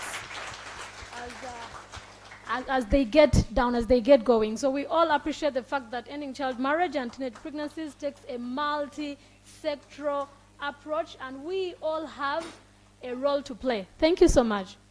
Thank you so much to our panelists. Like I said before, in Uganda they say, ebigambo by'abakulu tebakola ki, tebabiddamu.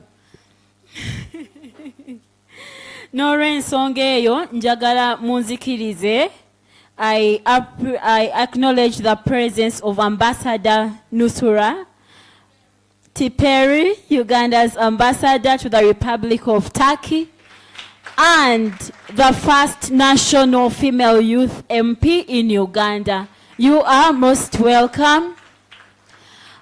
Ladies and gentlemen, our time is fast spent, and on that note, I want to welcome Mr. Mondo Chateka, Commissioner for Children and Youth, who will be taking us through the national strategy to end child marriage and teenage pregnancies 2022, 2023 to 2026, 2027 in only a few minutes, like 5 to 10. Thank you so much. You're most welcome.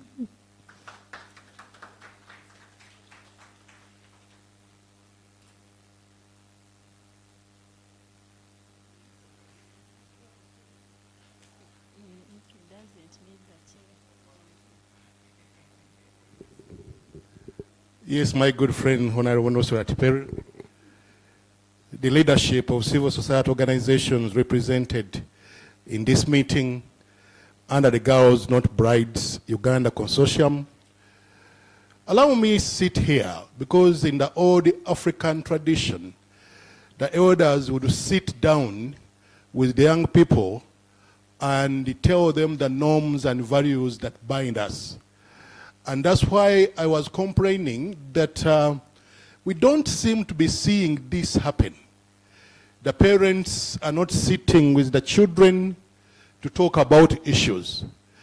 And this is why under the national family policy that we are coming up with, we are reviving the issue of sitting around a fire and discussing issues that make us the African people that we are. I would like to bring you very warm and cordial greetings from Minister of Gender, Labor and Social Development. And why am I here? Am I here to confirm that child marriage is a primitive, barbaric, and backward act, which must be condemned by everybody. Every right-thinking person must condemn child marriage and teenage pregnancy. It is barbaric and primitive. I'm also here to appreciate the work you do to augment the strategic things we do as government in service to our people, especially the most vulnerable youth and children.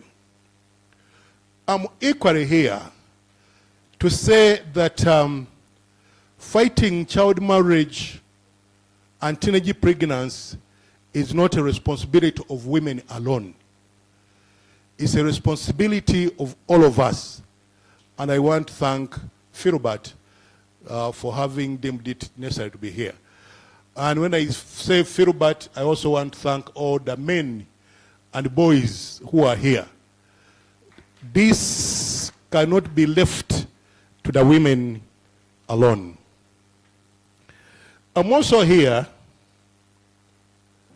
to inform you that one of the biggest challenges we have in our times is to prevent and respond to the issue of child marriages and teenage pregnancy in our communities. No child deserves the degrading practice of being made pregnant before her age. Girls should be left to be girls. And until the time of 18 and above, 18 is also early. It's also early because we want them to study and finish university.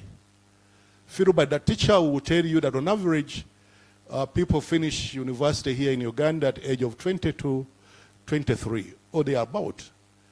But it doesn't matter. It doesn't license them that they have to immediately get pregnant or get married. They can go and do masters and still delay child marriage. I also come here to congratulate Girls Not Brides Consortium for making the swelling of the membership of 144 organizations, but also over 11 years now. It's something that we need to clap for them. They realized that no single organization can tackle the things we tackle alone. Even all of us here are products of two people coming together to produce us. So it is important that we think in terms of uniting under coalitions, uniting under partnerships to make the change that we want to see in our communities. At 24% teenage pregnancy and over 34% child marriages, we are in a very precarious situation that through a multi-sectoral and multidisciplinary approach. Let me tell you two stories. One is from Lamo, where I have just come from about a week ago. I found a 34-year-old girl who had 14 children. And don't ask me when she started. She didn't give me the story. But at 34 years, 14 children, you tell me by the time she reaches menopause, how many children she will be having. In Karamoja region, I met very young girls, 14, 15 years, hardly with breast milk to feed the children, and extremely emaciated. My worry then was that what type of babies these children are going to be. What future resource are we talking about? It was for that reason that on the 16th of June 2022, on the International Day of the Girl Child, government launched the strategy to end the child marriages and teenage pregnancy in our country, under the theme, a society free of child marriage and teenage pregnancy. I'm also here to annoy you. To annoy you because the data we have across Africa is not good.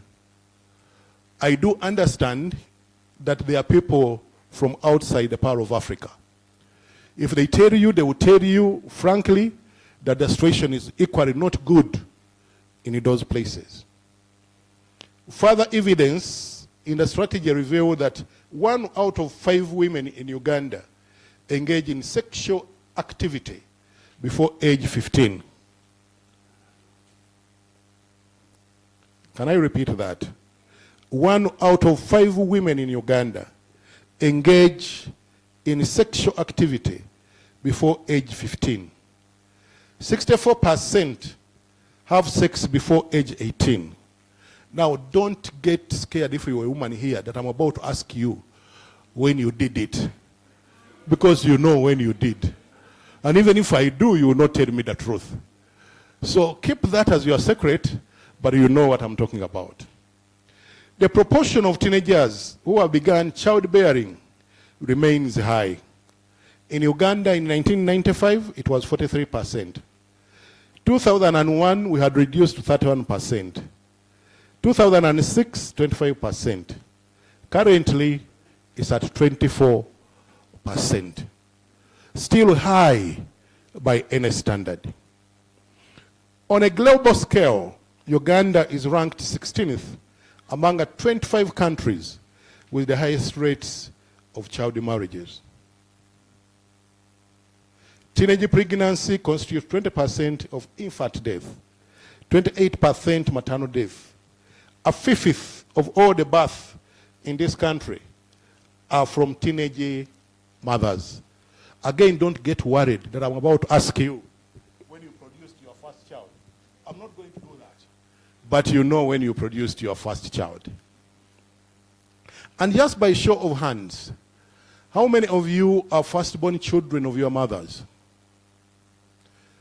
If you're a firstborn child of your mother, the possibility that you are born by mistake and that you are a result of unplanned pregnancy is so high. 56% of all the pregnancies in this country are unplanned. Philbert, you are one of those unplanned pregnancies, but you don't have to live in a manner which is not planned. And I know you are already a polished person. The goal of our strategy is ending child marriages and teenage pregnancy for inclusive growth and socio-economic transformation of our country. The team here asked me to talk about how far have we gone in disseminating the strategy.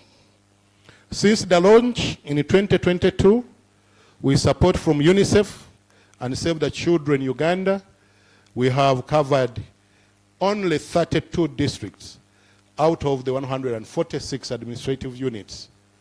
Karamoja region is covered comprehensively. West Nile, where one of my sisters comes from, is not yet adequately. So if we can get some bucks from Turkey, we should be able to cover the whole of West Nile. So talk to the people of Turkey and we can put in money. Busoga region, where somebody else comes from who is here, is also not covered. Northern, western, and central isolated districts have been targeted.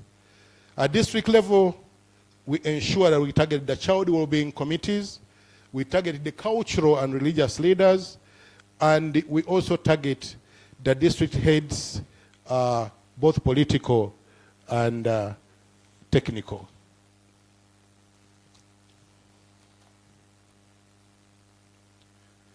National dissemination, this was done for MDAs. MDAs means ministries, departments, and agencies, UN fraternity, and national level NGOs. We have also held dialogue on TV and radio, but we need to do more. We believe in a multimedia campaign, print, electronic, social media, and every media you can talk about. If we can disseminate this information and make people understand what the strategy is all about, then we shall go a long way in ensuring that we downgrade the profile of teenage pregnancy and child marriages in this country. Integration of national strategy in areas of focus into district plans, and particularly in district child well-being committees, but specifically we want to ensure that every district plan integrates issues of child marriage and teenage pregnancy. We are encouraging the use of infotainment and edutainment because we find these to be most effective in turning people around. If you use infotainment, and I remember when I was young, there was a drama series. I don't know how many people had the opportunity of watching it. I don't know, Phil, but whether you did. It was called the Consequences. Consequences during that time impacted on my life and many of my age then. And we want to plead with the NGOs, especially those under this coalition. Can we get a new version of the Consequences? Because teenage pregnancy and child marriage seem to be persisting with us. It's still here for some time. And so we need to have new strategies of containing it through drama series.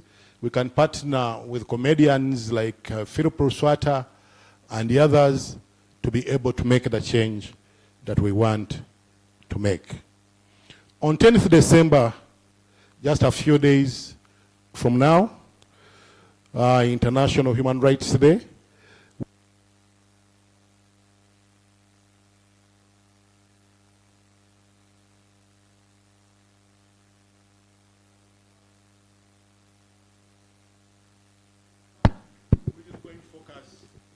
ending child marriages and teenage pregnancy. And this will be held at Fairway Hotel under the theme, Elevating Girls' Voices for Sustainable Development. We are looking for every opportunity to be able to disseminate this important piece of work to be able to impact on the younger people.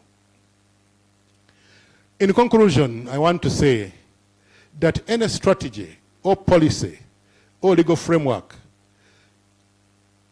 any strategy, policy, or legal framework is only as useful, effective, and hopeful as its level of robust dissemination and depth of awareness creation among the people that are targeted. The old out-fashioned cliche of Uganda has very many good policies and laws but not implemented. It is because we invest in policy formulation, strategic formulation, and design of laws, and fail to invest in their implementation. Renowned scholar and public administrator, Dr. Ezra Suruma, pointed out that the problem with Africa is that we invest 90% in policy formulation and only 10% in implementation. And even when we work with development partners, they support us to the extent of development of the policies, the laws. When it comes to implementation, they say, now, that is government. And so many times we are unable, because of the constrained resource envelope, to be able to reach far and wide. We need your support now like never before. And if not now, then when? If not you and me, then who? If not through partnership, collaboration, and networking, then how? I want to end with the words of J.F. Kennedy, who said, and I quote, "Things don't happen. Things are made to happen. It's only you and me who must partner to make the change."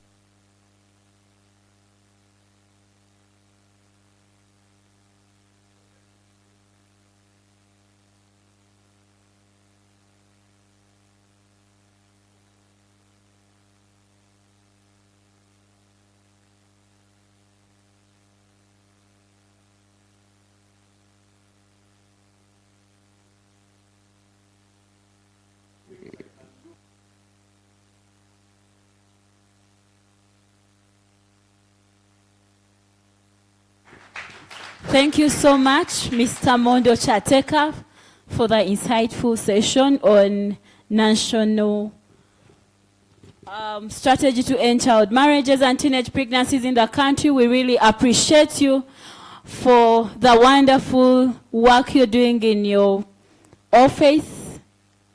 And ladies and gentlemen, let's give him a round of applause. On that note, our time is really, really fast spent, and I'm looking at us having the next team. Their moderator will be here. They will be given each one 1 minute or 2 minutes, and then we will have the ambassador close up the summit. So Sarah, you're most welcome. Please, if you see me,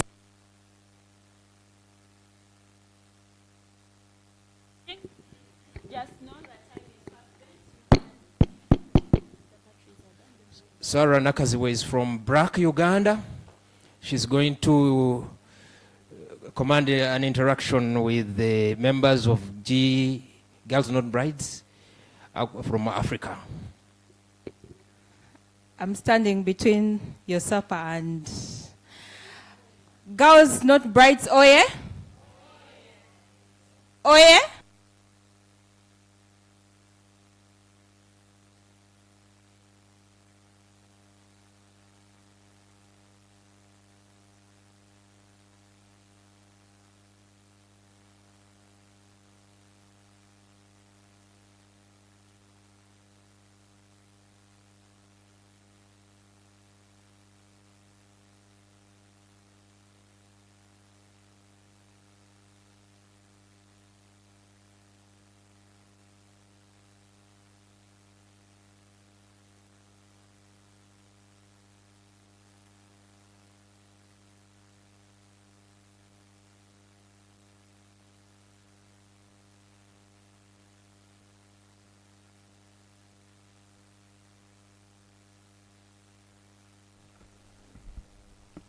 Okay. So I think it would really be a disservice for us not to hear what other countries are really doing. And my job this afternoon is very simple. We have colleagues who have really traveled miles and miles to come and be part of us, but also to share an experience, what they are doing. We have colleagues who came from Mozambique. Can we give a hand clap? From Malawi.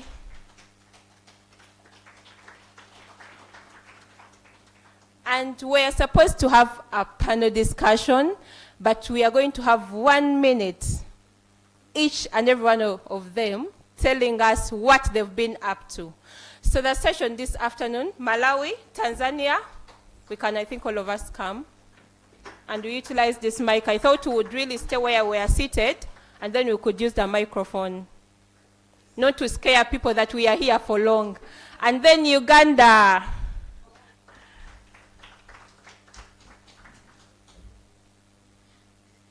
Yes, so I'm not going into the protocols of introducing them, and that is what they've missed. Yes, introducing them as they move up on the podium, but I'm going to give each 1 minute to tell us what they are doing, and what they've been up to, but also introduce themselves. So I'm going to start from Malawi. I don't want to preempt. Malawi, you're going to tell us what your expertise is in, and then what you've been doing to ensure that the voices of the young people are really amplified. You're welcome, Martha. So I'm Martha Moyo, representing the National Partnership for Girls Not Brides in Malawi. Now I'm actually thinking, where do I start with the 2 minutes? But just to share our experience as Malawi in eradicating issues of child marriages. So basically, Malawi, we've been doing a lot of series of enactment of the child-related laws on ending child marriages. Like, I would give an example. We have the Child Care Protection and Justice Act. We have the Marriage, Divorce and Family Relations Act. We have the Gender Equality Act that as a national partnership we've been aligning, reforming and harmonizing. So I would give an example of the Child Care Protection and Justice Act. So basically this law states a child as a person below the age of 16. And we have the Constitution of Malawi that states a child as a person below the age of 18. So we can see that the laws have been contradicting each other, and they were not really protecting the rights of those adolescent girls that are between 16 and 18 years old. So as Malawi, we had to advocate for these laws to be amended and harmonized. And as I'm telling you now, we have the amendment bills of the Child Care Protection Justice Act. The law has been amended to 18 years of age. Can you clap for that? And also in Malawi, we have series of harmful cultural practices that really affect young women within our respective communities. But then we do not really have the laws that clearly states these harmful cultural practices. There's lack of clarity in the laws when it comes to issues of harmful cultural practices, because the custodians of culture, they are there. They know that these practices are harmful, but then when they look at the economic benefits, the economic motivators that are there, they still tend to turn a blind eye on it, and then still conducting those kind of harmful cultural practices. So as national partnership, we've been advocating for to have a schedule of these harmful cultural practices within the law, so that whenever we reach the custodians of culture, so I'm talking of the chiefs as well as the parents, we should have a reference that the law states that these practices are harmful, and these are the once you offend these things, this is the penalty. So we also have that amendment bills of a schedule of all the harmful cultural practices that in Malawi. We almost have 22 of them that we have. Wow. So that is something that we're also working when it comes to legal and policy frameworks. So as Malawians, we have just launched the national strategy on ending child marriages. A hand clap. So basically, the success for this one is that the president of Malawi, Dr. Lazarus Chakwera, publicly pledged to allocate budgetary funds special for implementing the national strategy on ending child marriages. So that is something that we're doing when it comes to issues of law review and law reform. And lastly, just to also share on how we are engaging the young people when it comes to issues of child marriages. So mostly in Malawi, we are looking at, we are working towards community-driven initiatives. Basically, we don't tell the youth what to do, but then they're supposed to come up with their own initiatives that they feel they can be able to eliminate issues of child marriages, and also eliminate we are not talking to access of SRH era. So we're utilizing youth clubs, media campaigns, that the young people are able to voice out their issues. They are able to engage the custodians of culture. We're talking about the traditional leaders. They are able to engage even the duty bearers themselves. I would give an example in one area in Malawi where the young people had to voice out for a hospital because they did not have a hospital within their areas. So they were, yes, so they had to push for that, and now the hospital is being built in their area. So once we empower young people, I believe they are able to bring change within our societies. Thank you, my time is up. Oh my God, thank you so much. See what we are going to miss. So I'm going to go to Mozambique. She is a youth advocate, and every youth here in the room would really want to hear what she's doing in Mozambique. Angelina, just share with us briefly what you've been up to. Boa tarde a todas e todos. Hello everyone, my name is Angelina, I'm from Mozambique. I will try to speak English in 2 minutes, my language is Portuguese. Mozambique is one of countries in the world and Africa with highest rate of child marriage. They showed almost half of girls in Mozambique married before age of 18. As that shows, girl is biggest victim of social phenomena, which affect inhibits them from enjoy their childhood, adolescence, and consequently their life in pace away. This way to reverse these scenarios, the Coalition for the Elimination to Premature Union (CECAP) was created in 2012. The coalition is currently composed of 70 civil society organizations. The care of joint activity almost to ensuring the well-being of children, especially girls. One of biggest gains we had, and that we are very proud of the coalition work, was the creation and the approval of Law 19 of 2009 to prevent and combat premature unions in Mozambique. We call premature not child marriage in Mozambique.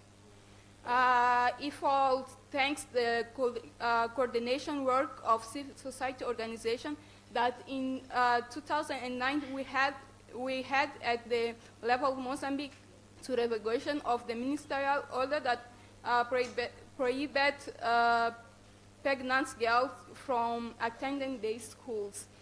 They were forced to stay in schools at night if they wanted to continue to attend in school. A hand clap for Angelina.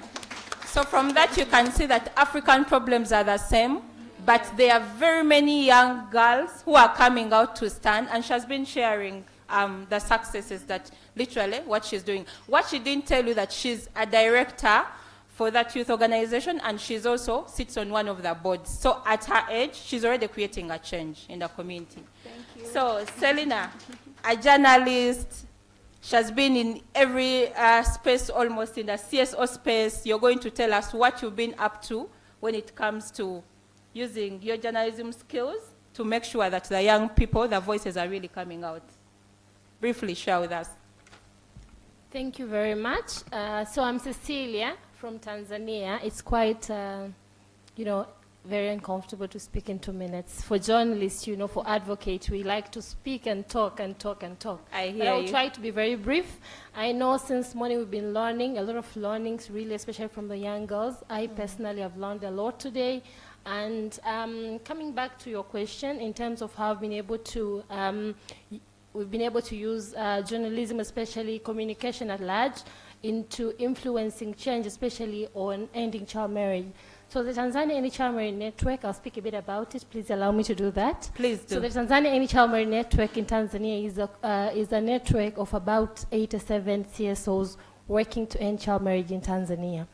So we've been really deploying very innovative and creative techniques, especially on communication, and one of it is giving young girls the opportunity to lead the advocacy. So we're doing girls-led advocacy, and we are not just putting girls at the forefront and let them start talking, but we make sure that we're mentoring them first, we're training them, making sure that they have the right skills that they need for them to be able to lead the advocacy efforts. So we've trained citizen journalists who are young girls in different areas, and these girls host radio programs in community radios, and also a TV show, one of the prominent TV, Star TV. They also do BBC, they broadcast BBC for BBC Swahili.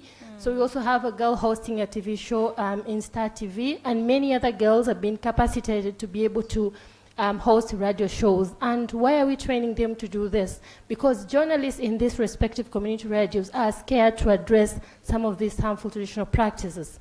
But the girls with the confidence and sometimes with anonymity we anonymize them so that they are safe in the community, but we make sure that they are able to deliver the messages. So aside from that, we're also leveraging on innovation and technology.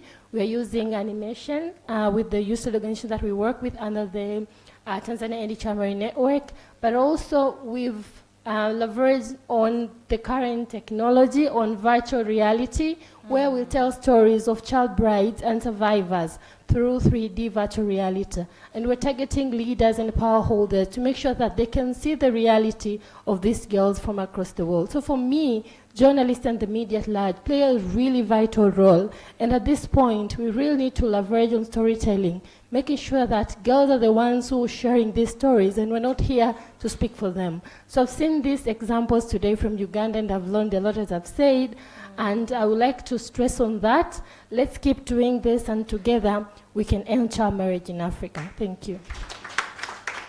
So I think you concur with me that every person here is sharing that something new that they've actually tried to come up that is actually making the young people voice out. So she's talking about how media has been utilized, and I think you agree with me that this is the way to go. The Gen Zs, media, we are going digital. So this is the way to go right now. Lastly, back home, Uganda, Hope, you're everywhere, you're so passionate, you're mentoring young people, you're raising teenagers. Tell us those unique things that you're doing that can encourage the young person here in the room to say, okay, Auntie Hope was talking about raising teenagers. I think I'm energized. I can talk about something. I have a safe space. I can talk about something that is affecting me or affecting my fellow girls. Hope, you're welcome. Thank you. When it comes to empowering young girls and teenagers, I always want to emphasize the issue of mentorship and challenge young people that every time you go to a new place like you are today, make sure you do not go home the same way that you came here. Even if you pick one statement from one person that spoke here today, take it, run with it, and let it be a turning point in your life. I believe in movement building. I've been part of the movement building team under the Girls Not Brides Global, and seeing how partners are coming together to speak the same language of ending child marriage and empower young girls to stay true to their dreams is something that I hold so dear. So for the people in the room here, spending an entire day here can't just be taken for granted. Let us embrace the importance of working in partnership. If we want to end child marriage, we can't end it on our own. We must talk to the young people within our communities. And sometimes when we want to make change, it starts from even our own houses, because child marriage, sexual violence is happening right in our homes, right in our neighborhoods, and it's only you that has to step up and say, let me open my space for a young girl to speak to me. And you don't have to be so old for you to be spoken to. So as young as you are, or as old as you are, you can choose to be the change that you want to see. And last but not least is something to do with storytelling. Each one of us has a story here. Yeah. We could have listened to the story of the young girl from the She Leads program today, but she's a representative of millions of stories in this room. And some of the stories are even worse than what she shared. So your story is powerful. Yeah. And when you share it sometimes, you give hope to another person who was about to give up on life. So if we can choose to use storytelling to make a difference in our lives and the lives of other young people that we are working with, we shall definitely see the change that we want to see. Embrace partnership, embrace networking, mentor a young person. Open your space to young people. Young people are yearning to learn something. So don't hold yourself and be very, very important that young people fear to approach you. Be that change that when they run out, they'll say, yeah, so-and-so helped me with this statement, and it has changed my life. I want to thank you all, and I cheer you on, sisters from Malawi. A big hand clap for my team here. Because if you really didn't learn at school how to pitch your speech, today it was a test. Thank you so much, Angelina. Thank you so much, Cecilia. Thank you so much, Martha. Thank you so much, Hope. I believe that even within this short time, someone has been able to take something home. And my last word would be movement building. Let us spread the word. What we've had here, let us share with those young people, even in your own household. Thank you so much. Thank you. A hand clap for my... As they go.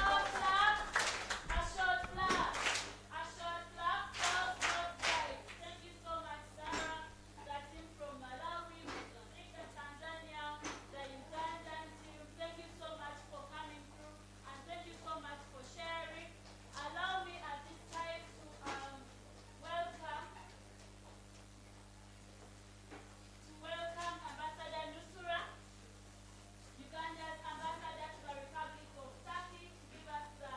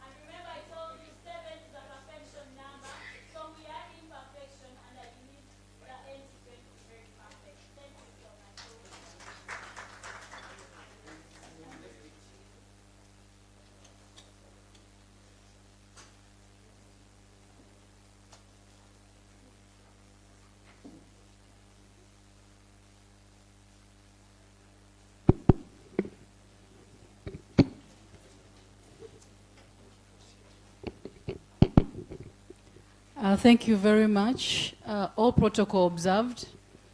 I wish to take this opportunity to give a vote of thanks, to give closing remarks, but in a manner of a vote of thanks to the organizers, and in particular Girls Not Brides Uganda, for an excellent job that you've done. My name's Anusura Tiperu. I represent Uganda in the Republic of Turkey. I am the ambassador. To be an ambassador means you are the president in the jurisdiction, in the host country where you are. So I represent President Museveni in Turkey. I was the first national female youth member of parliament after the promulgation of our constitution, and that means in the parliament of Uganda, girls of Uganda are represented in the parliament by one lady. So that shows that this conference or this summit is in the right place because Uganda has moved far as empowerment of girls is concerned. I would love to thank all the participants, the partners, those who have put in money, among others, Plan International. I won't read, I just kept scanning through the building, and I thought really there's a great team and great minds that have really put up work to make this a success. I wish to take this opportunity to urge the young girls in the house, but also before urging them, I want to congratulate them for an exceptional work. I heard the other young girl speaking and she spoke so well. She was very articulate. I hope you've taken in a lot of wisdom from this conference, and from today onwards, your lives can never be the same. I wish to take this opportunity to thank Girls Not Brides Uganda International, the global organization, for working with Uganda to support and ensuring that Girls Not Brides Uganda is strong. It has a regional network. It has a network all over the country. That gives hope. That means there's a platform out there through which girls can share their experiences, through which girls can get knowledge, and I think the sky is the limit. I am proud in a way, especially when I heard the young ladies from Africa, the remarks they made, the reforms that they are undertaking in their respective countries. Thank you so much for coming to Uganda. Thank you for sharing. And I believe those who are working in Uganda will be able to benchmark from your respective countries and make a difference in the country, because already we have so much. Mr. Mondo, who was speaking here, is like an archive. Whatever reforms that have been done in the sector of children, Mondo has the information. So I'm glad you've called him. Today, he may look an old man, but because of him, we were young girls at one moment. We have turned out to be what we are today. I have been given a very short time, but I just want to tell you that we grew in the time of insecurity. It was so hard. We had young girls who were turned into brides when they were abducted by the rebels. The story is yet something that we could share given an opportunity. Today is my day, not my day. My time here is brief, just to thank the organizers, thank the participants, and to tell you that I wish you the best. As an ambassador, the Republic of Turkey gives a lot of scholarships. They support a lot of organizations. My office will be open to you. My contact will be given to Mr. Abdallah Biabasaija, who told me to give these closing remarks. And we'll work with you to support the young girls, because I'm a product of the country's active support towards the young generation in this country. And particularly my president, President Museveni, is very supportive of the girl child. The trouble now are the boys, the kind of husbands that the country is producing. There's need for focus to support the boys so that there's an equilibrium in terms of supporting boys and the girls. Asante sana. Karibu.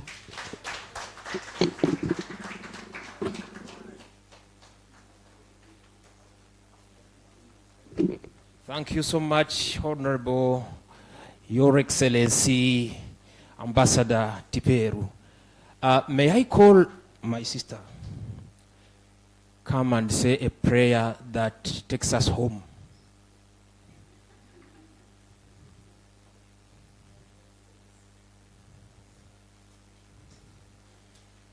You first say your name and where you came from.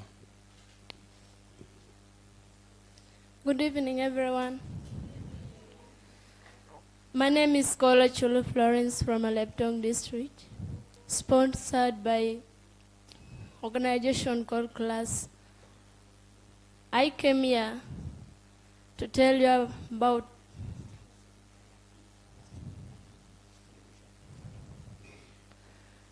okay, the moderator said that I pray now.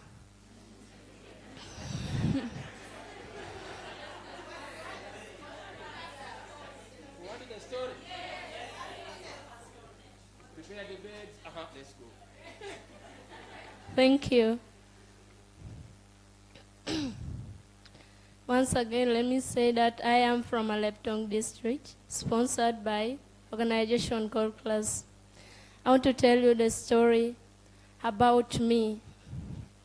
I want to tell you that I am one of the victims that got married early. When my parents were still alive, I went to school. Then I started from P1 up to senior 3. From senior 4, second term, my father died. When he died, poverty dropped into her family. Being the firstborn of her family, I was young at 17 years. I could not make decision on my own. Then later after, I sat for my examination. My mother, being a widow, could not even support me. My uncles were fighting against my mother. They grabbed all our properties that our fathers left. From that, I had no option to go ahead with studies. Then, my uncles, due to the mistreatment, forced me into early marriage at the age of 17 years. I went to my home, but due to family violence, I could not even stay. But I got pregnant and gave birth to twins. There, the situation came worse.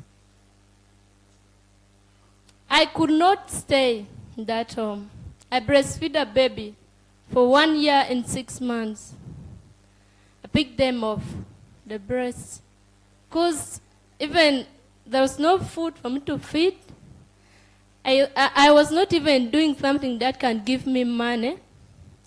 Then I called my aunt, who was in Lira, and told her about my problems. She came for my rescue and sent me the transport money. I again go back to my mother with my baby. And by now, I still left the mother with a baby in the village. Life was very hard. I was not even doing anything, but we have nothing to survive on. We need to go and dig in people's garden. Then came 2024, in July. I come to hear the advert of Class. Then I applied for it. From that, I succeeded. Then I joined Class. Up to now, we are in school for vocational training, doing hairdressing.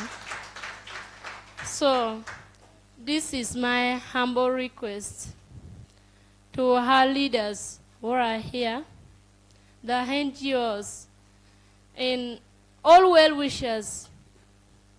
Come, let us come together and fight against child marriage. I am also fighting child marriage. At home there, we have groups. I'm very happy that I'm seeing 2 or 3 girls in the group. Another request is, give us, the young ladies, access to government programs like Youth Livelihood and PDM. This will encourage us to be powerful youth. I would beg to stop here. Thank you.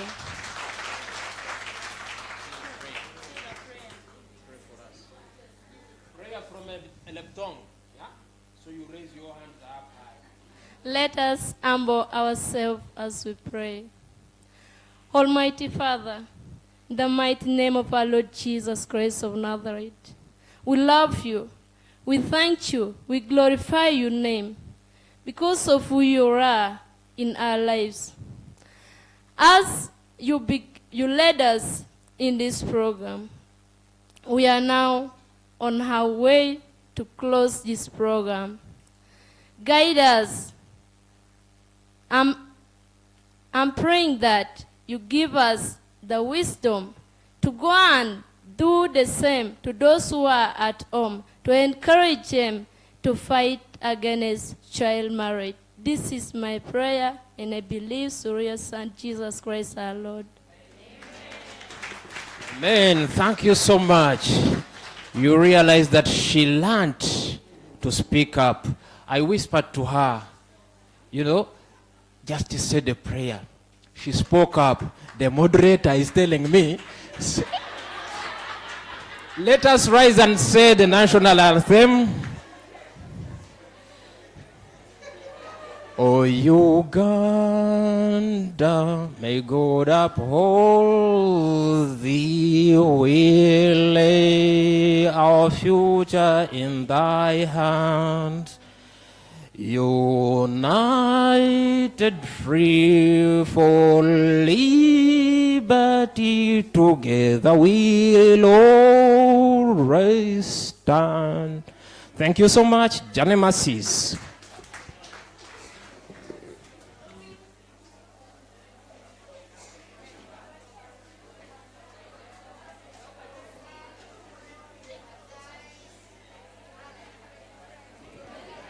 Anyone who has seen my other microphone?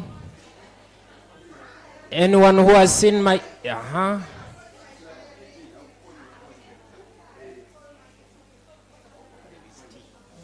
Ladies and gentlemen, we have